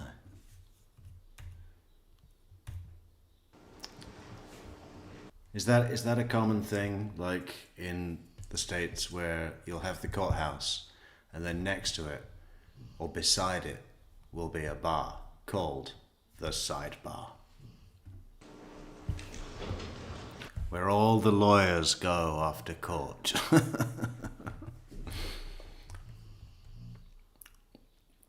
And on the menu, there's no entrees. It's just sides that you have to eat at the bar, right? That's why they call it the sidebar. That's a genius idea. Come on, it's a fucking $1 million idea. We need an investor. If you would like to invest in the sidebar project. So what have we said? A nice courthouse, old school courthouse in a square. And in front or just to the side of the courthouse, at the edge of the square, is a nice bar called the sidebar, where they only serve for food, no entrees, no desserts, just sides that you have to eat at the bar. That's going to be popular. Everyone would love that. If you would like to invest in the sidebar project, head over to buymeacoffee.com or our PayPal. PayPal, up to you. Some people like PayPal. I know some people who have been trying to get their credit card to work on fucking Coffee Link, and it hasn't. And then PayPal comes along and everybody starts lining up. And again, take a look at exhibit number 242002. We talked about the entry of January 24th of 2008. Take a look at this journal. And isn't it true that the previous, in terms of chronological time, that the previous entry is on January 20th of 2008. Yes. So there's a gap of 4 days between the time you wrote on January 20th and on January 24th of 2008, right? Yes. Nothing in between, correct? Not in the journal. I'm asking about the journal, ma'am. That's Is there correct. anything else in front of you? Ask and answer, Your Honor, and argumentative. Sustained. In the journal. I quite like how Kirk Nami does these righteous objections. Ma'am, there are no other entries between January 20th of 2008 and January 24th of 2008, right? Yes. If we then take a look at Exhibit 456, let's see what you wrote on Thursday, January 24th of 2008. You wrote, Let's read it. I haven't written because there has been nothing noteworthy to report. I turned down 4 offers for a date this Friday night. 4 separate offers. That's mildly amusing. Instead, I'm going to a dinner at Brother Porter's house. And he's going to be serving porterhouse steaks. Brother Porter's house. That is what it says, isn't it? Okay.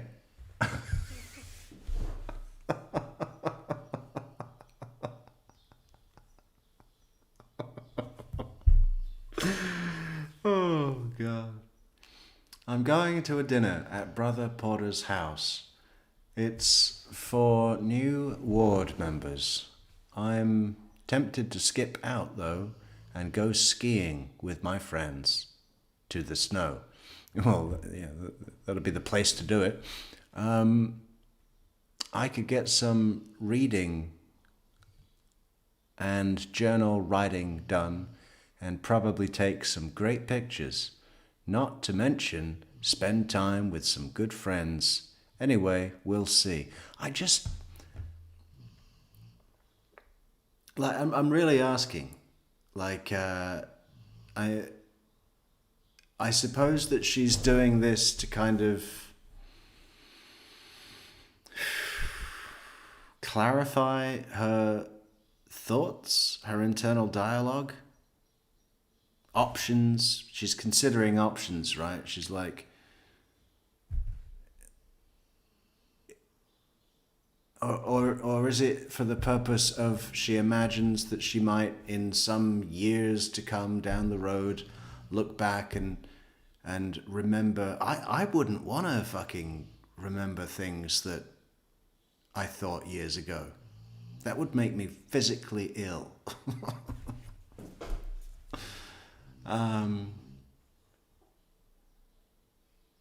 Yeah, okay. Well, journals. I haven't written because there has been nothing noteworthy to report, correct? Yes. Didn't you tell us, involving the finger, that this injury to your left finger, when Mr. Alexander went to kick you, that happened on January 22nd of 2008? Yes, it did. And yet you write here that nothing noteworthy has happened, right? Yes. And then you also write that you turned down 4 offers for a date on Friday night, right? Yes. You were free to date, and so was he, right? Yes. And then you finish it out by talking about... Jury says there's already a bar near a courthouse called Sidebar. Where is it? What city? What court? I wanna see a picture. going up to the snow, right? See that? Yes. You're going to go up there skiing, you crossed it out, and you just are going to go up to the snow, right? Yes. Did you go skiing? No, I don't ski. Pardon? I don't ski. No, I didn't go. All right.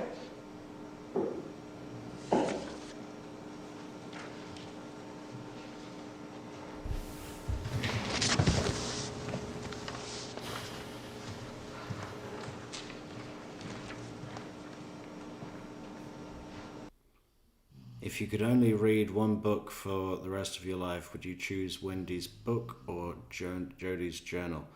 It'd have to be Jodi's journal. I can't stand Wendy Adelson. But that sounds like a poll. Thank you, Sandra. Let's end our poll. Georgia Kappelman pinched it at 52% of the votes. Second place, Juan Martinez with 25%. William Brown, 17%. And Camille Vasquez, only 5%. Wow, that's surprising. I think she's more talented than William Brown, for sure. So let's do a new poll.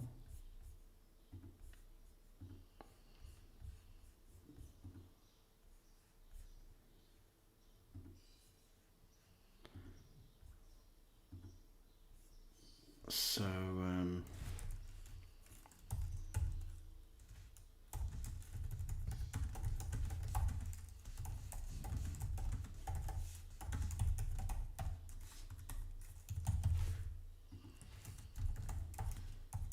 why am I not playing the video? There you go. The entry of January 20th of 2008, take a look at exhibit number 242.002. Count the pages, please. The pages between the two? No, just your entry of Sunday, January 20th of 2008. Do you want me to show you where it is here? I have it.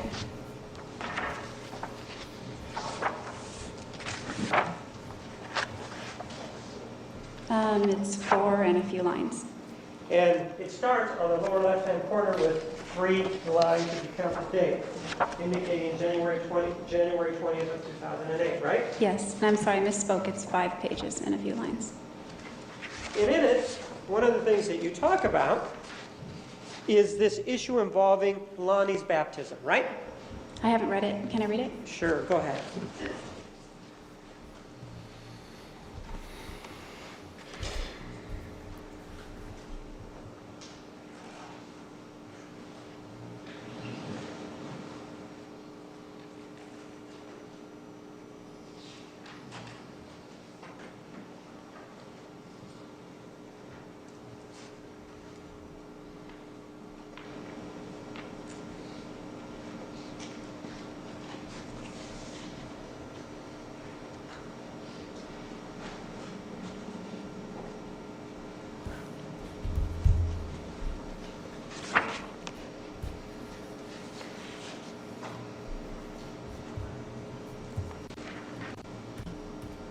Reading. Reading the whole entry of Sunday, June 20th Okay. of 2008. Go Okay. ahead and finish it.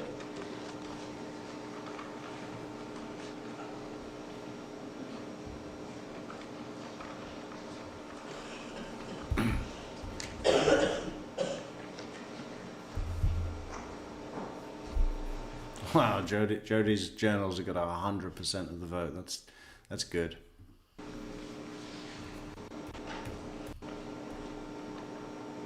It does talk about Lonnie's baptism, right? Yes. And previously, when you testified, you indicated that the reason you missed Lonnie's baptism was because you and Mr. Alexander were involved in a sexual liaison, right? Yes. And this was a sexual liaison where the Pop Rocks and the Tootsie Pops were involved, right? That's what you said, right? I'd have to reference dates. Well, why don't I show you a copy of the transcript then, and see if that refreshes your recollection as to what you told us on February 12th. I would appreciate that. All right, I will.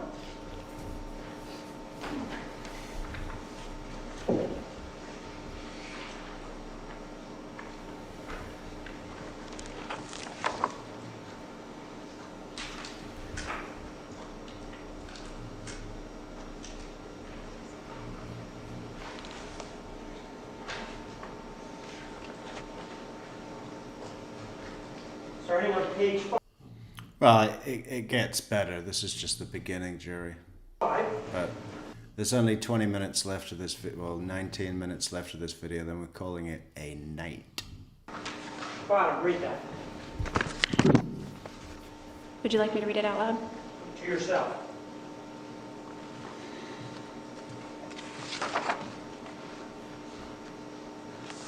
Just the highlighted portion?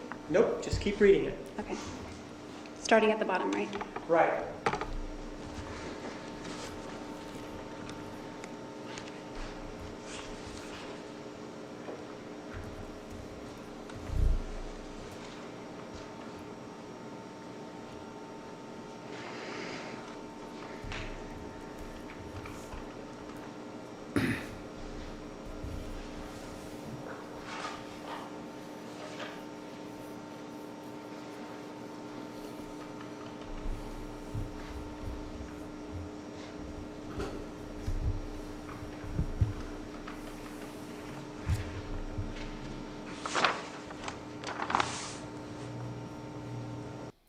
Ah, that was a Boston accent thing. I get it now, Pariah. Thank you. Sidebar. I thought it was a sheep reference. Was that what's Pariah talking about now? There are no sheep in Massachusetts.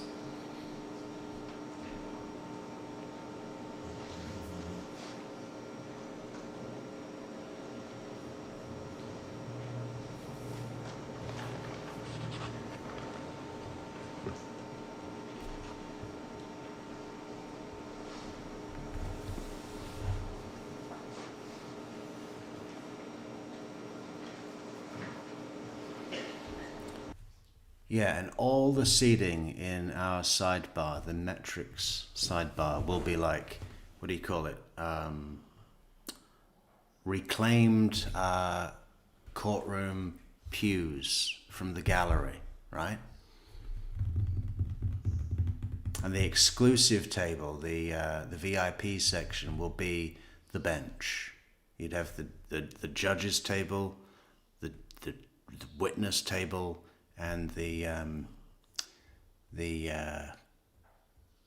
cloak.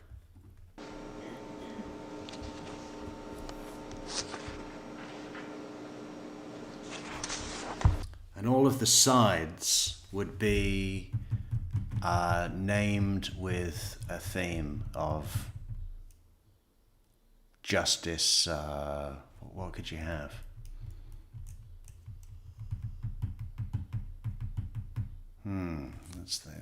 We need some courtroom-related menu item puns.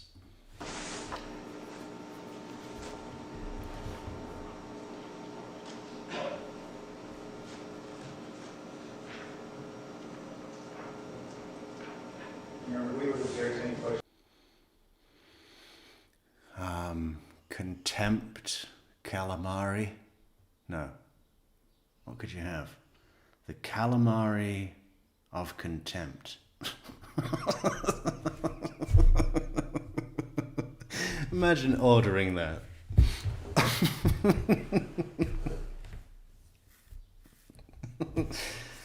I'll have the calamari of contempt. Is it possible to serve that as a share platter?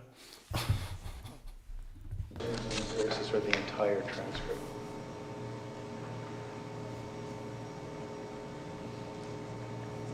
That's not legal. I can respond if you want. It's not a legal basis. Approach.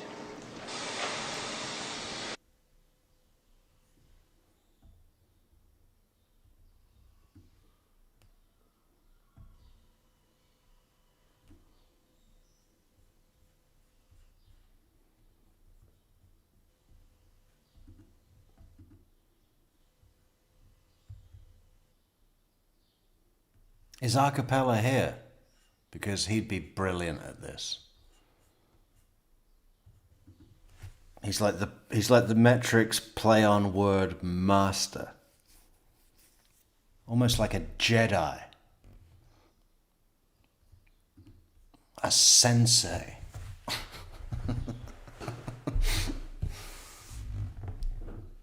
Oh, more approach. Do you have any calamari of contempt? Yeah, I'd like that with the garlic aioli.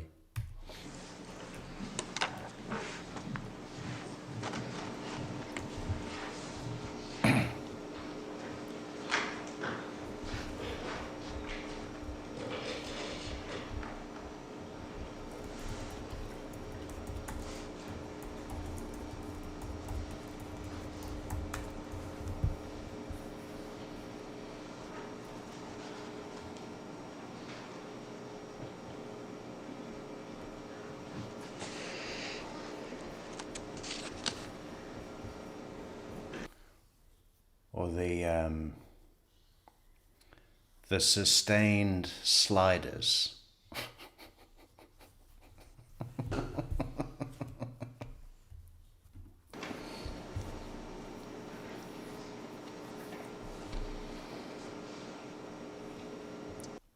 Jury pool potato skins.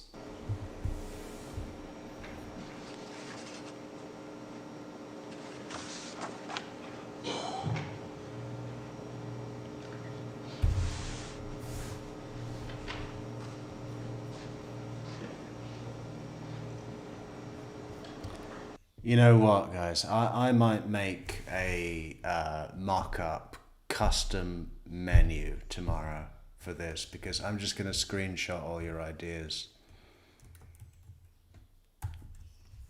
Yeah, that'll be fun. Anybody that's not in this live right now is going to see it and be like, what the fuck is this? What is the Wagyu witness burger? What is Metrix talking about? The voir dire deli sandwich. He's drunk.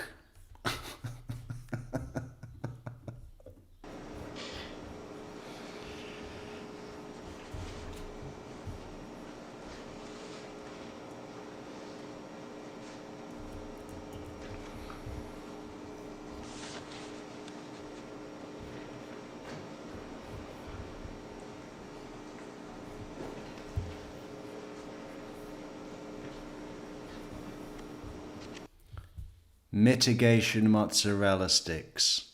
Come on, that's a good one.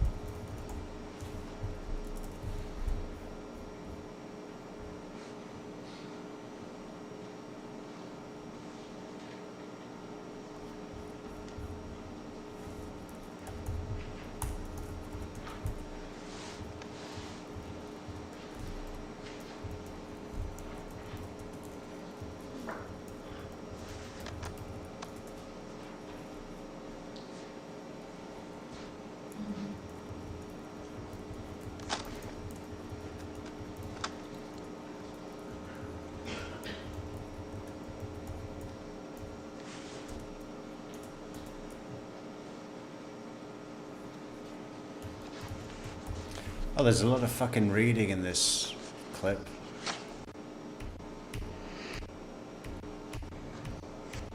Yes, I started where you... I read the entire transcript that deals with the sexual encounter involving the Pop Rocks and Tootsie Pops. Yes, I started where you highlighted and finished it. Read it above it. Does that have anything to do with it? So they're going to start talking about how he was performing cunnilingus on her while having Pop Rocks, exploding candies, in his mouth. These kids. The Tootsie Pops or the Rock Pops?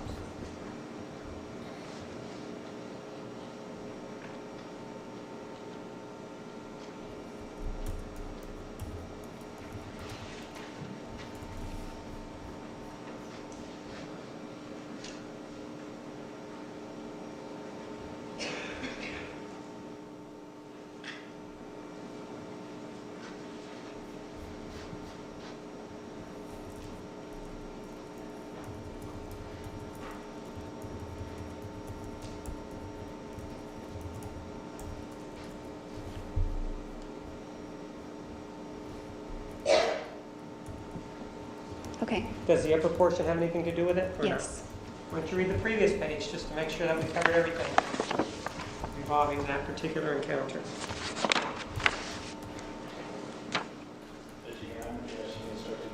The entire transcript. Granted. Felony fries.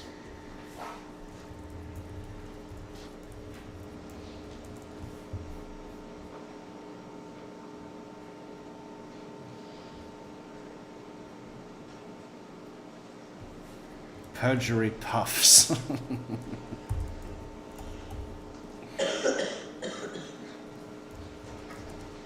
There's nothing about the pop rocks on this page. There's nothing before that, correct? Yes. Again, Judge, I'm going to address the question. She's read the entire transcript. I don't believe she has at this point. Read the entire transcript.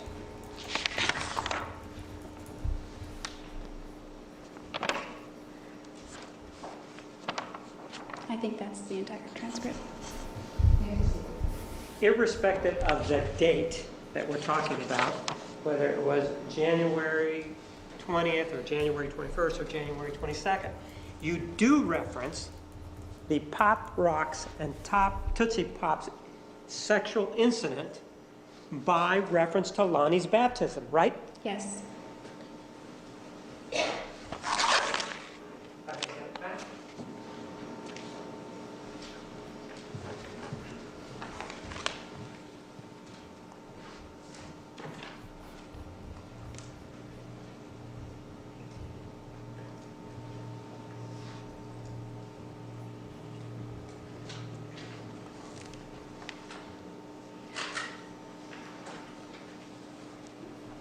The journal entry of January 20th of 2008 also references Lonnie's baptism, doesn't it? Take a look at Yes. Exhibit 458. This is 458.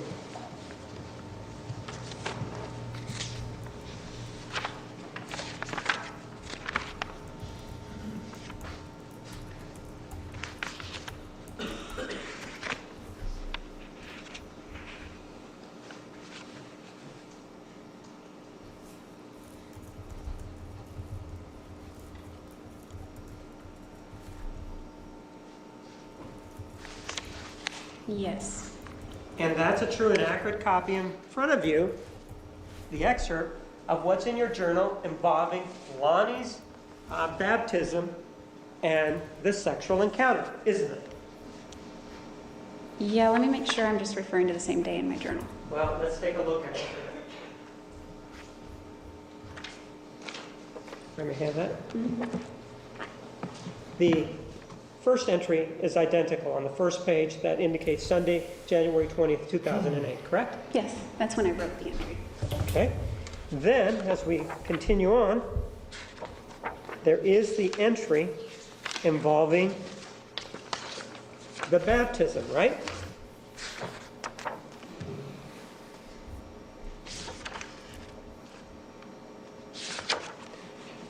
Do you see that? That entry is there involving Lonnie's baptism? Yes, I just don't know if I'm referencing the 20th on that part of the entry. Ma'am, is there any other intervening date between the January 20th of 2008 where we started? How about just immunity pickles?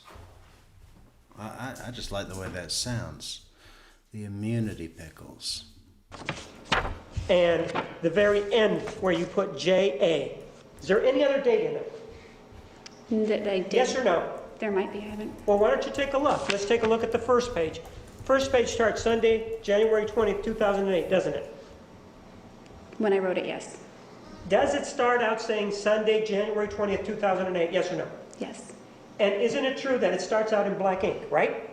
Yes. And then it continues on in blue ink, right? Yes. And it flows, doesn't it?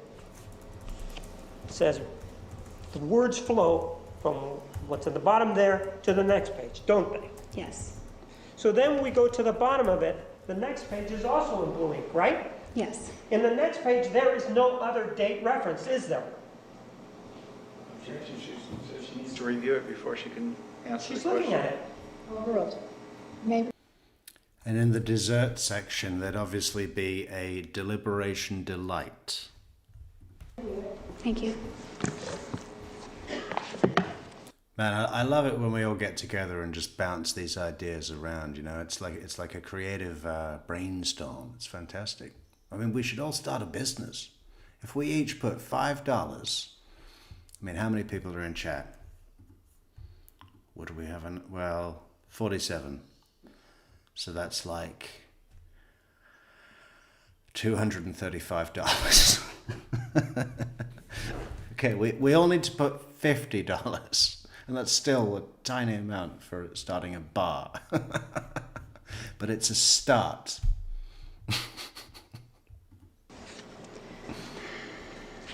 No, ma'am. Don't turn the page. I just want you to look at that next page to see if you see a date. Objection, Your Honor, she needs to review it. Oh, that's not the question. Overruled. I didn't write a date. No, there is no date on there, is there? No. Okay, let's turn the page. And that page is also in blue ink, right? Yes. And there is no date on that next page, is there? That's correct. Key lemony pie. Huh. I don't even want to play the video anymore. I just want to write all these down. Key lemony pie. Oh. Tempering tempura tenders.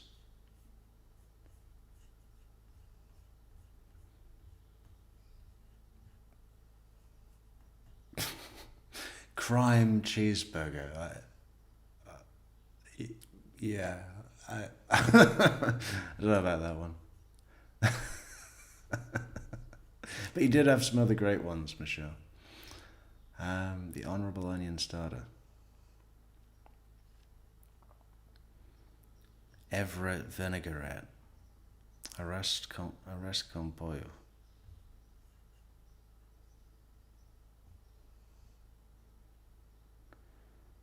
Search warrant steak.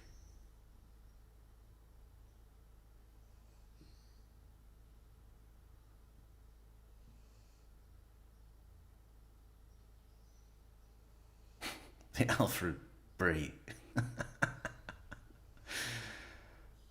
It's a good job Acapella's not here, Christina. You'd be embarrassing him. This is fantastic.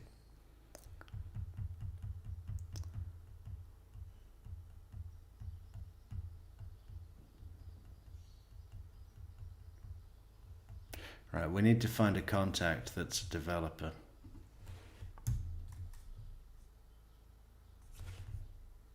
And I mean, not so much just this channel, but through all the extended channels, we would have such a platform to launch this properly.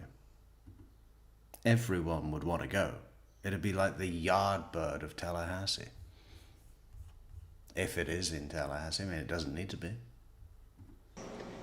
Then let's look at the page following that. That page, where you have your left hand on, that's also in blue ink. No. The mug shots. Wow. You see, it just goes on and on, doesn't it? The mug shots. Tequila mug shots. Can we get another round of tequila mug shots? Which they serve in a mug, not a shot glass, and then you get completely tanked. Mug shots. It's a shot, but it's in a mug. Yeah. Speaking of mugs, head over to the merch store and pick up a, kosher style mug, because they're fantastic. Jesus, there's just so many. I'm going to have...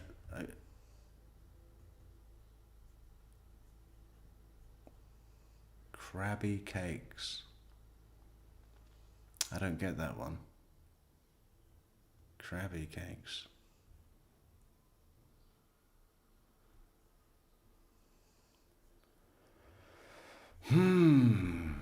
Hung jury hot wings.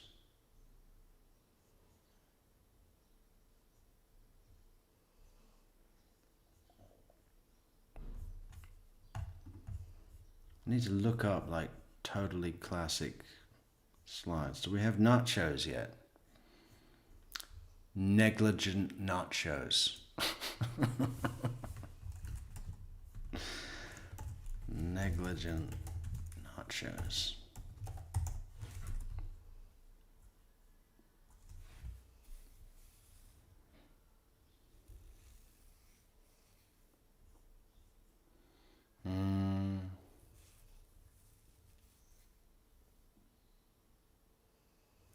Colloquy quesadilla.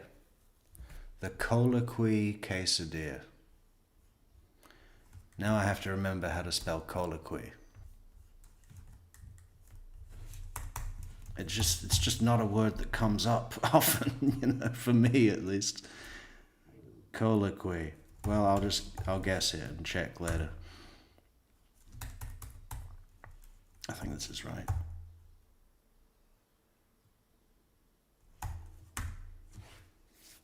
It's like colique. Colloquy. Colloquy quesadilla.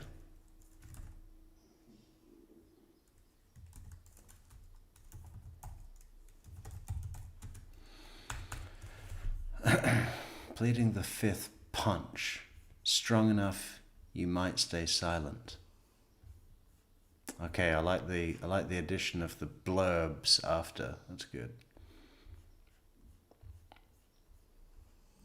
Testimony tenders. Yeah.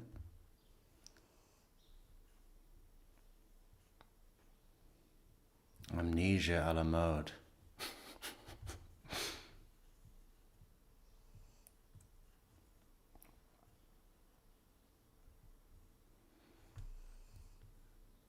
Oh, we've got not guilty nachos, okay. Parole pizza. Parole,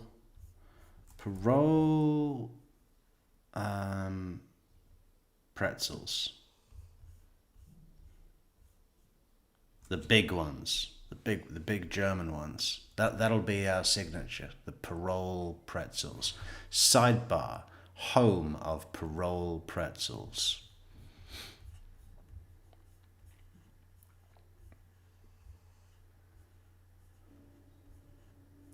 Cross-examination cocktail.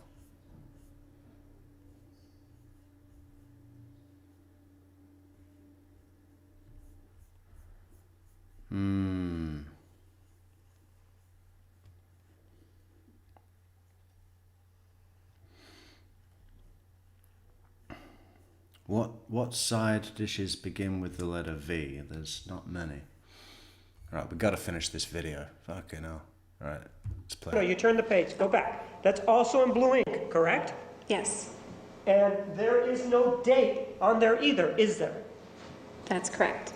Let's turn the page. And then on the next page, that's also in blue ink, correct? Yes, And there's no date on that either, right? that is correct. The next page after that contains the initials JA, right? Yes, That's for Jodi Arias, correct? yes, And that's also in blue ink, correct? yes, And there's no date in that one, is there? there is not. And if you turn the page, go ahead. There's an entry for January 24th of 2008, right? Yes, We can then go back, turn the page once. We're looking at the entry that says JA on it, right? yes, We go to the previous page, the one that you're pointing to. It does start, if I may have it back, with a word. I like it, Jerry, but I want to change your blurb to mistrial mozzarella sticks. So good.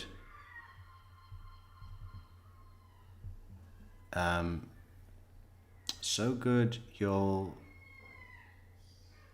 have to come back, or so good you'll come back for more. You can't use the word trial in the blurb as well as the title. So good you'll be back again. Mistrial mozzarella sticks. So good you'll come back. It's something like that. I like it. I love this idea. I just want to make the menu right now and post it, and for everyone to go, what the fuck is this guy doing? Anyone who's not in chat's going to think I've lost my fucking mind, but that's okay.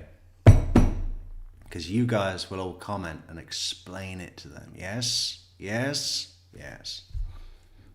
That's in quotations, right? yes, Exhibit number 458 includes that particular portion of the entry in quotations, right? yes, Then if we go to the previous page, at the bottom of the page,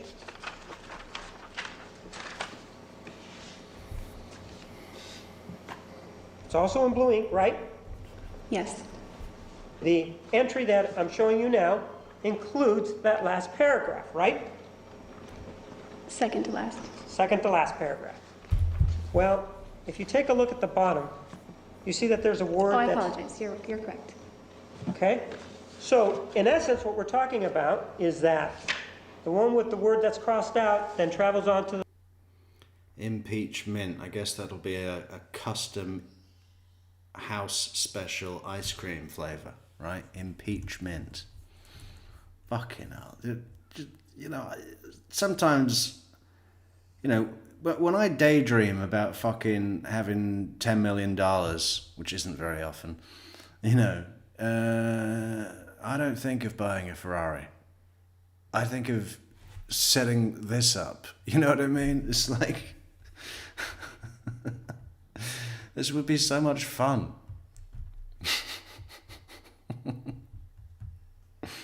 The Impeachment, our special house ice cream flavor, custom ice cream flavor. And actually, peach and mint,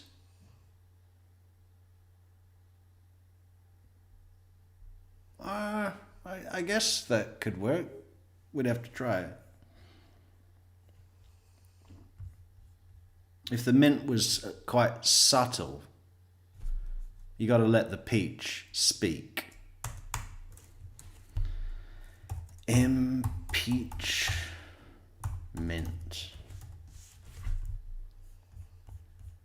Burden of proof is in the pudding.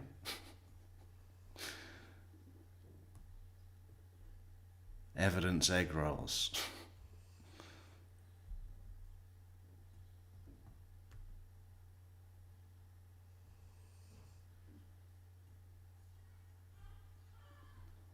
Rebuttal ranch. Guardian egg. Lidums. I don't even know what that is. Lidum? What is an egg lidum? The next page, and that's what's included in this entry, correct? In Exhibit 458, right? Yes. Along with the first page that includes the date. All rise bread bowl. That's fucking genius. A selection of artisan rolls with whipped butter churned in-house. What is it? All rise bread rolls.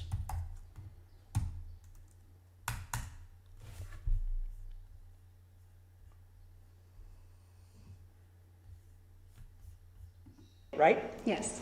And the entry, or Exhibit 458, references Lonnie's baptism, right? Yes. Move for the admission of Exhibit 458.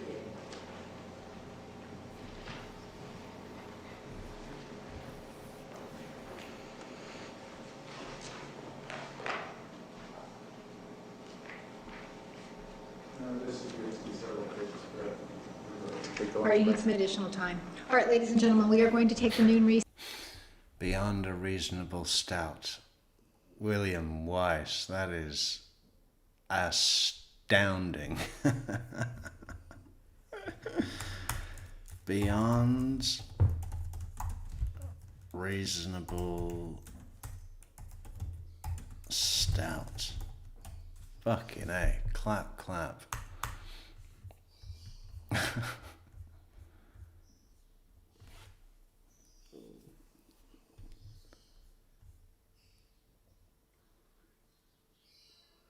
Beyond a reasonable stout should be a TCM t-shirt. Okay.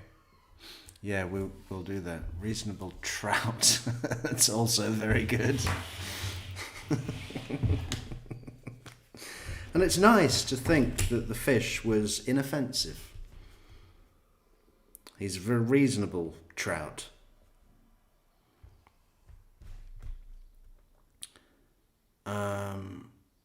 Why am I writing this on paper all of a sudden? Okay, I'm starting to sleep plan. Reason. Okay, I'm losing the ability to spell anything. Okay. Recess at this time. Please be back in the jury room at 1:25. Remember the admonition. Have a nice lunch. You are excused. All rise.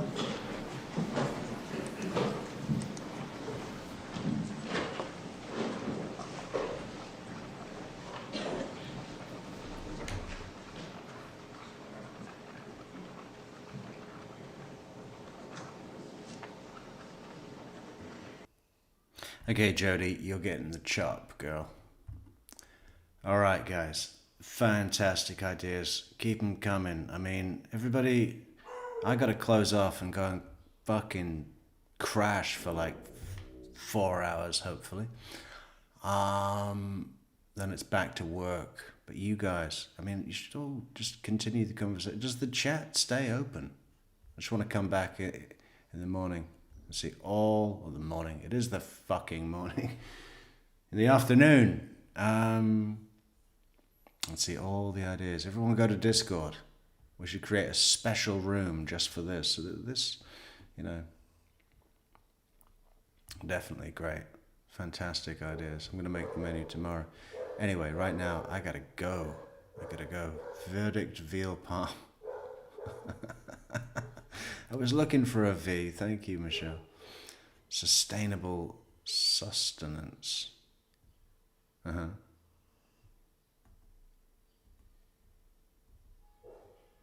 Sustainable steak san, I think, could be better. Sustenance isn't really a... What is, I don't know if I'd order it without knowing what the fuck it was.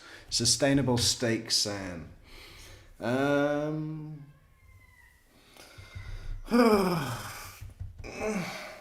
Okay. Right, thanks everybody. Thank you for coming. Thank you for chatting. Thank you for supporting, moderating, and what are we calling this? Brainstorming. That's a whole new thing. Actually, we've kind of done this a couple of times, but this is really good. This is really good.